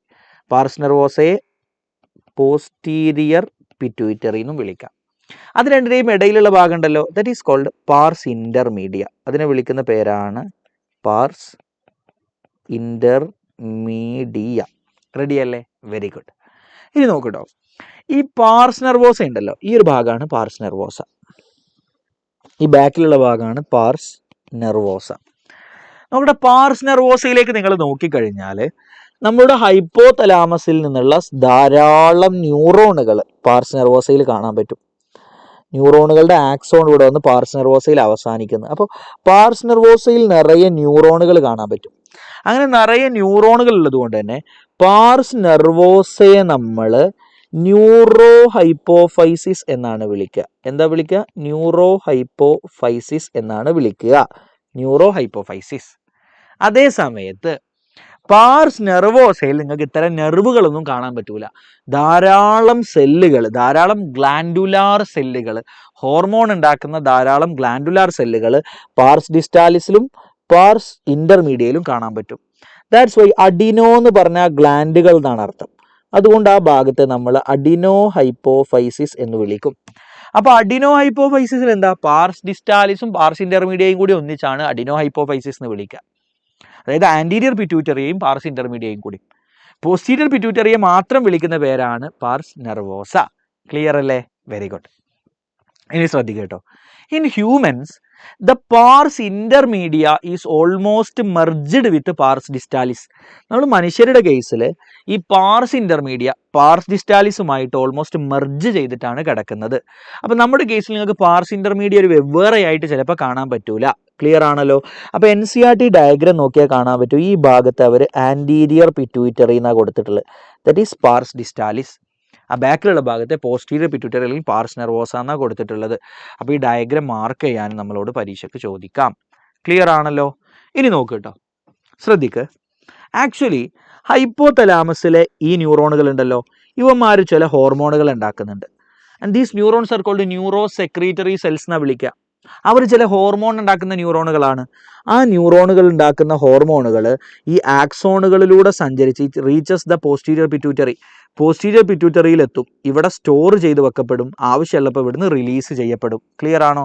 So posterior pituitary actually stores അല്ലേ, ഇതിലൂടെ ഇങ്ങനെ താഴോട്ട് വരുന്ന ഈ ഹോർമോണുകളെ it actually stores and release hormones which are produced by neurons of hypothalamus. ഹൈപ്പോതലാമസിലെ ന്യൂറോണുകൾ ഉണ്ടാക്കുന്ന ഹോർമോണുകളെ സ്റ്റോർ ചെയ്ത് വെക്കുകയും പുറത്തേക്ക് റിലീസ് ചെയ്യുകയും ചെയ്യുക എന്നുള്ളതാണ് പോസ്റ്റീരിയർ പിറ്റ്യൂട്ടറിയുടെ function. So it stores and release അല്ലെ, പുറത്തോട്ട് റിലീസ് ചെയ്യാം. Release hormones produced by neurons of hypothalamus. Clear? ഇനി ആന്റീരിയർ പിറ്റ്യൂട്ടറി സ്വന്തമായി തന്നെ പല ഹോർമോണുകളെയും ഉണ്ടാക്കുന്നുണ്ട്. പക്ഷേ ലുക്ക് ഗൈസ്, ശ്രദ്ധിക്ക്, ആന്റീരിയർ പിറ്റ്യൂട്ടറി ഏതൊക്കെ ഹോർമോണുകളെ ഉണ്ടാക്കണം, ഏതൊക്കെ ഹോർമോണുകളെ പുറത്തേക്ക് റിലീസ് ചെയ്യണം എന്നൊക്കെ തീരുമാനിക്കുന്നത് ഹൈപ്പോതലാമസിൽ നിന്ന് വരുന്ന ഹോർമോണുകളാണ്. ഹൈപ്പോതലാമസിൽ നിന്ന് ചില ഹോർമോണുകൾ ആന്റീരിയർ പിറ്റ്യൂട്ടറിയിലേക്ക് എത്തും. ആ ഹോർമോണുകൾക്കനുസരിച്ചിട്ടാണ് ആന്റീരിയർ പിറ്റ്യൂട്ടറിയുടെ പ്രവർത്തനം നടക്കുക. അപ്പോൾ ഹൈപ്പോതലാമസിൽ നിന്ന് ഹോർമോണുകൾ ആന്റീരിയർ പിറ്റ്യൂട്ടറിയിലേക്ക് എത്തണമെങ്കിൽ അവിടെ ഒരു വകുപ്പ് വേണ്ട, ഒരു വഴിയിലൂടെ അല്ലേ എത്താൻ പറ്റുള്ളൂ. So how hormones of hypothalamus reaches anterior pituitary? നമുക്ക് നോക്കാം. അതിനു വേണ്ടിയിട്ട് ഇവിടെ ഒരു പ്രത്യേക തരത്തിലുള്ള ബ്ലഡ് വെസലിന്റെ കണക്ഷൻ നിങ്ങൾക്ക് കാണാൻ പറ്റും. Okay, there is a special blood vessel connection between your hypothalamus and anterior pituitary. ഇത് കുറേ ബ്രാഞ്ചുകളാവും. ആ ബ്രാഞ്ചുകൾ പിന്നീട് ജോയിൻ ചെയ്യും. കുറേ ബ്രാഞ്ചുകളാവുന്നു, ആ ബ്രാഞ്ചുകൾ വീണ്ടും ജോയിൻ ചെയ്യുന്നു. So it again joints here. അപ്പോൾ ഇതിലൂടെയാണ്, അപ്പം നമുക്ക് തൽക്കാലം ഇങ്ങനെ ഞാനൊരു 2 ബ്രാഞ്ചായി കാണിക്കാം. ഓക്കെ, അപ്പോൾ ഈ ഒരു സർക്കുലേഷനിലൂടെയാണ്, നോക്കൂ, ഇവിടെ നിന്ന് ഇങ്ങനെ വന്ന് ഇവിടേക്ക് എത്തുന്നു. സോ ഹൈപ്പോതലാമസിലെ ഇവിടെ രൂപപ്പെടുന്ന ഹോർമോണുകൾ, ഹൈപ്പോതലാമസിലെ സെല്ലുകൾ ഉണ്ടാക്കുന്ന ഹോർമോണുകൾ എങ്ങനെയാണ് ആൻറ്റീരിയർ പിറ്റ്യൂട്ടറിയിലേക്ക് എത്തുന്നത് വെച്ചാൽ that is through this circulation. ഈ സർക്കുലേഷനിലൂടെയാണ് ആൻറ്റീരിയർ പിറ്റ്യൂട്ടറിയിലേക്ക് എത്തുക. And this circulation is called, very good, ഈ സർക്കുലേഷൻ നമ്മൾ വിളിക്കുന്ന പേരാണ് portal circulation. I hope it is clear. ഈ ഒരു കോൺസെപ്റ്റ് മനസ്സിലായി എന്ന് കരുതുന്നു. ഇത് മാത്രമേ ഈ സമയം എടുക്കുള്ളൂ, ബാക്കിയൊക്കെ ഈ ചാപ്റ്ററിൽ സിമ്പിളാണ്. അപ്പോൾ നമുക്ക് മാർക്ക് ചെയ്യാൻ വേണ്ടി ചോദിച്ചു, what is this circulation? This is portal circulation. What is this? Hypothalamus. What is this? Posterior pituitary. What is this? Anterior pituitary. Ready അല്ലേ? Name the bony cavity in which pituitary is located. ഏതാ? Sella turcica. List out 3 hormones produced from pituitary gland. Pituitary gland ഉണ്ടാക്കുന്ന ഏതെങ്കിലും 3 hormone എഴുതാനാണ് പറഞ്ഞിട്ടുള്ളത്. നമുക്ക് നോക്കാം. ഇപ്പോൾ സെറ്റല്ലേ, ഇവരുടെ സ്ട്രക്ചർ ഒക്കെ പഠിച്ചു അല്ലേ? ഇനി നമുക്ക് നോക്കട്ടോ. ഇനി ഞാൻ ആദ്യം നിങ്ങളെ പഠിപ്പിക്കാൻ പോകുന്നത് എന്താ അറിയാം? നന്നായി ശ്രദ്ധിച്ചോ. ആദ്യം പഠിപ്പിക്കാൻ പോകുന്നത് 2 ഹോർമോൺസ്. ഇനി ഹോർമോണുകളുടെ ഓരോരുത്തരുടെയും പേരായിട്ട് പഠിപ്പിക്കാൻ പോകുന്നത്, നന്നായി ശ്രദ്ധിച്ചു. ആദ്യം തന്നെ 2 hormones which are actually produced by hypothalamus but it is stored in the posterior pituitary and released from posterior pituitary. 2 ഹോർമോണാണ്. അത് ആരൊക്കെയാണ് നോക്കാം നമുക്ക്. ആദ്യം തന്നെ നമുക്ക് അത് പഠിക്കാം. That is vasopressin and oxytocin. വാസോപ്രസിൻ്റെ മറ്റൊരു പേരാണ് ആൻറ്റി ഡയൂററ്റിക് ഹോർമോൺ. അടുത്ത ആളാണ് ഓക്സിറ്റോസിൻ. Vasopressin and oxytocin. വാസോപ്രസിൻ്റെ മറ്റൊരു പേരാണ് ആൻറ്റി ഡയൂററ്റിക് ഹോർമോൺ. ക്ലിയർ ആണല്ലോ? റെഡി ആണോ? 2 hormones which are produced by hypothalamus but actually stored and released from posterior pituitary. ഇനി ഇവരുടെ ഫംഗ്ഷൻ എന്താണെന്ന് നോക്കാം. It stimulate reabsorption of H2O, that is water, from DCT and collecting duct of nephron. നമ്മുടെ കിഡ്നിയിലെ നെഫ്രോണുകളുടെ DCTയിൽ നിന്നും collecting ഡക്റ്റിൽ നിന്നൊക്കെ ധാരാളം വെള്ളം ബോഡിയിലേക്ക് തിരിച്ച് ആഗിരണം ചെയ്യുക. യൂറിനിലൂടെ നഷ്ടപ്പെടാതെ ബോഡിയിലേക്ക് ആഗിരണം ചെയ്യുക, റീഅബ്സോർബ് ചെയ്യുക. അതിനെ സ്റ്റിമുലേറ്റ് ചെയ്യുക എന്നുള്ളതാണ് വാസോപ്രസിൻ്റെ ഫംഗ്ഷൻ. അപ്പോൾ വാസോപ്രസിൻ ബോഡിയിൽ ഉണ്ടെങ്കിൽ, അല്ലെങ്കിൽ ADH, ആൻറ്റി ഡയൂററ്റിക് ഹോർമോൺ, അയാളുടെ മറ്റൊരു പേരാണ്, അയാൾ ബോഡിയിലുണ്ടെങ്കിൽ ബോഡിയിൽ വെള്ളം നഷ്ടപ്പെടാതെ സൂക്ഷിച്ചു വെക്കാൻ പറ്റും. ഇനി നിങ്ങളുടെ ബോഡിയിൽ വാസോപ്രസിൻ്റെ അളവ് കുറയുക. Okay, so look, under production കുറയുക. Under production of ADH. അങ്ങനെ ADHൻ്റെ പ്രൊഡക്ഷൻ കുറഞ്ഞു കഴിഞ്ഞാൽ എന്താ ഉണ്ടാവുക? Loss of water through urine, യൂറിനിലൂടെ ധാരാളം വെള്ളം, loss of large amount of water through urine, യൂറിനിലൂടെ ധാരാളം വെള്ളം നഷ്ടപ്പെടാൻ കാരണമാവും. And that condition is called diabetes insipidus. ആ അവസ്ഥനെ നമ്മൾ വിളിക്കുന്ന പേരാണ് ഡയബറ്റീസ് ഇൻസിപ്പിഡസ്. എന്താ വിളിക്കുക? Diabetes insipidus. ക്ലിയർ ആണോ കുട്ടികളെ? Now what is function of oxytocin? ഓക്സിറ്റോസിൻ്റെ ഫങ്ഷൻ എന്താ നോക്കൂ. Oxytocin stimulate contraction of smooth muscles. നമ്മുടെ ബോഡിയിലെ സ്മൂത്ത് മസിൽസിൻ്റെ കൺട്രാക്ഷൻ, സ്മൂത്ത് മസിൽസ് എന്ന് പറഞ്ഞാൽ ഇൻവോളണ്ടറി ഓർഗാനുകളിലെ മസിലാണ്, അതിൻ്റെ കൺട്രാക്ഷനെ സ്റ്റിമുലേറ്റ് ചെയ്യുന്ന ഇയാളുടെ ഫംഗ്ഷൻ.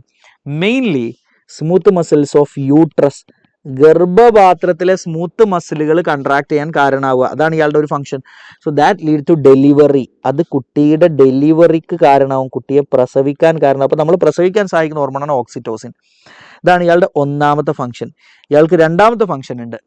പ്രസവിച്ച അമ്മമാർക്കറിയാം, കുട്ടി കരയുന്ന സമയത്ത് അല്ലെങ്കിൽ കുട്ടി ബ്രസ്റ്റ് വന്ന് തൊടുമ്പോഴത്തേക്ക് ബ്രസ്റ്റിൽ നിന്ന് മിൽക്ക് പുറത്തോട്ട് തെറിച്ചു വരും. തെറിച്ചു വരിക പറഞ്ഞാൽ നമ്മളങ്ങനെ പമ്പ് ചെയ്യുന്ന പോലെ ഷൂച്ചൊരു ചീറ്റി പോവുകയല്ല ഉദ്ദേശിച്ചത്, കുറച്ചൊന്നും പുറത്തോട്ട് തള്ളി വരും. That is milk ejection. Eject ചെയ്യാന്ന് പറഞ്ഞാൽ പുറത്തോട്ട് ഇങ്ങനെ തെറിച്ചു വരിക എന്നാണ്. തെറിച്ചു വരിക നിങ്ങൾ പമ്പ് വെച്ച പോലെ തെറിക്കുമെന്നല്ല, കുറച്ചൊന്ന് പുറത്തോട്ട് ഒന്നും കൂടെ ഫോഴ്സിൽ വരും. ക്ലിയർ ആണല്ലോ? That is milk ejection. It stimulate milk ejection. Milk ejection രണ്ട് ഫംഗ്ഷനായി ആൾക്ക്. ക്ലിയർ ആണോ? ഒന്ന് മിൽക്ക് ഇജക്ഷൻ, രണ്ട് ഡെലിവറി, കൺട്രാക്ഷൻ ഓഫ് യൂട്രസ്, ഗർഭപാത്രത്തിന്റെ smooth muscle contraction that lead to delivery. Set അല്ലേ? ഇനി നമ്മൾ നോക്കാൻ പോകുന്നത് ഹോർമോൺസ് ഓഫ് ഹൈപ്പോ. അപ്പോൾ റെഡി അല്ലേ? അത് സെറ്റാണെന്ന് വിചാരിക്കുന്നു. അപ്പോൾ ഈ ഹോർമോണുകൾ നമ്മൾ പഠിച്ചു കേട്ടോ. രണ്ട് ഹോർമോൺ, ADH, വാസോപ്രസിൻ. സെറ്റാണല്ലോ? Sorry, ADH or vasopressin and oxytocin, രണ്ടുപേരുടെയും ഫംഗ്ഷൻ, അതുമായി ബന്ധപ്പെട്ട രോഗവും പഠിച്ചു. ഇനി hormones of hypothalamus which reaches anterior pituitary through portal circulation. Portal സർക്കുലേഷനിലൂടെ ആൻറ്റീരിയർ പിറ്റ്യൂട്ടറിയിലേക്ക് എത്തുന്ന ഹൈപ്പോതലാമസിന്റെ ഹോർമോണുകൾ ആരൊക്കെയാണ്? നോക്കൂ, ഹൈപ്പോതലാമസിൽ നിന്ന് പോർട്ടൽ സർക്കുലേഷനിലൂടെ ആൻറ്റീരിയർ പിറ്റ്യൂട്ടറിയിലേക്ക് എത്തുന്ന ഹോർമോണുകൾ ആക്ച്വലി രണ്ട് ടൈപ്പ് ഹോർമോണുകളാണ്. ഒന്നാമത്തെ ടൈപ്പ് റിലീസിങ് ഹോർമോൺ എന്ന് പറയുന്ന ഹോർമോണാണ്. രണ്ടാമത്തെ ടൈപ്പ് ഇൻഹിബിറ്റിംഗ് ഹോർമോൺ എന്ന് പറയുന്ന ഹോർമോണാണ്. നമുക്ക് നോക്കാം എന്താണ് റിലീസിങ് ഹോർമോൺ, എന്താണ് ഇൻഹിബിറ്റിംഗ് ഹോർമോൺ. നമ്മുടെ സ്ലൈഡ് ഉണ്ടാക്കാൻ വേണ്ടി ഞാനൊരു സിമ്പിൾ ഡയഗ്രാം കൊടുത്താൽ ഒന്ന് വൃത്തിയിലാക്കി തരാൻ പറഞ്ഞാൽ നമ്മുടെ ഡയഗ്രാം ഉണ്ടാക്കുന്ന പെൺകുട്ടി കുറച്ച് അടിപൊളിയാക്കി ഉണ്ടാക്കിയാൽ നമുക്ക് കളറുകൊണ്ട് ഒരു കളി അല്ലേ. എന്തായാലും നോക്ക്, ഇത് നിങ്ങളുടെ ഹൈപ്പോതലാമസ്. നമ്മുടെ ഹൈപ്പോതലാമസിൽ നിന്ന് പോർട്ടൽ സർക്കുലേഷനിലൂടെ പാർസ് ഡിസ്റ്റാലിസ് അല്ലെങ്കിൽ ആൻറ്റീരിയർ പിറ്റ്യൂട്ടറിയിലേക്ക് വരുന്ന ഹോർമോണുകൾ രണ്ട് ടൈപ്പാണ്. ഒന്നാമതാണ് റിലീസിങ് ഹോർമോൺസ്. എന്താണ് റിലീസിങ് ഹോർമോൺസ്? ഒരു ഉദാഹരണം ഞാൻ പറഞ്ഞുതരാം. ഹൈപ്പോതലാമസിൽ നിന്ന് ഗ്രോത്ത് ഹോർമോൺ റിലീസിങ് ഹോർമോൺ എന്ന് പറയുന്ന ഹോർമോൺ ഏതാടാ? ഗ്രോത്ത് ഹോർമോൺ റിലീസിങ് ഹോർമോൺ എന്ന് പറയുന്ന ഹോർമോണ് ഹൈപ്പോതലാമസിൽ നിന്ന് ആൻറ്റീരിയർ പിറ്റ്യൂട്ടറി അല്ലെങ്കിൽ പാർസ് ഡിസ്റ്റാലിസിലേക്ക് എത്തിക്കഴിഞ്ഞാൽ that lead to release of growth hormone from pars distalis.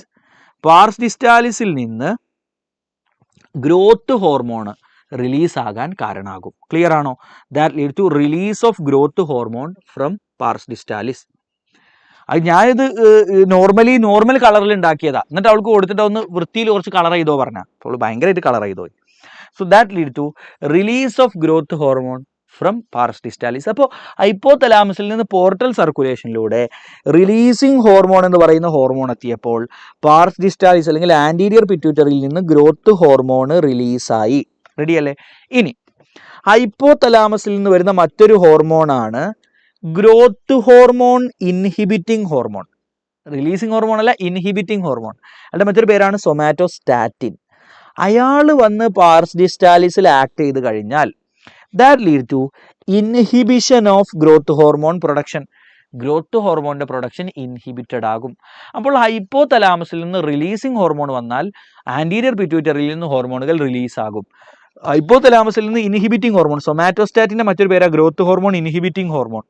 Inhibiting hormone വന്നു കഴിഞ്ഞാൽ ഗ്രോത്ത് ഹോർമോണിന്റെ പ്രൊഡക്ഷൻ ഇൻഹിബിറ്റ് ആകും. ക്ലിയർ ആണോ? മറ്റൊരു ഉദാഹരണം, ഹൈപ്പോതലാമസിൽ നിന്ന് ഗൊണാഡോട്രോഫിൻ റിലീസിംഗ് ഹോർമോൺ എന്ന് പറയുന്ന ഹോർമോണ് പാർസ് ഡിസ്റ്റാലിസിലേക്ക് എത്തിക്കഴിഞ്ഞാൽ pars distalis will produce gonadotrophins. അതായത് ആന്റിയർ പിറ്റ്യൂട്ടറി ഗൊണാഡോട്രോഫിനെ റിലീസ് ചെയ്യും. അതാരൊക്കെയാ? നമ്മുടെ ബോഡിയിലെ ഗൊണാഡോട്രോഫിൻസ് ആണ് FSH, LH. അപ്പോൾ നമ്മൾ പഠിച്ചിട്ടോ, ഹൈപ്പോതലാമസിൽ നിന്ന് ആന്റീരിയർ പിറ്റ്യൂട്ടറിയിലേക്ക് വരുന്ന റിലീസിംഗ് ഹോർമോണുകളുണ്ട്, ഇൻഹിബിറ്റിംഗ് ഹോർമോണുകളുണ്ട്. റിലീസിംഗ് ഹോർമോൺ എന്നാൽ റിലീസ് നടക്കും, ഇൻഹിബിറ്റിംഗ് ഹോർമോൺ എന്നാൽ ഇൻഹിബിഷൻ നടക്കും. ഇപ്പോൾ ഉദാഹരണത്തിന് GnRH ഗൊണാഡോട്രോഫിൻ റിലീസിംഗ് ഹോർമോൺ വന്നാൽ that lead to release of gonadotrophins. FSHന്റെയും LHന്റെയും റിലീസിന് കാരണമാകും. ഇൻഹിബിറ്റിംഗ് ഹോർമോൺ വന്നാൽ that lead to inhibition of production. Hormone production inhibit ആവാൻ കാരണമാകും. റെഡിയല്ലേ കുട്ടികൾ? I hope it is clear. റെഡിയല്ലേ? ഇനി നമ്മൾ നേരെ നോക്കാൻ പോകുന്നത് what are the hormones of pars distalis or anterior pituitary. Anterior പിറ്റ്യൂട്ടറിയുടെ ഹോർമോണുകൾ ആരൊക്കെ, അവരുടെ ഫങ്ഷൻസ് എന്തൊക്കെയാണ്? ക്ലിയർ അല്ലേ? So let's talk about hormones of anterior pituitary. Okay, anterior പിറ്റ്യൂട്ടറിയുടെ ഹോർമോൺ 10:30 ആകുമ്പോഴത്തേക്ക് ക്ലാസ് തീരും കേട്ടോ. ആന്റീരിയർ 10:30ൻ്റെ ഉള്ളിൽ ക്ലാസ് തീരും. ആന്റീരിയർ പിറ്റ്യൂട്ടറിയുടെ ഹോർമോണുകൾ, അവരുടെ ഫങ്ഷൻസ് നോക്ക്. This is your anterior pituitary or pars distalis. Okay. Pituitary. അയാൾ ഉണ്ടാക്കുന്ന ഒന്നാമത്തെ ഹോർമോണാണ് നമ്മൾ പഠിച്ചു, ഗ്രോത്ത് ഹോർമോൺ. എന്താടാ? Growth hormone. രണ്ടാമത്തെ ഹോർമോണും മൂന്നാമത്തെ ഹോർമോൺ ഒന്നിച്ച് പഠിക്കാം. 2 ഹോർമോണുകളുണ്ട്. അടുത്ത 2 ഹോർമോണുകളെ ഒന്നിച്ച് വിളിക്കുന്ന പേരാണ് ഗൊണാഡോട്രോഫിൻസ്. എന്താണ് gonadotrophins? They are FSH, LH. FSHന്റെ ഫുൾ ഫോം ചോദിക്കും കേട്ടോ. ഫോളിക്കുലാർ സ്റ്റിമുലേറ്റിംഗ് ഹോർമോൺ എന്നാണ് full form. Follicular stimulating hormone. Clear ആണോ? ഇനി LHന്റെ ഫുൾ ഫോം ആണ് luteinizing hormone. Luteinizing hormone. Clear ആണല്ലോ? അപ്പോൾ 3 ഹോർമോൺസ് പഠിച്ചു അല്ലേ? ദെൻ അടുത്ത ഹോർമോൺ ആണ് thyroid stimulating hormone. Full form ചോദിക്കുവേ, തൈറോയിഡ് സ്റ്റിമുലേറ്റിംഗ് ഹോർമോൺ. അടുത്ത ഹോർമോൺ ആണ് പ്രൊലാക്റ്റിൻ. എന്താണ്? പ്രൊലാക്റ്റിൻ. ക്ലിയർ അല്ലേ? ഇപ്പം എത്രണ്ണായി? 1, 2, 3, 4, 5 5 ആയില്ലേ? ഒരൊറ്റ ഒന്നും കൂടെ ഉള്ളൂ. അവസാനത്തതാണ് ACTH. എന്താണ്? ACTH. അവർക്ക് പറഞ്ഞേ ACTH എന്ന് പറഞ്ഞാൽ അഡ്രീനോ കോർട്ടിക്കോട്രോഫിക് ഹോർമോൺ. എന്താണ്? Adreno corticotrophic hormone. ഉറക്കെ പറഞ്ഞ അഡ്രീനോ കോർട്ടിക്കോട്രോഫിക് ഹോർമോൺ. ഇനി ഓരോ ഹോർമോണുകളുടെയും ഫംഗ്ഷൻ നോക്കാം. അപ്പോൾ ഏതൊക്കെ 6 ഹോർമോണുകളാണ് ആന്റീരിയർ പിറ്റ്യൂട്ടറി റിലീസ് ചെയ്യുന്നത്? Okay, growth hormone, FSH, LH രണ്ടുപേരെയും കൂടി ഒന്നിച്ച് ഗൊണാഡോട്രോഫിൻസ്, പിന്നെ TSH, prolactin, ACTH adreno corticotrophic hormone. ഇനി ഇവരുടെ ഫംഗ്ഷൻ നോക്ക്. What is the function of ACTH? It stimulate adrenal cortex. അതുകൊണ്ടാണ് പേര് വന്നത് അഡ്രീനോ കോർട്ടിക്കോട്രോഫിക് എന്ന് പറഞ്ഞാൽ സ്റ്റിമുലേറ്റ് ചെയ്യാന്നുള്ള അർത്ഥം. So it stimulate adrenal cortex to produce hormones. Adrenal കോർട്ടെക്സിനെ അവിടുത്തെ ഹോർമോൺ ഉണ്ടാക്കാൻ വേണ്ടി സ്റ്റിമുലേറ്റ് ചെയ്യുക. Now what is the function of prolactin? Lactin എന്ന് പറഞ്ഞാൽ മിൽക്ക് എന്ന അർത്ഥം. It stimulate breast to produce milk or mammary gland to produce milk. That is function of prolactin. What is the function of thyroid stimulating hormone? It stimulate thyroid gland to produce thyroid hormones. Thyroid ഹോർമോണുകൾ ഉണ്ടാക്കാൻ വേണ്ടി thyroid ഗ്ലാൻഡിനെ stimulate ചെയ്യുക. That is function of TSH. FSHന്റെയും LHന്റെയും growth ഹോർമോണിന്റെയും function നമുക്ക് വേറെ തന്നെ നോക്കാം. ക്ലിയർ ആണല്ലോ? I hope it is clear. അപ്പോൾ നമ്മൾ ഇനി നോക്കാൻ പോകുന്നത് ഗ്രോത്ത് ഹോർമോണിന്റെ ഫംഗ്ഷൻ, FSHന്റെ LHന്റെ ഇവരുടെ ഫംഗ്ഷൻ ഇനി നമുക്ക് നോക്കാനുള്ളൂ. What is the function of growth hormone? Simple ആണ്. It stimulate growth and development of body. നമ്മുടെ ബോഡിയുടെ ഗ്രോത്തിനെയും ഡെവലപ്മെന്റിനെയും സ്റ്റിമുലേറ്റ് ചെയ്യുക. സിമ്പിൾ അല്ലേ? Very good. ഇതുമായി ബന്ധപ്പെട്ട് 3 ഡിസീസുകൾ നമ്മളോട്, 3 അവസ്ഥകൾ നമ്മളോട് ചോദിക്കാം.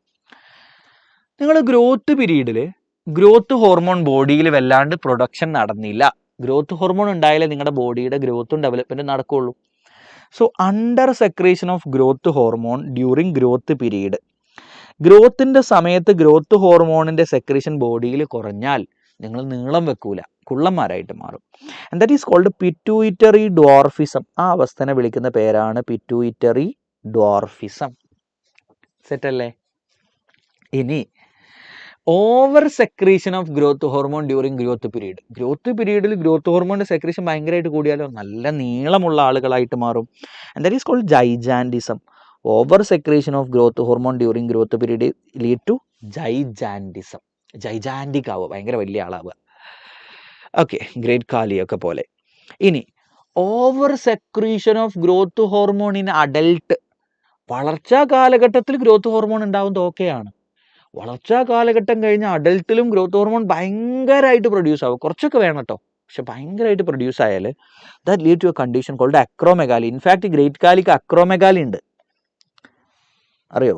Over secretion. അതുകൊണ്ട് അയക്ക് നടക്കാനൊന്നും പറ്റാത്തത്. ഈ അക്രോമെഗാലി ഉണ്ടായ പ്രശ്നം ഗ്രേറ്റ് കാലിക്ക് നമ്മൾ കരുതും അയക്ക് ഭയങ്കര ആരോഗ്യമാണ്. കോപ്പുമില്ല, ഒരാരോഗ്യമില്ല, നല്ല ബുദ്ധിമുട്ടിലാണ് മനുഷ്യൻ ജീവിക്കുന്നത്. ഓക്കെ, ബട്ട് നമുക്ക് ഭയങ്കര ആരോഗ്യമുള്ള പോലെ തോന്നുകയാണ്. So over secretion of growth hormone in adult, okay, that is called acromegaly. അതിന് നമ്മൾ വിളിക്കുന്ന പേരാണ് അക്രോമെഗാലി.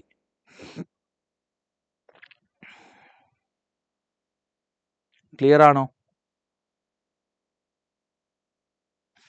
3 ഡിസീസുകൾ കേട്ടോ. അപ്പോൾ ഗ്രോത്ത് ഹോർമോണിന്റെ ഫംഗ്ഷൻ, അതിന്റെ ഫംഗ്ഷൻ, അതുമായി ബന്ധപ്പെട്ട 3 ഡിസീസ് ഏതൊക്കെ? Gigantism, acromegaly, pituitary dwarfism. Very good. അടുത്തത്, what is the function of FSH and LH? നോക്കൂ, FSHന്റെ പേര് തന്നെയുണ്ട്. ആദ്യം LHന്റെ ഫംഗ്ഷൻ പഠിക്കാം. ഇൻ മെയിൽസിൽ LH എന്ന് പറയുന്ന ഹോർമോൺ മെയിൽസിന്റെ ടെസ്റ്റിസിൽ പോയിട്ട് ആക്ട് ചെയ്യും. മെയിൽസിന്റെ ടെസ്റ്റിസിൽ ലെയ്ഡിക് സെൽ എന്ന് പറയുന്ന ഒരു സെല്ലുണ്ട്.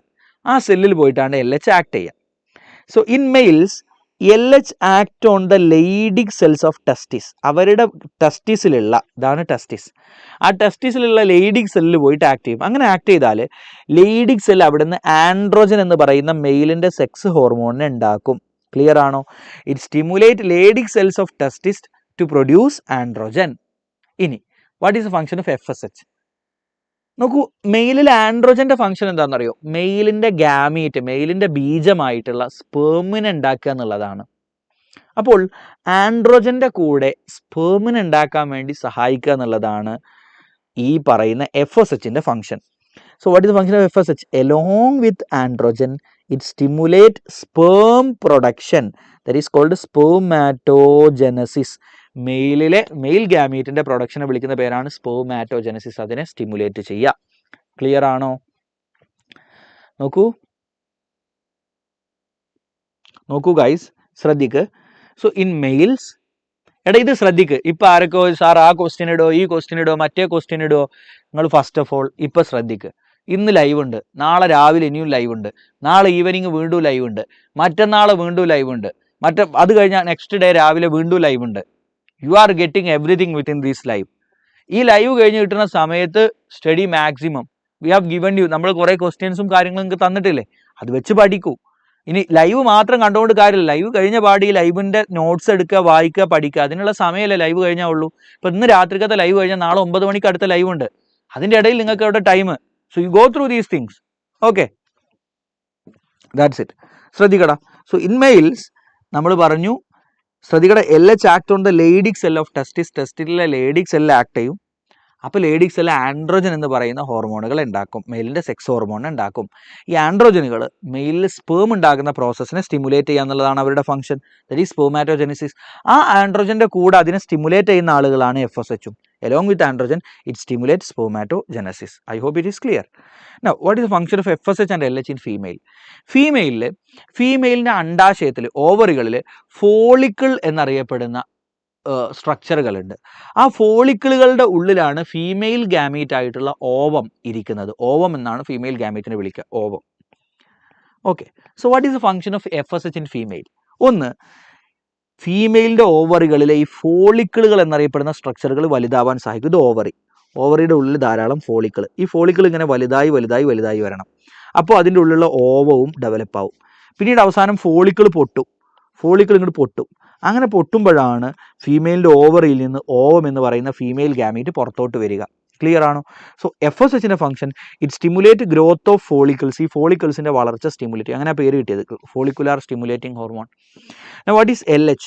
LHന്റെ ഫംഗ്ഷൻ ആണ്, it stimulate rupture of this follicle. ഓവറിയിലെ ഈ ഫോളിക്കിൾ പൊട്ടാൻ കാരണമാകും. It stimulate rupture of follicle and release of ovum. അതിനെയാണ് നമ്മൾ ഓവുലേഷൻ എന്ന് പറയുക. എന്താ പറയുക? Ovulation. So it stimulate ovulation, that is rupture, പൊട്ടുക, of follicle to release ovum. Clear ആണോ? അങ്ങനെ ഫോളിക്കിൾ പൊട്ടി ഫോളിക്കിളിൻ്റെ ഉള്ളിലുള്ള ഓവം പുറത്തേക്ക് റിലീസായി. ഗൈസ് നോക്ക്, ഫോളിക്കിൾ പൊട്ടി. അപ്പോൾ അത് വലിയ ഫോളിക്കിൾ ഉണ്ടായിരുന്നു, ഫോളിക്കിളിൻ്റെ ഉള്ളിൽ ഓവം ഉണ്ടായിരുന്നു. Okay, ovum, this was your ovum. But follicle ഭയങ്കര വലുതായി, അവസാനം ഫോളിക്കിൾ പൊട്ടി ഓവത്തെ പുറത്തോട്ട് റിലീസ് ചെയ്തു. അങ്ങനെ റിലീസ് ചെയ്ത് കഴിഞ്ഞാൽ ഈ ഫോളിക്കിളിൻ്റെ ബാക്കിയുള്ള കുറേ ഭാഗങ്ങളുണ്ടല്ലോ, അവർ കൂടി ചേർന്നുകൊണ്ട് they form a structure called corpus luteum. എന്തായിട്ട് മാറൂട? ഓവറിക്കുള്ളിൽ തന്നെ ഈ ഫോളിക്കിളിൻ്റെ ബാക്കിയുള്ള ഈ ഭാഗം ഉണ്ടല്ലോ, അത് കൂടി ചേർന്ന് they form a structure called corpus luteum. Ovum പുറത്തോട്ട് പോയി ഓവറിൽ നിന്ന്. സോ ഈ കോർപ്പസ് ലൂട്ടിയത്തിൻ്റെ പുറത്ത് LH ആക്ട് ചെയ്യും. അങ്ങനെ ആക്ട് ചെയ്ത് കഴിഞ്ഞാൽ corpus luteum produce a hormone called progesterone. Corpus luteum progesterone എന്ന് പറയുന്ന ഹോർമോൺ ഉണ്ടാക്കും. അപ്പോൾ what is the function of LH? It stimulates the rupture of follicle to release ovum, that is called ovulation, and then corpus luteum ഉണ്ടാകും. And it stimulates this corpus luteum to produce progesterone. Corpus ലൂട്ടിയത്തെ progesterone ഉണ്ടാക്കാൻ വേണ്ടി stimulate ചെയ്യുക, അതും ഇയാളുടെ ഫംഗ്ഷനാണ്. Clear അല്ലേ? I hope it is clear. Okay, ഞാൻ അടുത്തത്. അപ്പോൾ നമ്മളതൊക്കെ പഠിച്ചിട്ടോ. പാർസ് ഡിസ്റ്റാലിസിൻ്റെ ഹോർമോണുകൾ എല്ലാവരും പഠിച്ചു, അവരുടെ ഫംഗ്ഷനും പഠിച്ചു. അടുത്താണ് pars intermediate hormone, that is MSH. ഇതിൻ്റെ ഒക്കെ ഫുൾ ഫോം പറയാൻ വേണ്ടിയിട്ട് വേറെ തന്നെ ക്വസ്റ്റ്യൻ വരാറുണ്ട്. What is the full form of given hormones? FSH, LH, then MSH, then ACTH, TSH, ഇതിൻ്റെ ഒക്കെ ഫുൾ ഫോം ചോദിക്കാറുണ്ട്. So what is MSH? Melanocyte stimulating hormone. So it act on melanocyte. നമ്മുടെ സ്കിന്നിൽ നമുക്ക് കളർ നൽകുന്ന സെല്ലുകളാണ് melanocytes. So it act on melanocytes and it regulate body pigmentation. നമ്മുടെ ബോഡിയുടെ പിഗ്മെൻറ്റേഷൻ ഉണ്ടല്ലോ, ബോഡിയുടെ ഒരു കളറേഷൻ ഉണ്ടല്ലോ, അതിനെ സ്റ്റിമുലേറ്റ് ചെയ്യുക. That is the function. അപ്പോൾ നമ്മൾ അതൊക്കെ പഠിച്ചിട്ടോ, ഈ ഹോർമോണുകളൊക്കെ പഠിച്ചു, അതിൻ്റെ ഫംഗ്ഷൻ പഠിച്ചുകൊണ്ട് expand following ACTH, FSH, TSH, ADH, ഇതിൻ്റെയൊക്കെ ഫുൾ ഫോം എന്താണെന്നാണ് ചോദിച്ചത്. Give reason for these disorders. ഈ ഡിസോർഡറുകളുടെ കാരണം നിങ്ങൾ പഠിച്ചത് തന്നെയാണ്. Okay, now let's talk about pineal gland. നമുക്ക് പിനിയൽ ഗ്ലാൻഡ് ഉണ്ടാക്കുന്ന ഹോർമോണിൻ്റെ പേരാണ് മെലറ്റോണിൻ. എന്താണ് മക്കളെ? Melatonin. What is the function of melatonin? It regulate your 24-hour rhythm or diurnal rhythm. നമ്മുടെ ബോഡിക്ക് ഒരു പ്രത്യേക റിതം ഉണ്ട്, അതാണ് 24-hour rhythm അല്ലെങ്കിൽ ഡയേണൽ റിതം. അത് മെയിൻറ്റെയിൻ ചെയ്യാൻ നമ്മളെ സഹായിക്കുക എന്നുള്ളതാണ് പിനിയൽ ഗ്ലാൻഡിൻ്റെ function. It maintain 24-hour rhythm or diurnal rhythm. Ready അല്ലേ? അതേ ചോദിക്കുള്ളത് ആരാണ്, ഏത് ഹോർമോൺ? ആരുണ്ടാക്കുന്നത്? Pineal gland. ഏതാ hormone? Melatonin. Diurnal rhythm or 24-hour rhythm. ഇനി നമ്മുടെ തൈറോയിഡ് ഗ്ലാൻഡ് എടുത്തു കഴിഞ്ഞാൽ തൈറോയിഡ് ഗ്ലാൻഡിന് 2 ലോബുകളുണ്ട്. ഇവിടെ ഒരു ലോബ്, ഇവിടെ ഒരു ലോബ്. ആ 2 ലോബിനെയും കണക്ട് ചെയ്യുന്ന ഒരു സ്ട്രക്ചർ ഉണ്ട് നടുവിൽ, ദാറ്റ് ഈസ് കോൾഡ് ഇസ്തമസ്. അതിനെ വിളിക്കുന്ന പേരാ ഇസ്തമസ്. It connect 2 lobes. ആ ലോബുകളെ കണക്ട് ചെയ്യുന്ന ഭാഗമാണ് ഇസ്തമസ്. നിങ്ങൾ തൈറോയിഡ് ഗ്ലാൻഡിൻ്റെ ഉള്ളിൽ നോക്കിയാൽ നിങ്ങൾക്ക് ഇത്തരം കുറേ സ്ട്രക്ചറുകൾ കാണാൻ പറ്റും. ദീസ് ആർ ആക്ച്വലി ഫോളിക്കിൾസ് എന്ന് പറയുന്ന സ്ട്രക്ചർ തൈറോയിഡിൻ്റെ ഉള്ളിലും കാണാൻ പറ്റും. ഓക്കെ, ഫോളിക്കിളിൻ്റെ പുറത്തുള്ള സ്പേസ് ഉണ്ട്, അവിടെയും ചില സെല്ലുകൾ കാണാൻ പറ്റും. അവരെ വിട്ടേക്ക്. Let's talk about these follicles. ഈ വട്ടത്തിലുള്ള സെൽസ് ഓഫ് തൈറോയിഡ് ഫോളിക്കിൾസ്. ഈ തൈറോയിഡ് ഫോളിക്കിൾസിലെ സെല്ലുകൾ ഉണ്ടല്ലോ, the cells present this thyroid follicle, they produce 2 hormones, that is T3 and T4. T3 എന്ന് പറഞ്ഞാൽ ട്രൈ അയഡോ തൈറോണിൻ. എന്താണ് മക്കളെ? Try iodo thyronine. ഇനി T4 എന്ന് പറഞ്ഞാൽ ടെട്രാ അയഡോ തൈറോണിൻ. ഇങ്ങനെ 2 ഹോർമോണുകളെയാണ് ഈ സെല്ലുകൾ ഉണ്ടാക്കുക. So the cells of thyroid follicles they produce 2 hormones, triiodothyronine and tetraiodothyronine. ഈ ടെട്രാ അയഡോ തൈറോണിനെ നമ്മൾ തൈറോക്സിൻ എന്നും വിളിക്കാറുണ്ട്. ഇവരുടെ ഫംഗ്ഷൻ എന്താ നോക്ക്.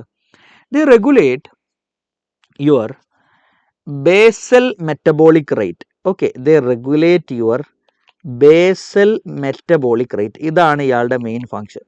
നമ്മുടെ ബോഡിയുടെ മെറ്റബോളിസത്തെ റെഗുലേറ്റ് ചെയ്യുക, മൊത്തത്തിലുള്ള മെറ്റബോളിസത്തെ റെഗുലേറ്റ് ചെയ്യുക എന്നുള്ളതാണ് T3യുടെയും T4ൻ്റെയും ഫംഗ്ഷൻ. നിങ്ങളോട് what is the function of thyroid hormone എന്ന് ചോദിച്ചാൽ T3യുടെയും T4ൻ്റെയും ഫംഗ്ഷനാണ് അവർ ചോദിക്കുന്നത്, വേറെ ആരുടെയും അല്ല. Whenever they are asking about thyroid hormone, that is about the function of T3 and T4. ഇനി നോക്കൂ, നിങ്ങളുടെ ബോഡിയിൽ T3യുടെയും T4ൻ്റെയും സെക്രീഷൻ കൂടാം. ചില രോഗങ്ങളിൽ T3യുടെയും T4ൻ്റെയും പ്രൊഡക്ഷൻ ഭയങ്കരമായിട്ട് ബോഡിയിൽ കൂടാം. അത്തരം രോഗങ്ങളെ നമ്മൾ മൊത്തത്തിൽ ഹൈപ്പർ തൈറോയിഡിസം ഉള്ള രോഗങ്ങൾ എന്നാണ് പറയുക. ഹൈപ്പർ എന്ന് പറഞ്ഞാൽ കൂടുക, തൈറോയിഡ് ഹോർമോൺ പ്രൊഡക്ഷൻ കൂടുന്ന രോഗങ്ങൾ. അതേ സമയത്ത് ചില രോഗങ്ങളിൽ തൈറോയിഡ് ഹോർമോണിൻ്റെ പ്രൊഡക്ഷൻ കുറയാം. അത്തരം രോഗങ്ങളെ ഹൈപ്പോ തൈറോയിഡിസം എന്നാണ് വിളിക്കുക. എന്താണ് ഹൈപ്പോ തൈറോയിഡിസം? അപ്പോൾ ഹൈപ്പോ തൈറോയിഡിസം ഉള്ള പല അവസ്ഥകൾ കാണാൻ പറ്റും, ഹൈപ്പർ തൈറോയിഡിസം ഉള്ള പല അവസ്ഥ. ഇപ്പോൾ ഉദാഹരണം പറഞ്ഞു തരട്ടെ. ഇപ്പോൾ ക്യാൻസർ, തൈറോയിഡ് ഗ്ലാൻഡിന് ക്യാൻസർ വന്നാൽ തൈറോയിഡ് ഹോർമോണിൻ്റെ പ്രൊഡക്ഷൻ ഭയങ്കരമായിട്ട് കൂടാൻ സാധ്യതയുണ്ട്. അപ്പോൾ നമ്മൾ പറയും it is A condition of hyper thyroidism. ഇനി തൈറോയിഡ് ഗ്ലാൻഡിൽ നിറയെ നൊഡ്യൂളുകൾ, ഉണ്ടയുള്ള സ്ട്രക്ചറുകൾ ഡെവലപ്പ് ചെയ്യാം. ഞങ്ങളതിനെ മൾട്ടി നോഡുലാർ ഗോയിറ്റർ എന്ന് പറയും. അപ്പോൾ അങ്ങനെ നൊഡ്യൂളുകൾ ഡെവലപ്പ് ചെയ്താൽ തൈറോയിഡ് ഹോർമോണിൻ്റെ പ്രൊഡക്ഷൻ കൂടാൻ സാധ്യതയുണ്ട്. അപ്പോൾ അതും ഒരു ഹൈപ്പർ തൈറോയിഡിസം ഉള്ള അവസ്ഥയാണ്. ക്ലിയർ അല്ലേ? അപ്പോൾ തൈറോയിഡ് രോഗങ്ങളെ നമുക്ക് ജനറലി 2 ഗ്രൂപ്പാക്കാം. Diseases in which there is increased production, diseases in which there is decreased production. അപ്പോൾ ഡിക്രീസ്ഡ് പ്രൊഡക്ഷൻ ഉള്ള അവസ്ഥകളെ മൊത്തത്തിൽ നമ്മൾ എന്താ പറയുക? Hypothyroidism. അത്തരത്തിലുള്ള 2 രോഗങ്ങൾ NCERT പറയുന്നുണ്ട്. ഒന്നാമത്തേതാണ് ഗോയിറ്റർ അല്ലെങ്കിൽ സിമ്പിൾ ഗോയിറ്റർ. വെറും ഗോയിറ്റർ എന്ന് കേട്ടാൽ നിങ്ങൾ സിമ്പിൾ ഗോയിറ്ററിനെയാണ് നിങ്ങളുടെ മനസ്സിലേക്ക് കൊണ്ടുവരേണ്ടത്. സോ ഇതെന്താ സംഭവം? This is a disease in which, first point നിങ്ങൾ കിട്ടി, this is a disease in which there is decreased thyroid hormone production. ഇനി അതിൻ്റെ കാരണമാണ് കിട്ടേണ്ടത്. Look, triiodothyronine, tetraiodothyronine, thyronine, iodothyronine. കണ്ടോ, iodine is essential for thyroid hormone production. അപ്പോൾ ഒരാളുടെ ഡയറ്റിൽ അയഡിൻ്റെ അളവ് കുറഞ്ഞാൽ that lead to hypothyroidism. Clear അല്ലേ?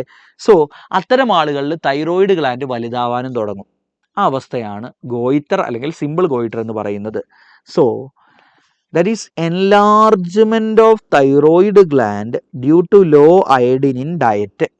ഡയറ്റിൽ അയഡിൻ കുറയുന്നത് കാരണം തൈറോയിഡ് ഗ്ലാൻഡ് എൻലാർജ് ആകുന്ന അവസ്ഥ. ക്ലിയർ അല്ലേ? ഇത് സാധാരണ അഡൽട്ടിലാണ് കാണുക, പ്രായമായ, അതായത് നമ്മളെ പോലത്തെ ആളുകളിലാണ് കാണുക. പക്ഷേ ഒരു ഗർഭിണിയായ സ്ത്രീ, അവർ ഗർഭിണിയായപ്പോൾ അവരുടെ ബോഡിയിൽ തൈറോയിഡ് ഹോർമോൺ കുറഞ്ഞു. That is hypothyroidism of pregnant mothers. Pregnant ആയിരിക്കുന്ന സമയത്ത് അമ്മമാരിൽ തൈറോയിഡ് ഹോർമോണിൻ്റെ പ്രൊഡക്ഷൻ കുറഞ്ഞാൽ കുട്ടിക്കും തൈറോയിഡ് ഹോർമോൺ കിട്ടാത്ത അവസ്ഥ വരും. And that lead to cretinism. So cretinism is seen in children born to hypothyroid mothers. ഹൈപ്പോ തൈറോയിഡിസം ഉള്ള അമ്മമാർക്ക് ജനിക്കുന്ന കുട്ടികളിൽ വരുന്നൊരവസ്ഥയാണ് ക്രെറ്റിനിസം. അത്തരം കുട്ടികളിൽ എന്തൊക്കെ പ്രശ്നം ഉണ്ടാവുക? അവരുടെ വളർച്ച മുരടിക്കും, സ്റ്റെൻഡഡ് ഗ്രോത്ത്, അവരുടെ മാനസിക വളർച്ചയും മുരടിക്കും, ബുദ്ധി മുരടിക്കും. അതാണ് മെൻ്റൽ റിട്ടാർഡേഷൻ. അവർക്ക് ബുദ്ധി, അതായത് മാനസിക വളർച്ച മുരടിച്ച ബുദ്ധി, IQ ഉണ്ടാവില്ല, ലോ IQ, ഇൻ്റലിജൻസ് ക്വോഷ്യൻസ് ഒന്നും പറയണ്ട, IQ കുറയും. ക്ലിയർ അല്ലേ? ഇത്തരം പോയിന്റെങ്കിലും ഓർത്തോട്ടാ. അവർക്ക് സംസാരിക്കാനുള്ള കഴിവില്ലാതിരിക്കുക, ചെവി കേൾക്കാതിരിക്കുക, ഇങ്ങനത്തെ പ്രശ്നങ്ങളൊക്കെ അത്തരം കുട്ടികൾക്ക് ഉണ്ടാവാം. ക്ലിയർ ആണോ? അപ്പോൾ ഒന്നാമത്തെ simple goitre, low iodine diet കാരണം തൈറോയിഡ് ഹോർമോണിൻ്റെ പ്രൊഡക്ഷൻ കുറയുകയും തൈറോയിഡ് ഗ്ലാൻഡ് വലുതാവുകയും ചെയ്യാം. That is simple goitre or goitre. ഇനി ക്രെറ്റിനിസം എന്ന് പറഞ്ഞാൽ it is seen in children born to hypothyroid mothers. അവർക്ക് എന്തൊക്കെ ഉണ്ടാവുക? Mental retardation, stunted growth, deaf mutism, ഇങ്ങനത്തെ പ്രശ്നങ്ങൾ, ലോ IQ, ഇത്തരം പ്രശ്നങ്ങൾ ഉണ്ടാവും. ഇനി നോക്കൂ, hyperthyroidism increased thyroid hormone synthesis ആണ്. ഇത് പല രോഗങ്ങളിലും ഉണ്ടാവാം. അത്തരത്തിലുള്ള ഒരു ഉദാഹരണം, ഇപ്പോൾ തന്നെ തൈറോയിഡ് ഗ്ലാൻഡിന് ക്യാൻസർ വന്നാലും ഹൈപ്പർ തൈറോയിഡിസം ഉണ്ടാവാം. പക്ഷെ നമ്മൾ പഠിക്കാനുള്ള ഉദാഹരണം എന്താ അറിയോ? ദാറ്റ് ഈസ് എക്സോഫ്താൽമിക് ഗോയിറ്റർ അല്ലെങ്കിൽ ഗ്രേവ്സ് ഡിസീസ് എന്ന് പറയുന്ന ഒരു ഡിസീസ് ഉണ്ട്.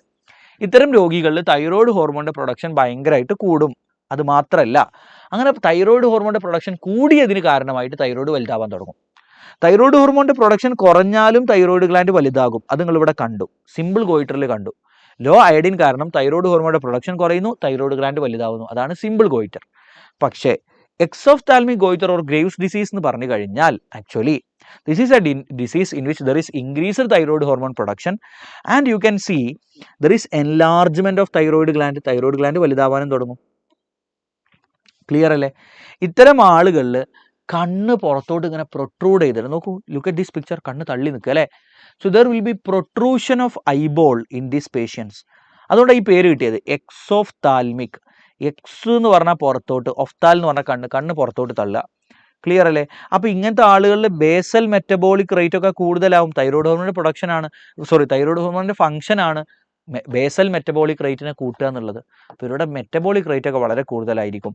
അപ്പോൾ ഇവരുടെ മെറ്റബോളിസം ഭയങ്കരമായിട്ട് നടക്കുന്ന കാരണം വെയിറ്റ് കുറഞ്ഞു പോകും. ക്ലിയർ അല്ലേ? There will be weight loss. റെഡിയാണോ മക്കളെ? I hope it is clear. Ready ആണെങ്കിൽ ഒന്ന് കമൻറ്റ് ചെയ്തേക്ക് കേട്ടോ. റെഡി ആണെങ്കിൽ ഒന്ന് കമൻറ്റ് ചെയ്തേക്കാം.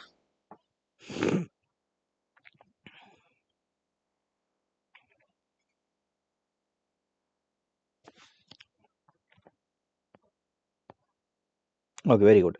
അടുത്താണ് നമ്മുടെ തൈറോയിഡ് ഗ്ലാൻഡിനെ ഉണ്ടാക്കുന്ന മറ്റൊരു ഹോർമോണാണ് തൈറോ കാൽഷിറ്റോണിൻ അല്ലെങ്കിൽ TCT. TCTയുടെ function it decrease blood calcium level. നമ്മുടെ ബ്ലഡിലെ കാൽഷ്യത്തിൻ്റെ ലെവൽ കുറക്കുക എന്നുള്ളതാണ് ഇയാളുടെ ഫംഗ്ഷൻ. TCTയുടെ ഫംഗ്ഷൻ എന്താ? It decrease blood calcium level. ഇനി ശ്രദ്ധിക്ക്, വി ഹാവ് പാരാതൈറോയിഡ് ഗ്ലാൻഡ്സ്. എത്ര ഉണ്ടെന്ന് അറിയോ? 4 പാരാതൈറോയിഡ് ഗ്ലാൻഡ് ഉണ്ട്.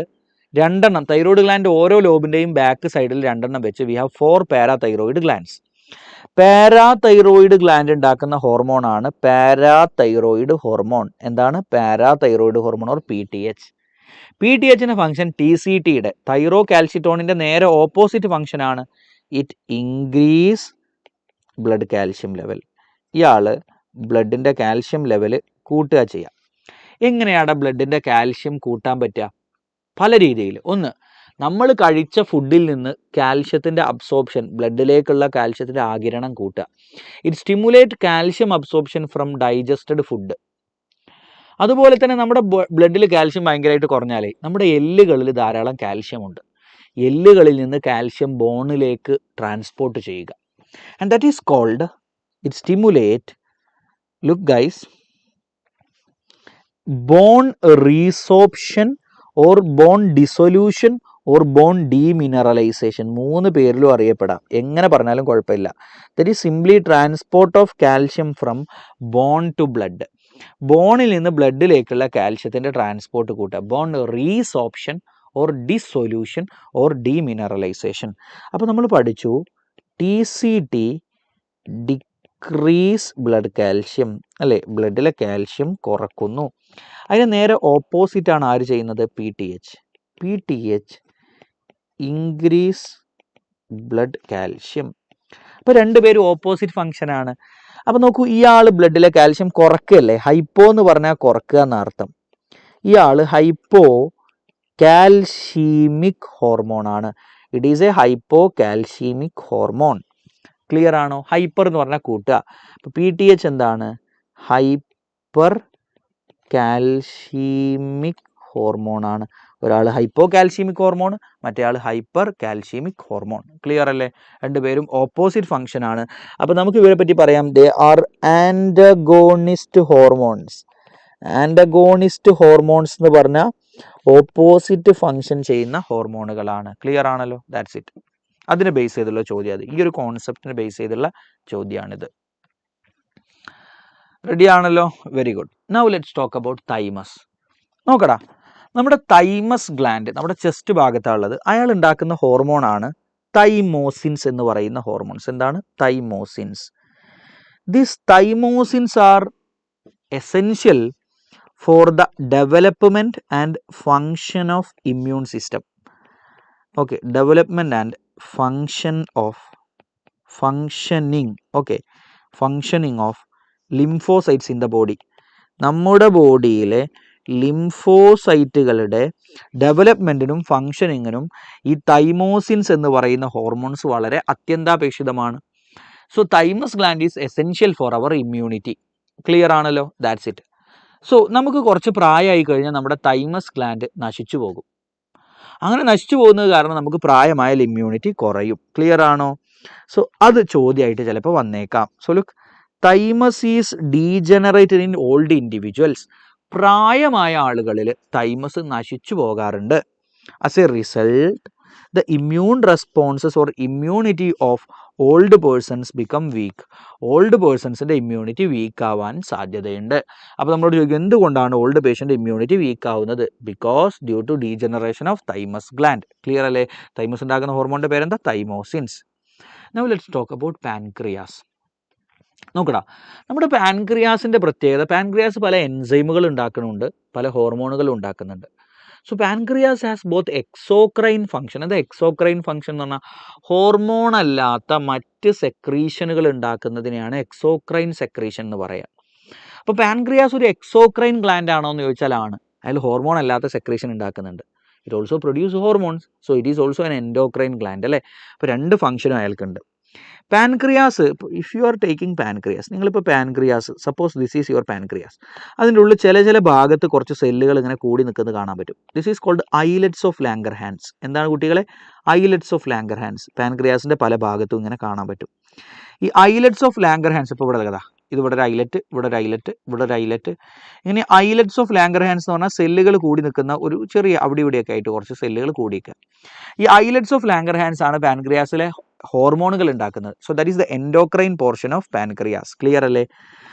So the endocrine part of pancreas is islets of Langerhans. ഒന്ന് വായിച്ചേ, ഐലറ്റ്സ് ഓഫ് ലാംഗർഹാൻസ്. അതിനകത്ത് കുറേ ടൈപ്പ് ഓഫ് സെല്ലുകളുണ്ട്. പ്രധാനപ്പെട്ട 2 ടൈപ്പ് ഓഫ് സെല്ലുകളാണ് ആൽഫ സെല്ല്, ബീറ്റ സെല്ല്. 10:30 വേണ്ടൊരു പൈക്കോ, 10:30 തീർക്കണം ഞാൻ ആഗ്രഹിച്ചു, പക്ഷേ എനിക്ക് 10:45 കേട്ടോ. ഇനി 10:30 ആയതുകൊണ്ട് ഞങ്ങൾ പോവുകയാണ്, ഞങ്ങൾക്ക് കാണാൻ പറ്റൂല എന്ന് അഭിപ്രായമുള്ളവരുണ്ടെങ്കിൽ പൊക്കോ, no problem. Okay, so guys ശ്രദ്ധിക്കുക, അങ്ങനെയൊക്കെയല്ലേ ഇപ്പോൾ പറയാൻ പറ്റുള്ളൂ. ഇനി സോ പാൻക്രിയാസിലെ ഐലറ്റ്സ് ഓഫ് ലാംഗർഹാൻസിൽ 2 തരം സെല്ലുകളുണ്ട്. We have alpha cells and beta cells. നമുക്ക് ബി ഫോർ ഇൻസുലിൻ, ബി എന്ന് ഓർത്താൽ മതി. Beta cell produce a hormone called insulin and alpha cell produce glucagon. Clear അല്ലേ കുട്ടികളെ? So alpha cell produce glucagon and beta cell produce insulin.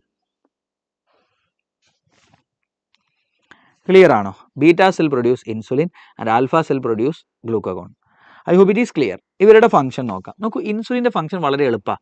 ഇയാൾ ബ്ലഡിലെ glucose കുറക്കുക എന്നുള്ളതാണ് ഇയാളുടെ function. So it decrease blood glucose level. ഇത് നിങ്ങളുടെ blood വെസലാണ്, ഇതിനകത്ത് ധാരാളം ഗ്ലൂക്കോസ് ഉണ്ട്. അങ്ങനെയാണെങ്കിൽ ഇതിലെ ഗ്ലൂക്കോസ് കുറക്കാൻ നമുക്ക് എന്താ ചെയ്യാൻ പറ്റുക? ശ്രദ്ധിക്ക്, ബ്ലഡിലെ ഗ്ലൂക്കോസിനെ നിങ്ങളുടെ ലിവർ സെല്ലുകളിലേക്ക് ട്രാൻസ്പോർട്ട് ചെയ്യുക. So it act on your liver cells. Liver സെല്ലിനെ വിളിക്കുന്ന വേറെ പേരാണ് ഹെപ്പറ്റോസൈറ്റ്സ്. എന്താ വിളിക്കുക? ഹെപ്പറ്റോസൈറ്റ്സ്. ഉറക്കെ പറഞ്ഞേ, hepatocytes. So it act on the hepatocytes and it stimulate glucose uptake. ആ സെല്ലുകളെ കൊണ്ട് ഗ്ലൂക്കോസിനെ അപ്ടേക്ക് ചെയ്യിപ്പിക്കും. എന്നിട്ടോ it convert glucose into glycogen. ഗ്ലൂക്കോസിനെ ഗ്ലൈക്കോജൻ ആക്കി മാറ്റുക എന്നുള്ളതാണ് ഇയാളുടെ function. So it act on hepatocytes and it stimulate glucose uptake by hepatocytes and it convert glucose to glycogen. ഗ്ലൂക്കോസിനെ ഗ്ലൈക്കോജൻ ആക്കി കൺവേർട്ട് ചെയ്യും. And it also act on your adipocytes. നിങ്ങളുടെ ബോഡിയിലെ ഫാറ്റ് സെല്ലുകളിലും അയാൾ ആക്ട് ചെയ്യും. അങ്ങനെ it stimulate glucose uptake by fat cells or adipocytes. Adipocytes എന്ന് പറഞ്ഞാൽ fat cells. So it also act on fat cells and it stimulate glucose uptake by fat cells. Fat cells ഗ്ലൂക്കോസിനെ എടുത്തു കഴിഞ്ഞാൽ അതിനെ fat ആക്കി മാറ്റും, അല്ലെങ്കിൽ ലിപ്പിഡ് ആക്കി മാറ്റും. ക്ലിയർ ആണോ? സോ ഇതാണ് ഇയാളുടെ ഫംഗ്ഷൻ. അപ്പോൾ ബ്ലഡിലെ ഗ്ലൂക്കോസ് കുറയും. റെഡിയാണോ? സോ ഇയാളെ പറ്റി നമുക്ക് പറയാം, ഇയാളൊരു ഹൈപ്പോഗ്ലൈസീമിക് ഹോർമോണാണ്. ബ്ലഡിലെ ഗ്ലൂക്കോസ് കുറക്കുന്ന ഹോർമോണാണ് എന്ന് പറയാം. So it act on hepatocytes and adipocytes. It stimulate glucose uptake and utilisation, convert glucose to glycogen and glucose to fat. So it decrease blood glucose level. Ready അല്ലേ? Now let's talk about the function of glucagon. നേരെ opposite. Glucagon ഇതിൻ്റെ നേരെ opposite. അപ്പോൾ ബ്ലഡിലെ glucose കൂട്ടണം. That is it is an hyper glycaemic hormone. It is A hyper എന്ന് പറഞ്ഞാൽ കൂട്ടുക, glycaemic hormone. ബ്ലഡിലെ glucose കൂട്ടുന്ന ഹോർമോണാണ്. അപ്പോൾ എങ്ങനെയാണ് ബ്ലഡിലെ ഗ്ലൂക്കോസ് കൂട്ടാൻ പറ്റുക? ശ്രദ്ധിക്ക്, this is your blood vessel. Okay, നിങ്ങളുടെ ഹെപ്പറ്റോസൈറ്റുകളിൽ, ലിവർ സെല്ലുകളിൽ ഗ്ലൂക്കോസ് ഗ്ലൈക്കോജനായി സംഭരിച്ചു വെച്ചിട്ടുണ്ട്. ആ ഗ്ലൈക്കോജനെ ബ്രേക്ക് ഡൗൺ ചെയ്ത് ഗ്ലൂക്കോസ് ആക്കി മാറ്റുക. So that is break down of glycogen അല്ലേ? അതിന് നമ്മൾ വിളിക്കുന്ന പേരാണ് ഗ്ലൈക്കോജീനോലൈസിസ്. എന്താണ്? ഗ്ലൈക്കോജീനോലൈസിസ്. ക്ലിയർ അല്ലേ? So it stimulate on hepatocytes, it act on hepatocyte. ഇയാളും ഹെപ്പറ്റോസൈറ്റിലാണ് ആക്ട് ചെയ്യുക. And stimulate glycogenolysis. അങ്ങനെ ബ്ലഡിലേക്ക് കൂടുതൽ ഗ്ലൂക്കോസ് എത്തും. It also stimulate on അഡിപ്പോസൈറ്റ്സ്. നിങ്ങളുടെ ഫാറ്റ് സെല്ലുകളിലും ഇയാൾ പോയി ആക്ട് ചെയ്യും. അപ്പോൾ എന്താ ഉണ്ടാവുക? ഫാറ്റ് നിന്ന് ഗ്ലൂക്കോസ് ഉണ്ടാവും അല്ലേ? ഫാറ്റിൽ നിന്ന് ഗ്ലൂക്കോസ് ഉണ്ടാകും. And that is called gluconeogenesis. അതിനെ നമ്മൾ വിളിക്കുന്ന പേരാണ് ഗ്ലൂക്കോനിയോജനസിസ്. ക്ലിയർ അല്ലേ? So it act on hepatocytes and adipocyte ഇയാളും. ആൻഡ് ഇറ്റ് സ്റ്റിമുലേറ്റ് ഗ്ലൈക്കോജീനോലൈസിസ് എന്ന് പറഞ്ഞാൽ പൊട്ടുക. So it stimulates glycogenolysis and gluconeogenesis and increase blood glucose. ബ്ലഡിലെ ഗ്ലൂക്കോസ് ഇയാൾ കൂട്ടും. റെഡിയാണോ മക്കളെ? നേരെ ഓപ്പോസിറ്റ്. റെഡിയല്ലേ മക്കളെ? ഇനി അടുത്തത് നോക്കൂ, നിങ്ങളുടെ ബോഡിയിൽ ഇൻസുലിൻ്റെ അളവ് കുറഞ്ഞാൽ എന്താ സംഭവിക്കുക? ഇൻസുലിൻ്റെ അളവ് കുറഞ്ഞാൽ നോക്കൂ, ബ്ലഡിൽ ഗ്ലൂക്കോസ് കൂടി നിൽക്കും. Okay, so low insulin in body lead to hyperglycaemia, അതായത് ബ്ലഡിൽ ഗ്ലൂക്കോസ് കൂടി നിൽക്കാൻ കാരണമാകും. ഇത്തരം പേഷ്യൻസിൻ്റെ യൂറിനിൽ ഗ്ലൂക്കോസിൻ്റെ പ്രസൻസ് കാണാൻ പറ്റും. That is called glycosuria. അപ്പം എന്താ ഗ്ലൈക്കോസ്യൂറിയ എന്ന് പരീക്ഷയ്ക്ക് ചോദിക്കും. Presence of glucose in urine is called glycosuria. അടുത്തതാണ് ketonuria. Presence of ketone in urine, യൂറിനിൽ കീറ്റോണിൻ്റെ presence, that is called ketonuria. Both can be seen in these patients. ഇത്തരം പേഷ്യൻസിൽ you can see glycosuria and ketonuria. ഇത് രണ്ടും എന്താ ചോദിക്കും? What is the one word for? ഒരു തവണത്തെ ചോദ്യം. Give one word for presence of glucose in urine. എന്താ? ഗ്ലൈക്കോസ്യൂറിയ. Give one word for presence of ketone in urine. That is ketone urea. ഇത് രണ്ടു പേരിൽ കാണാൻ പറ്റും. So that condition is called diabetes mellitus. So due to low insulin in body, that lead to hyperglycemia, increased glucose in blood. In such patients, we can see glycosuria and ketone urea. And what is the treatment? Insulin കുറവാണ്, അപ്പോൾ you can give insulin therapy. മരുന്നുകൾ ഒരുപാട് കൊടുക്കാൻ പറ്റും, പക്ഷെ നമുക്ക് insulin തെറാപ്പിയും കൊടുക്കാൻ പറ്റും. ക്ലിയർ അല്ലേ? അതിനെ ബേസ് ചെയ്തുള്ള ചോദ്യങ്ങളാണ്. ഇത് വളരെ സിമ്പിൾ 3 മാർക്ക് ക്വസ്റ്റ്യൻ ആണ്. തീരാൻ പോവാണ്. നമ്മൾ അഡ്രിനൽ ഗ്ലാൻഡത്തെയും ഗൊണാഡ്സ് കൂടെ പറഞ്ഞ പരിപാടി തീർന്നു കേട്ടോ. നമ്മൾ let's talk about adrenal gland. നോക്കൂ മക്കളെ, അഡ്രിനൽ ഗ്ലാൻഡിന് 2 ഭാഗമുണ്ട്. അഡ്രിനൽ ഗ്ലാൻഡിൻ്റെ ലൊക്കേഷൻ എവിടെയാണ്? On the upper surface of kidney. നിങ്ങളുടെ NCERT ആൻറ്റീരിയർ എന്നൊക്കെ പറഞ്ഞത് തെറ്റാ. അപ്പർ സർഫസ് ഓഫ് കിഡ്നി, നമ്മുടെ 2 കിഡ്നിയുടെയും മുകൾ ഭാഗത്താണ് we have a pair of adrenal glands. Adrenal ഗ്ലാൻഡിൻ്റെ ഔട്ടർ പാർട്ടിനെ നമ്മൾ കോർട്ടെക്സ് എന്നാണ് വിളിക്കുക, ഇന്നർ പാർട്ടിനെ മെഡുല്ല എന്നാണ് വിളിക്കുക. ഇന്നർ പാർട്ടിനെ മെഡുല്ല എന്നാണ് വിളിക്കുക. നിങ്ങൾ അഡ്രിനൽ ഗ്ലാൻഡിൻ്റെ കോർട്ടെക്സ് നോക്കിയാൽ കോർട്ടെക്സിൽ 3 ലെയർ കാണാൻ പറ്റും. കോർട്ടെക്സിന് 3 ലെയർ ഉണ്ട്. അപ്പോൾ ഏറ്റവും ഉള്ളിലുള്ള ലെയർ കോർട്ടെക്സിൻ്റെ ലെയറാണ് ഞാൻ പറയുന്നത്. അതിന് പുറമെ ഒരു ലെയർ, അതിന് പുറമെ മറ്റൊരു ലെയർ. ഓക്കെ, അപ്പോൾ ഏറ്റവും പുറത്തുനിന്ന് ഉള്ളിലേക്കുള്ള ഓർഡറിൽ ആ ലെയർ പഠിക്കാനുള്ള കോഡ് ഞാൻ പറഞ്ഞിട്ടുണ്ട്. That is GFR. നിങ്ങൾ ഗ്ലോമറുലാർ ഫിൽട്രേഷൻ റേറ്റ് പഠിച്ചിട്ടില്ലേ? അതും കൊടുത്താൽ മതി, GFR. So what is this GFR? ഏറ്റവും പുറത്തെ ലെയറാണ് സോണ ഗ്ലോമറുലോസ. ഏറ്റവും പുറത്തെ ലെയറിൻ്റെ പേരാണ് സോണ ഗ്ലോമറുലോസ. നൗ രണ്ടാമത്തെ ലെയറിൻ്റെ പേരാണ് സോണ ഫാസിക്കുലേറ്റ. ഫാസ്കിക്കുലേറ്റ എന്ന് എഴുതും, ഫാസിക്കുലേറ്റ എന്ന് വായിക്കണം. ഏറ്റവും ഉള്ള ലെയറിൻ്റെ പേരാണ് zona reticularis. Zona reticularis. Hope it is clear. 3 layer: zona glomerulosa, fasciculata, reticularis. Ready അല്ലേ? ഇനി നമുക്ക് അഡ്രിനൽ കോർട്ടെക്സിൻ്റെ ഹോർമോൺസ്, മെഡുല്ലയുടെ ഹോർമോൺസ്. ആദ്യം തന്നെ hormones of adrenal medulla. Adrenal മെഡുല്ലയിൽ നിന്നുള്ള ഹോർമോണുകൾ നോക്കാം. They are adrenaline and noradrenaline. Adrenaline and noradrenaline. നിങ്ങൾക്ക് എപ്പിനെഫ്രിൻ എന്നും നോർ എപ്പിനെഫ്രിൻ എന്നും വേണമെങ്കിൽ വിളിക്കാം. ഈ ഹോർമോണുകൾ രണ്ടിനെയും കൂടി ഒന്നിച്ച് നമ്മൾ എമർജൻസി ഹോർമോൺസ് എന്ന് വിളിക്കാറുണ്ട്. Or they are called catecholamines. Okay, മറ്റൊരു പേരും വിളിക്കാറുണ്ട്, ദറ്റ് ഈസ് കാറ്റക്കോളമീൻസ്. എന്താണ് കുട്ടികളെ? കാറ്റക്കോളമീൻസ് എന്നുള്ള പേരിലും അറിയപ്പെടാറുണ്ട്, അല്ലെങ്കിൽ എമർജൻസി ഹോർമോൺസ് എന്നിവർ അറിയപ്പെടാറുണ്ട്. ഇവരുടെ ഫംഗ്ഷൻ എന്താ? എമർജൻസിയിൽ എന്തൊക്കെ ഉണ്ടാവുക നിങ്ങൾ ആലോചിച്ച് നോക്ക്. നമ്മൾ എമർജൻസി സിറ്റുവേഷനിൽ അകപ്പെട്ടാൽ ഹാർട്ട് റേറ്റ് കൂട്ടും, റെസ്പിറേറ്ററി റേറ്റ് കൂട്ടും, സ്വെറ്റിങ് കൂട്ടും. ക്ലിയർ അല്ലേ? ഇത്തരം ഫങ്ഷൻസ് ഒക്കെയാണ് ഇവർ. ദെൻ പൈലോ ഇറക്ഷൻ, നമ്മൾ ആകെ പേടിച്ച് നമ്മളെ രോമൊക്കെ എണീറ്റേക്കൂലേ, ആ ഒരു അവസ്ഥയൊക്കെ ഉണ്ടാവും. ക്ലിയർ അല്ലേ? അപ്പോൾ ഇതൊക്കെയാണ് ഇയാളുടെ ഫങ്ഷൻ. പഠിച്ചല്ലോ? പഠിച്ചു. ഇനി hormones of adrenal cortex. Adrenal കോർട്ടെക്സിൻ്റെ ഹോർമോണുകൾ ആരൊക്കെയാണ്? ദേ ആർ 3 ഗ്രൂപ്പാണ് പ്രധാനമായിട്ടുള്ളത്. ഒന്നാമതാണ് ഗ്ലൂക്കോകോർട്ടിക്കോയിഡ്സ്. എന്താണ്? ഗ്ലൂക്കോകോർട്ടിക്കോയിഡ്സ്. രണ്ടാമത്തെ ഗ്രൂപ്പാണ് മിനറലോ കോർട്ടിക്കോയിഡ്സ്. എന്താണ്? Mineralocorticoids. മൂന്നാമത്തെ ഗ്രൂപ്പാണ് ആൻഡ്രോജനിക് സ്റ്റിറോയിഡ്സ്. എന്താണ്? Androgenic steroids. ക്ലിയർ ആണോ? Glucocorticoids, mineralocorticoids, androgenic steroids. Ready ആണെങ്കിൽ ഒന്ന് കമൻറ്റ് ചെയ്തേക്ക് കേട്ടോ.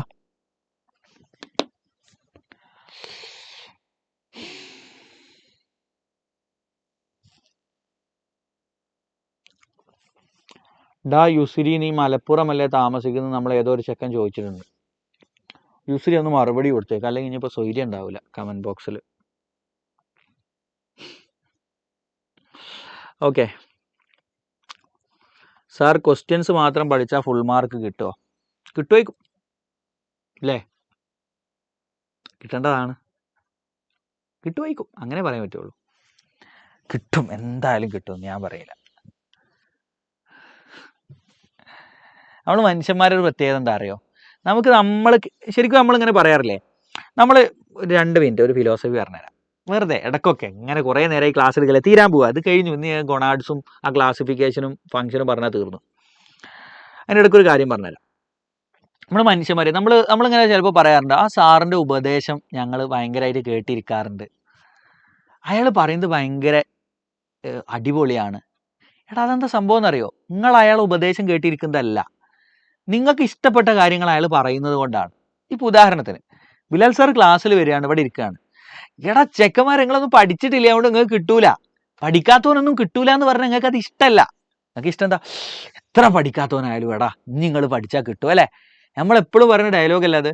Not only me, every teachers. Why? Because we know that നിങ്ങൾക്ക് ഇഷ്ടം അതാണ്. Then we say that. You got the point. മനുഷ്യരെപ്പോഴും അങ്ങനെയാണ്, അത് ഏത് വിഷയത്തിലും അങ്ങനെ. നമുക്ക് ഇഷ്ടപ്പെട്ടത് കേൾക്കുമ്പോൾ നമ്മൾ എടുക്കുന്നു എന്നേ ഉള്ളൂ, അല്ലാണ്ട് അയാൾ പറഞ്ഞത് നല്ല ആയതുകൊണ്ട് നമ്മൾ എടുക്കുന്നു എന്നല്ല അതിൻ്റെ അർത്ഥം. അപ്പോൾ അതിനൊക്കെ അപ്പുറത്ത് ഒരു കാര്യമുണ്ട്, ഇമ്പോർട്ടൻ്റ് ആയിട്ടുള്ള കാര്യമുണ്ട്. അപ്പോൾ അതുകൊണ്ട് ഞങ്ങളോട് പറഞ്ഞു വരുന്നത് അതാണ്. നിങ്ങൾക്ക് ഇഷ്ടം, മക്കളെ നിങ്ങൾ എത്ര പഠിച്ചിട്ടില്ലല്ലോടാ, ഈ ക്വസ്റ്റ്യൻ മാത്രം പഠിച്ചോ, നിങ്ങൾക്ക് കിട്ടും. അത് നിങ്ങൾക്ക് ഇഷ്ടമാണ്, അപ്പോൾ നമ്മളത് പറയുന്നു, നിങ്ങൾക്ക് ഭയങ്കര സന്തോഷമാണ്.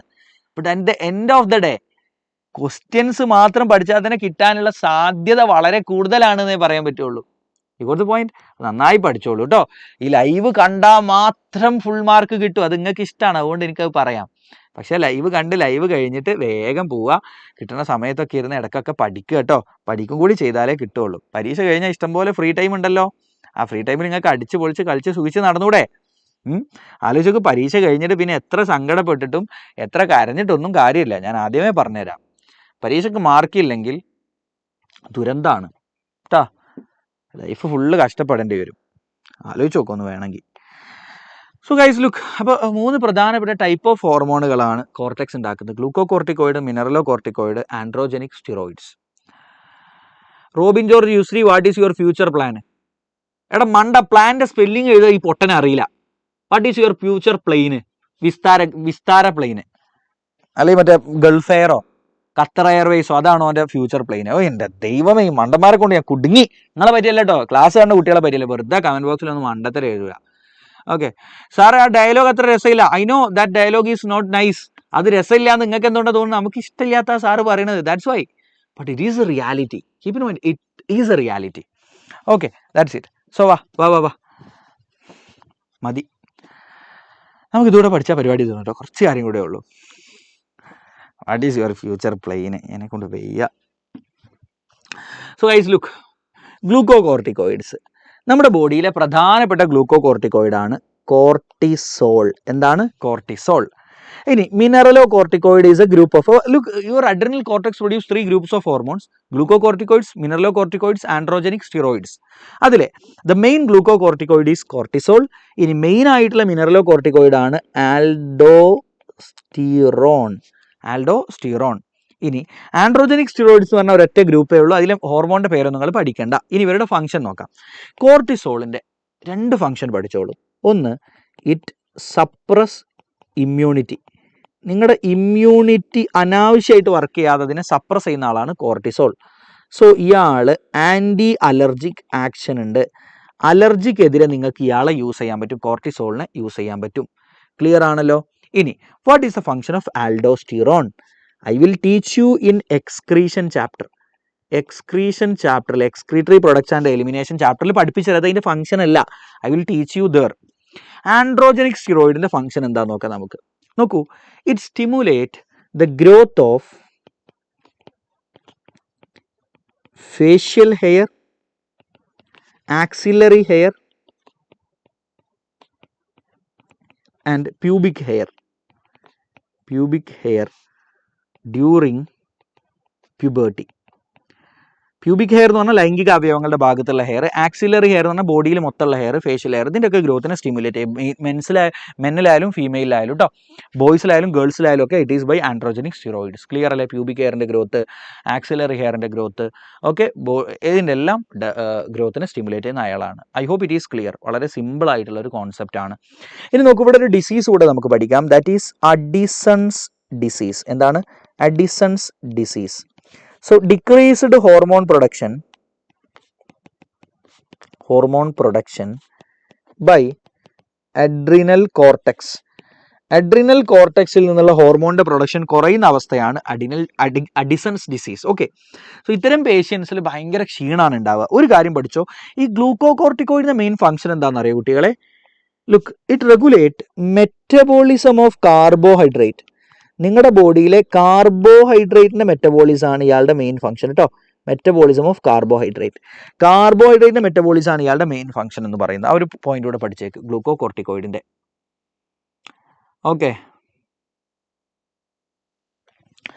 യെസ്, അങ്ങനെ നമുക്ക് പറ്റും. അഫ്സാന സലീം പറഞ്ഞിട്ടുണ്ട്, സാറേ നിങ്ങൾ എജുപോർട്ട് ടീം നിങ്ങളെ കൊണ്ട് പറ്റും എന്ന് പറയുമ്പോഴുള്ള കോൺഫിഡൻസ് കാരണം ബെസ്റ്റ് മാർക്ക് സ്കോർ ചെയ്യാൻ പറ്റിയിട്ടുണ്ട്. It is A true thing. ഞാൻ പറഞ്ഞില്ലേ, അത് നമ്മളെ ഭയങ്കരമായിട്ട് മോട്ടിവേറ്റ് ചെയ്യും. നമുക്കുള്ള കഴിവിനെ മാക്സിമം നന്നാക്കാനൊക്കെ നമുക്ക് പറ്റും. പക്ഷെ ഞാൻ പറയുന്നത് അതിൻ്റെ കൂടെ തന്നെ നിങ്ങൾ പഠിക്കും കൂടി വേണമെന്നാണ്. ആരെ പറ്റിയാണ് പറയുന്നത്? ചില ആൾക്കാരുണ്ട് ഭയങ്കര ഒന്നും പഠിക്കൂല. ഞാൻ അതാ പറഞ്ഞത്, ഒന്ന് കിട്ടുന്ന സമയത്തൊന്നും പഠിക്കൂല, ആകെ തന്നെ സാറ് കിട്ടും അല്ലേ, സാറ് ക്ലാസ്സിൽ മക്കളെ കിട്ടാൻ പോവാണ് എന്നിട്ട് ഇങ്ങനെ ഇരിക്കും. എന്നിട്ട് പരീക്ഷയ്ക്ക് ഒന്നും പഠിച്ചിട്ടുണ്ടാവില്ല. ഞാൻ അവരെ പറ്റിയാ പറഞ്ഞു, മക്കളെ I am not okay, it was not about you guys. ഇങ്ങോട്ട് പോയിന്റ് ഞാൻ നേരത്തെ പറഞ്ഞ ആരെ പറ്റിയാ? നമ്മൾ ഇപ്പോൾ മനുഷ്യന്മാരുടെ ഒരു കോമൺ ഫിനോമിനാന്ന് പറഞ്ഞാൽ ആരെ പറ്റിയാ? ഭയങ്കര മോട്ടിവേഷനാ. കിട്ടും ഗൈസ്, നമ്മളെ ചെയ്യാൻ പോവാടാ മക്കളെ എന്ന് പറയുമ്പോൾ സാർ അതെ, എന്നിട്ട് ഇവനൊന്നും പഠിച്ചിട്ടുണ്ടാവില്ല. അങ്ങനെ ആവരുത് കേട്ടോ. ഓക്കെ, സോ ഒരു ഡിസീസ് കൂടെ നമ്മൾ പഠിച്ചു, അഡിസൺസ് ഡിസീസ്. എന്താ? Decreased hormone production by adrenal cortex that lead to ഭയങ്കര ഫാറ്റീഗ്. ഇത്തരം ഭയങ്കര ഇൻക്രീസ്ഡ് ടയേർഡ്നെസ് ഓഫ് ബോഡിയിൽ ഭയങ്കര ടയേർഡ്നെസ് ആവും അത്തരം പേഷ്യൻസിന്. That is called Addison's disease. Clear അല്ലേ? Very good. അപ്പോൾ അത് റെഡി.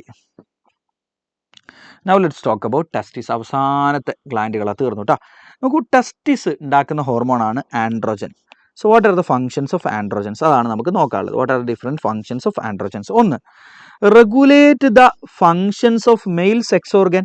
മെയിലിൻ്റെ സെക്സ് ഓർഗാനിൻ്റെ ഫംഗ്ഷനെ റെഗുലേറ്റ് ചെയ്യുക എന്നുള്ളതാണ് ആൻഡ്രോജൻ്റെ മെയിൻ ഫംഗ്ഷൻ എന്ന് പറയുന്നത്. Now look, it stimulate spermatogenesis. മെയിലിൻ്റെ സ്പേം പ്രൊഡക്ഷൻ അയാൾ സ്റ്റിമുലേറ്റ് ചെയ്യും. It influence male sexual behaviour. മെയിലിൻ്റെ സെക്ഷൽ ബിഹേവിയറിനെ റെഗുലേറ്റ് ചെയ്യും. അതിനെ ലിബിഡോ എന്ന് നമ്മൾ വിളിക്കും. Okay, so it regulate male sexual behaviour, it regulates spermatogenesis and it regulate the functions of male sex organs. Clear അല്ലേ? ഇനി ലുക്ക് അറ്റ് ഓവറി. നിങ്ങൾക്ക് കാണാൻ പറ്റും, ഓവറിയിൽ ഫോളിക്കിൾസ് കാണാൻ പറ്റും. ഫോളിക്കിൾ വലുതായിട്ട് ഫോളിക്കിൾ പൊട്ടുന്നു, ഓവത്തിനെ പുറത്തോട്ട് റിലീസ് ചെയ്യുന്നു. അതിനുശേഷം ഓവറിയിൽ കോർപ്പസ് ലൂട്ടിയം ഉണ്ടാകുന്നു. ക്ലിയർ അല്ലേ? നോക്കൂ, ഓവറിയിലെ ഈ ഫോളിക്കിൾസ് ഉണ്ടല്ലോ, ഈ ഫോളിക്കിൾസ് ഉണ്ടാക്കുന്ന ഹോർമോണാണ് estrogen. So estrogen is produced by ovarian follicles. ഓവറിയിലെ ഫോളിക്കിൾസ് ഉണ്ടാക്കുന്ന ഹോർമോണാണ് ഈസ്ട്രോജൻ. ഇനി corpus luteum produce hormone called progesterone. എന്താണ് progesterone?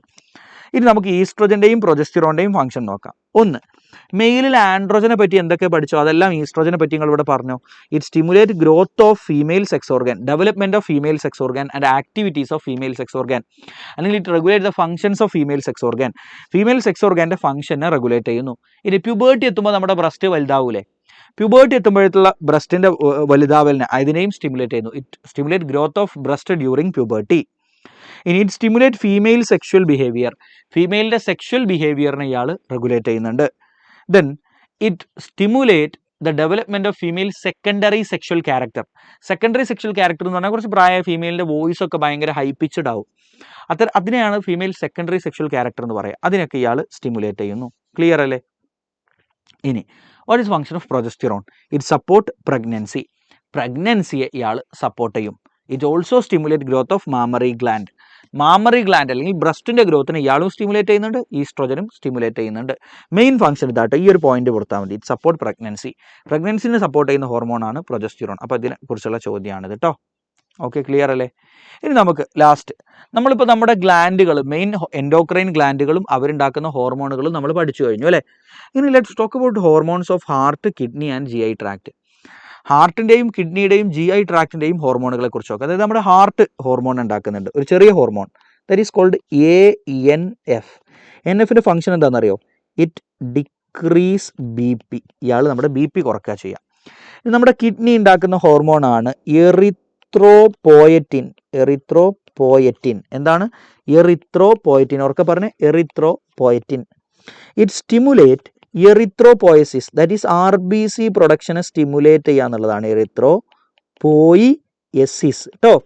Okay, RBC production, it stimulate RBC production. Ready അല്ലേ? ഓക്കെ, സാറ് സ്ലിം ബ്യൂട്ടി ആവാൻ ഓടാനൊക്കെ പോയിട്ട് നേരെ ചോദിക്കണേ. ഞാൻ സ്ലിം ബ്യൂട്ടി ആവാനൊന്നുമല്ല, പേരും തീറ്റയാടാ. ഞാൻ ഓടാനും കൂടി പോയിട്ടില്ല എന്നുണ്ടെങ്കിൽ ഇനി തടി കൂടി ഞാൻ ലാസ്റ്റ് ഒരു ആനക്കുട്ടിയായിട്ട് മാറും. പിന്നെ എന്നെ വല്ല ഗുരുവായൂർ അമ്പലത്തിൻ്റെ ഒക്കെ നടയിൽ കൊണ്ടുപോയി നടക്കിരുത്താനേ പറ്റുള്ളൂ. അതുകൊണ്ടാണ് ഇപ്പോൾ ഓടാൻ പോകുന്നത്. ഓക്കെ, തടി കൂടി പോവുക. സോ ആനയെ നടക്കിയിരുത്തുന്ന പോലെ കൊണ്ടുപോയി നടക്കിരുത്തേണ്ടി വരും. So ANF is a hormone produced by heart which decrease BP. Now erythropoietin is hormone produced by kidney. It stimulates erythropoiesis, that is RBC production. ഇനി നമ്മുടെ ഗ്യാസ്ട്രോ ഇൻറ്റസ്റ്റൈനൽ ട്രാക്ട്, നമ്മുടെ സ്റ്റൊമക്കും ഇൻറ്റസ്റ്റൈൻ്റെ ഒക്കെ ഭാഗങ്ങളിലുള്ള പല ഭാഗങ്ങളിൽ നിന്നും പല ഹോർമോണുകൾ ഉണ്ടാകുന്നുണ്ട്. അവരുടെ ഫംഗ്ഷനാണ് നമ്മൾ നോക്കുന്നത്. ഒന്നാമത്തെ ഹോർമോണാണ് ഗ്യാസ്ട്രിൻ. എന്താണ് gastrin? It stimulate gastric activity. സ്റ്റൊമക്കിൻ്റെ ആക്ടിവിറ്റിയെ ഇയാൾ സ്റ്റിമുലേറ്റ് ചെയ്യുന്നു. ക്ലിയർ അല്ലേ? അടുത്തതാണ് സെക്രീറ്റിൻ. എന്താണ് സെക്രീറ്റിൻ? It stimulate pancreas. ഈ ഹോർമോൺ പാൻക്രിയാസിനെ സ്റ്റിമുലേറ്റ് ചെയ്യും to release water and bicarbonate. പാൻക്രിയാസിൽ നിന്ന് നിങ്ങളുടെ ഇൻറ്റസ്റ്റൈനിലേക്ക് ധാരാളം ബൈകാർബണേറ്റ് അയോണുകളും വാട്ടറും വരാൻ വേണ്ടിയിട്ടാണ് സെക്രീറ്റിൻ്റെ ഫങ്ഷൻ എന്ന് പറയുന്നത്. ഇനി മൂന്നാമത്തതാണ് ഗ്യാസ്ട്രിക് ഇൻഹിബിറ്ററി പെപ്റ്റൈഡ്, GIP എന്ന് പറയും. ഗ്യാസ്ട്രിക് ഇൻഹിബിറ്ററി പെപ്റ്റൈഡ്, ആ പേര് തന്നെയുണ്ട്. ഗ്യാസ്ട്രിൻ സ്റ്റിമുലേറ്റ് ഗ്യാസ്ട്രിക് ആക്ടിവിറ്റി ആണെങ്കിൽ gastric inhibitory peptide it inhibit gastric activity. Gastric ആക്ടിവിറ്റിയെ ഇയാൾ ഇൻഹിബിറ്റ് ചെയ്യും. ക്ലിയർ അല്ലേ? ഇനി അവസാനത്തെ ആളാണ് CCK. അതിൻ്റെ ഫുൾ ഫോം ചോദിക്കൂട്ടോ, പഠിച്ചോ. കോളിസിസ്റ്റോക്കിനിൻ, സൈറ്റോക്കിനിൻ അല്ല, cholecystokinin. Okay, it act on the pancreas. ഇയാൾ പാൻക്രിയാസിലും ആക്ട് ചെയ്യും. And gall bladder. നിങ്ങളുടെ ഗോൾ ബ്ലാഡർ എന്ന് പറഞ്ഞാൽ പിത്തസഞ്ചി, ബ്ലാഡർ കേട്ടോ, BLADDER. It act on the pancreas and gall bladder. പാൻക്രിയാസിലും ആക്ട് ചെയ്യും, ഗോൾ ബ്ലാഡറിലും ആക്ട് ചെയ്യും. And stimulate release of bile. ബൈലിൻ്റെ റിലീസ്, പിത്തം, ഗോൾ ബ്ലാഡർ എന്ന് പറഞ്ഞാൽ പിത്തസഞ്ചിയാണ്, അവിടുന്ന് പിത്തം റിലീസാകും. അതുപോലെ പാൻക്രിയാസിൽ നിന്ന് പാൻക്രിയാസിൻ്റെ സെക്രീഷനെയും ഇയാൾ സ്റ്റിമുലേറ്റ് ചെയ്യും. ക്ലിയർ ആണോ? It act on gall bladder and pancreas and stimulate their secretion. അവരുടെ സെക്രീഷനെ സ്റ്റിമുലേറ്റ് ചെയ്യും. ക്ലിയർ ആണല്ലോ? അപ്പോൾ നമ്മൾ പഠിച്ചോട്ടെ ഏതൊക്കെ? Gastrin, secretin, gastric inhibitory peptide, CCK. അതിനെ ബേസ് ചെയ്തുള്ള ചോദ്യങ്ങൾ അത്. ഇവരുടെയൊക്കെ ഫംഗ്ഷൻ കോളിസിസ്റ്റോക്കിനിൻ്റെ, ഗ്യാസ്ട്രിൻ്റെ, സെക്രീറ്റിൻ്റെ 2019 3 മാർക്ക് ചോദ്യം. ഇവരുടെ 3 പേരുടെയും ഫംഗ്ഷൻ എഴുതിയാൽ. ക്ലിയർ അല്ലേ? ഇനി ഗൈസ് നമ്മൾ പഠിക്കാൻ പോകുന്നത് ഹോർമോൺസിൻ്റെ ക്ലാസിഫിക്കേഷനാണ്. So hormones are classified into 3 groups. ഏതൊക്കെ നോക്കാം? 4 ഗ്രൂപ്പ്സ്. ഓക്കെ, ഒന്നാമത്തതാണ് പ്രോട്ടീൻ, പെപ്റ്റൈഡ്, പോളിപെപ്റ്റൈഡ് ഹോർമോൺസ്. രണ്ടാമത്തതാണ് അയഡോതൈറോണിൻസ്. മൂന്നാമത്തതാണ് അമിനോ ആസിഡ് ഡെറിവേറ്റീവ്സ്. നാലാമത്തതാണ് കുട്ടികളെ സ്റ്റിറോയിഡ്സ്. ഓക്കെ, സോ ഒന്നാമത്തെ ഗ്രൂപ്പിൽ all hormones of hypothalamus, all hormones of പിറ്റ്യൂട്ടറിയുടെ എല്ലാ ഹോർമോണും. പിന്നെ അടി കൂടുന്ന ആൾ ആരൊക്കെ? Insulin, glucagon. പിന്നെ TCT, PTH. ഇവർ അടി കൂടുന്ന ഹോർമോണുകൾ, ഒരാൾ കൂട്ടും ഒരാൾ കുറക്കും. ക്ലിയർ അല്ലേ? അയോഡോതൈറോണിൻ ഗ്രൂപ്പിൽ T3 and T4. Amino acid ഡെറിവേറ്റീവ്സിൽ adrenaline and noradrenaline. Steroid androgen, മെയിലിൻ്റെ സെക്സ് ഹോർമോണായ ആൻഡ്രോജൻ, ഈസ്ട്രോജൻ, പ്രൊജസ്റ്റിറോൺ, കോർട്ടിസോൾ, പറഞ്ഞ ഈ ബാക്കിയുള്ള എല്ലാവരും കോർട്ടിസോൾ, ആൽഡോസ്റ്റിറോൺ, അതായത് അഡ്രിനൽ കോർട്ടെക്സിലെ എല്ലാവരും പിന്നെ സെക്സ് ഹോർമോണുകൾ, അത്രയേ ഉള്ളൂ. കോർട്ടിസോൾ, ആൽഡോസ്റ്റിറോൺ, പിന്നെ സെക്സ് ഹോർമോൺസ്, മെയിലിൻ്റെ ആൻഡ്രോജൻ, ഫീമെയിൽ ഈസ്ട്രോജൻ, പ്രൊജസ്റ്റിറോൺ, ഇവരാണ് നമ്മളെ സ്റ്റിറോയിഡുകൾ എന്ന് പറയുന്നത്. Now let's talk about mechanism of hormone action. നോക്കൂ, ഹോർമോണിന് ഫങ്ഷൻ ചെയ്യണമെങ്കിൽ ഹോർമോണിൻ്റെ പ്രത്യേക റിസപ്റ്റർ ഉണ്ട്. ഇതാണ് റിസപ്റ്റർ.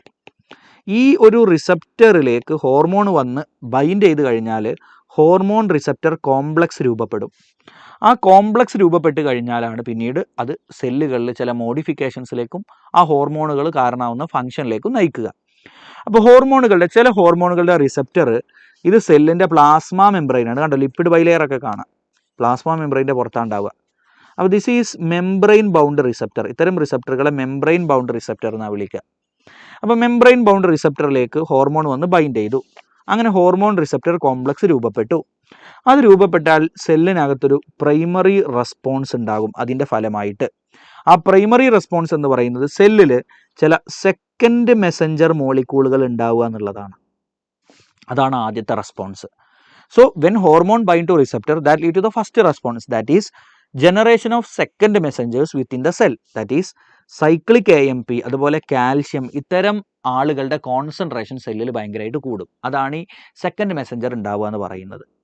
അതിൻ്റെ ഫലമായിട്ട് സെല്ലിൽ ചില ബയോ കെമിക്കൽ റെസ്പോൺസുകൾ ഉണ്ടാവുകയും അത് സെല്ലിൽ പിന്നീട് ഫിസിയോളജിക്കൽ റെസ്പോൺസുകളിലേക്ക് കാരണമാവുകയും ചെയ്യും. എന്താണ്? സെല്ല് ബയോ കെമിക്കൽ റെസ്പോൺസ് ഉണ്ടാകും, അത് ഫിസിയോളജിക്കൽ റെസ്പോൺസുകളിലേക്ക് കാരണമാവുകയും ചെയ്യും. ഈ ഡയഗ്രം പഠിച്ചോ കേട്ടോ, മസ്റ്റായിട്ട് പഠിച്ചോ. ഇനി ചില സെല്ലുകളുടെ റിസപ്റ്റർ സെല്ലിനകത്തായിരിക്കും. അത് ചിലപ്പോൾ സൈറ്റോപ്ലാസ്റ്റിലോ ന്യൂക്ലിയസിലോ ആവാം.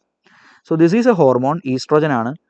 സ്റ്റിറോയിഡ് ഹോർമോണുകളുടെ ഒക്കെ റിസപ്റ്റർ സെല്ലിനകത്താണ് ഉണ്ടാവുക. And that is called intra cellular receptor. Intracellular receptor എന്നാണ് പറയുക. And if receptor is present in nucleus, അപ്പോൾ നമുക്കിങ്ങനെ വേണമെങ്കിൽ ന്യൂക്ലിയർ റിസപ്റ്റർ എന്ന് പറയാം. ഓക്കെ, ഇനി സെല്ലിനകത്താണല്ലോ.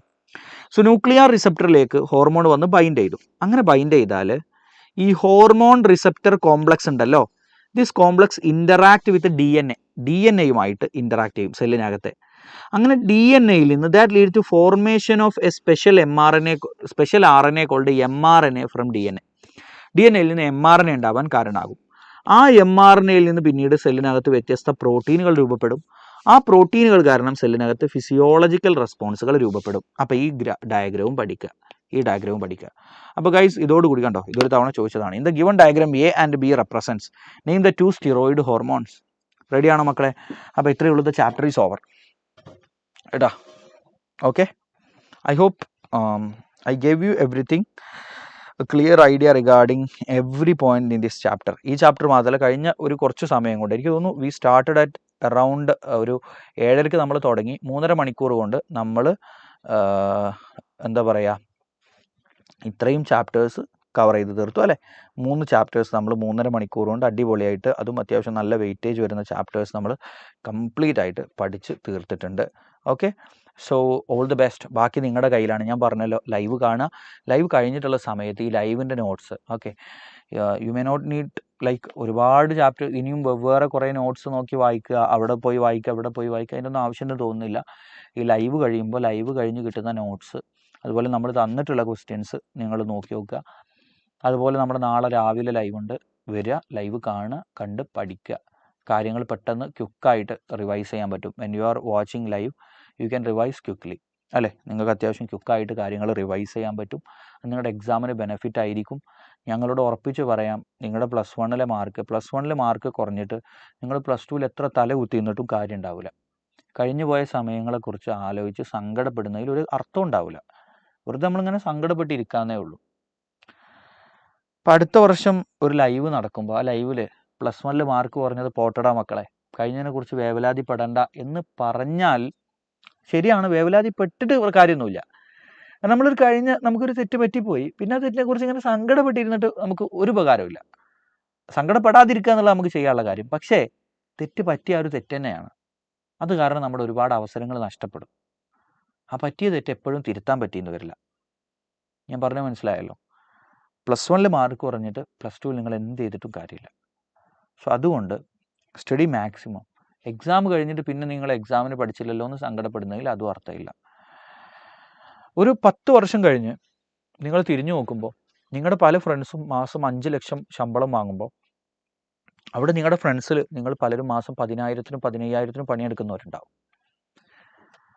ആ ഒരു സമയത്ത് നമ്മൾ തിരിഞ്ഞു നോക്കുമ്പോഴാണ് ഞാൻ അന്ന് പഠിച്ചിരുന്നെങ്കിൽ, ഞാൻ അന്ന് കുറച്ചുകൂടെ പഠിച്ചിരുന്നെങ്കിൽ ഞാൻ കുറച്ചുകൂടെ ഒരു നല്ല ക്യാമ്പസിലേക്ക് എത്തിപ്പെട്ടേനെ. കുറച്ചുകൂടെ നല്ല ക്യാമ്പസിൽ എത്തിപ്പെട്ടിരുന്നെങ്കിൽ ഞാൻ കുറച്ചുകൂടെ നന്നായി പഠിച്ച് ആ ഒരു ക്യാമ്പസിൽ നല്ല പ്ലേസ്മെൻ്റ് ഒക്കെ കിട്ടി ഞാനും അവനെപ്പോലെ രക്ഷപ്പെട്ടിരുന്നല്ലോ എന്ന് നമ്മൾ ആലോചിക്കേണ്ടി വരും.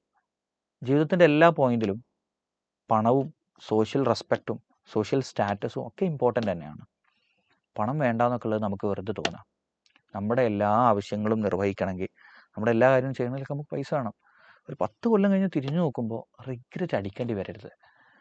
നമുക്ക് എല്ലാവർക്കും ദൈവം തന്ന മനോഹരമായ ജീവിതം, ആ ജീവിതം ഇവിടെ മനോഹരമായിട്ട് ജീവിക്കാനുള്ള അവസരം കിട്ടിയ ആൾക്കാരാണ് നിങ്ങൾ. ആ അവസരം കിട്ടാത്ത കുറേ മനുഷ്യർ ഈ ലോകത്തുണ്ട്. എപ്പം പറയാറില്ലേ, നമ്മൾക്ക് നിരന്തരമായിട്ട് ഇപ്പോൾ ഈ പാലസ്തീനിലൊക്കെ നടക്കുന്ന ആക്രമണങ്ങളുടെയൊക്കെ വീഡിയോ നമ്മൾ നിരന്തരമായിട്ട് കാണാറില്ലേ. ഒരു ഗൈസ്, അവസരങ്ങൾ കിട്ടാത്തതിൻ്റെ പേരിൽ മനുഷ്യരിങ്ങനെ നരകിച്ച് ജീവിക്കുന്നൊരു ലോകം. അതേ ലോകത്ത് പഠിക്കാനും ക്ലാസ് കാണാനും എല്ലാത്തിനും അവസരം കിട്ടിയിട്ടും ആ റിഗ്രറ്റാണ് നിങ്ങളെ തോൽപ്പിച്ച് കളയുക. എല്ലാത്തിനും അവസരം കിട്ടിയിട്ടും ഈ അവസരങ്ങളൊന്നും ഉപയോഗിക്കാതെ ജീവിതത്തിൽ തകർന്നടിഞ്ഞു പോണ കുറേ മനുഷ്യന്മാരുണ്ട്. നിങ്ങൾ അങ്ങനെ ഒന്നും ആവാതിരിക്കട്ടെ കേട്ടോ. ഓക്കെ, അങ്ങനെ ആവരുത്. So B grateful for the chances. ആ ചാൻസുകൾ ഉപയോഗിക്കാനുള്ള മിനിമം ബോധം നിങ്ങൾക്ക് ഉണ്ടാവട്ടെ. നിങ്ങളെല്ലാവരും അടിപൊളിയാവട്ടെ കേട്ടോ. All the best. Bye. Good night.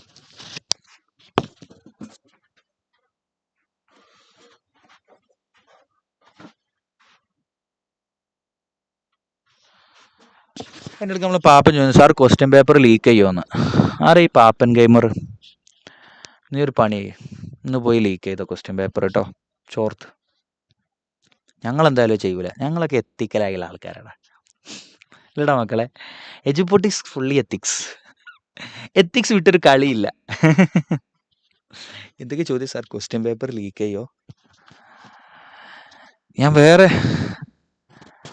ഓരോരുത്തർ ഡൗട്ട് ചോദ്യങ്ങളാ. ശരി എന്നാ, ബൈ.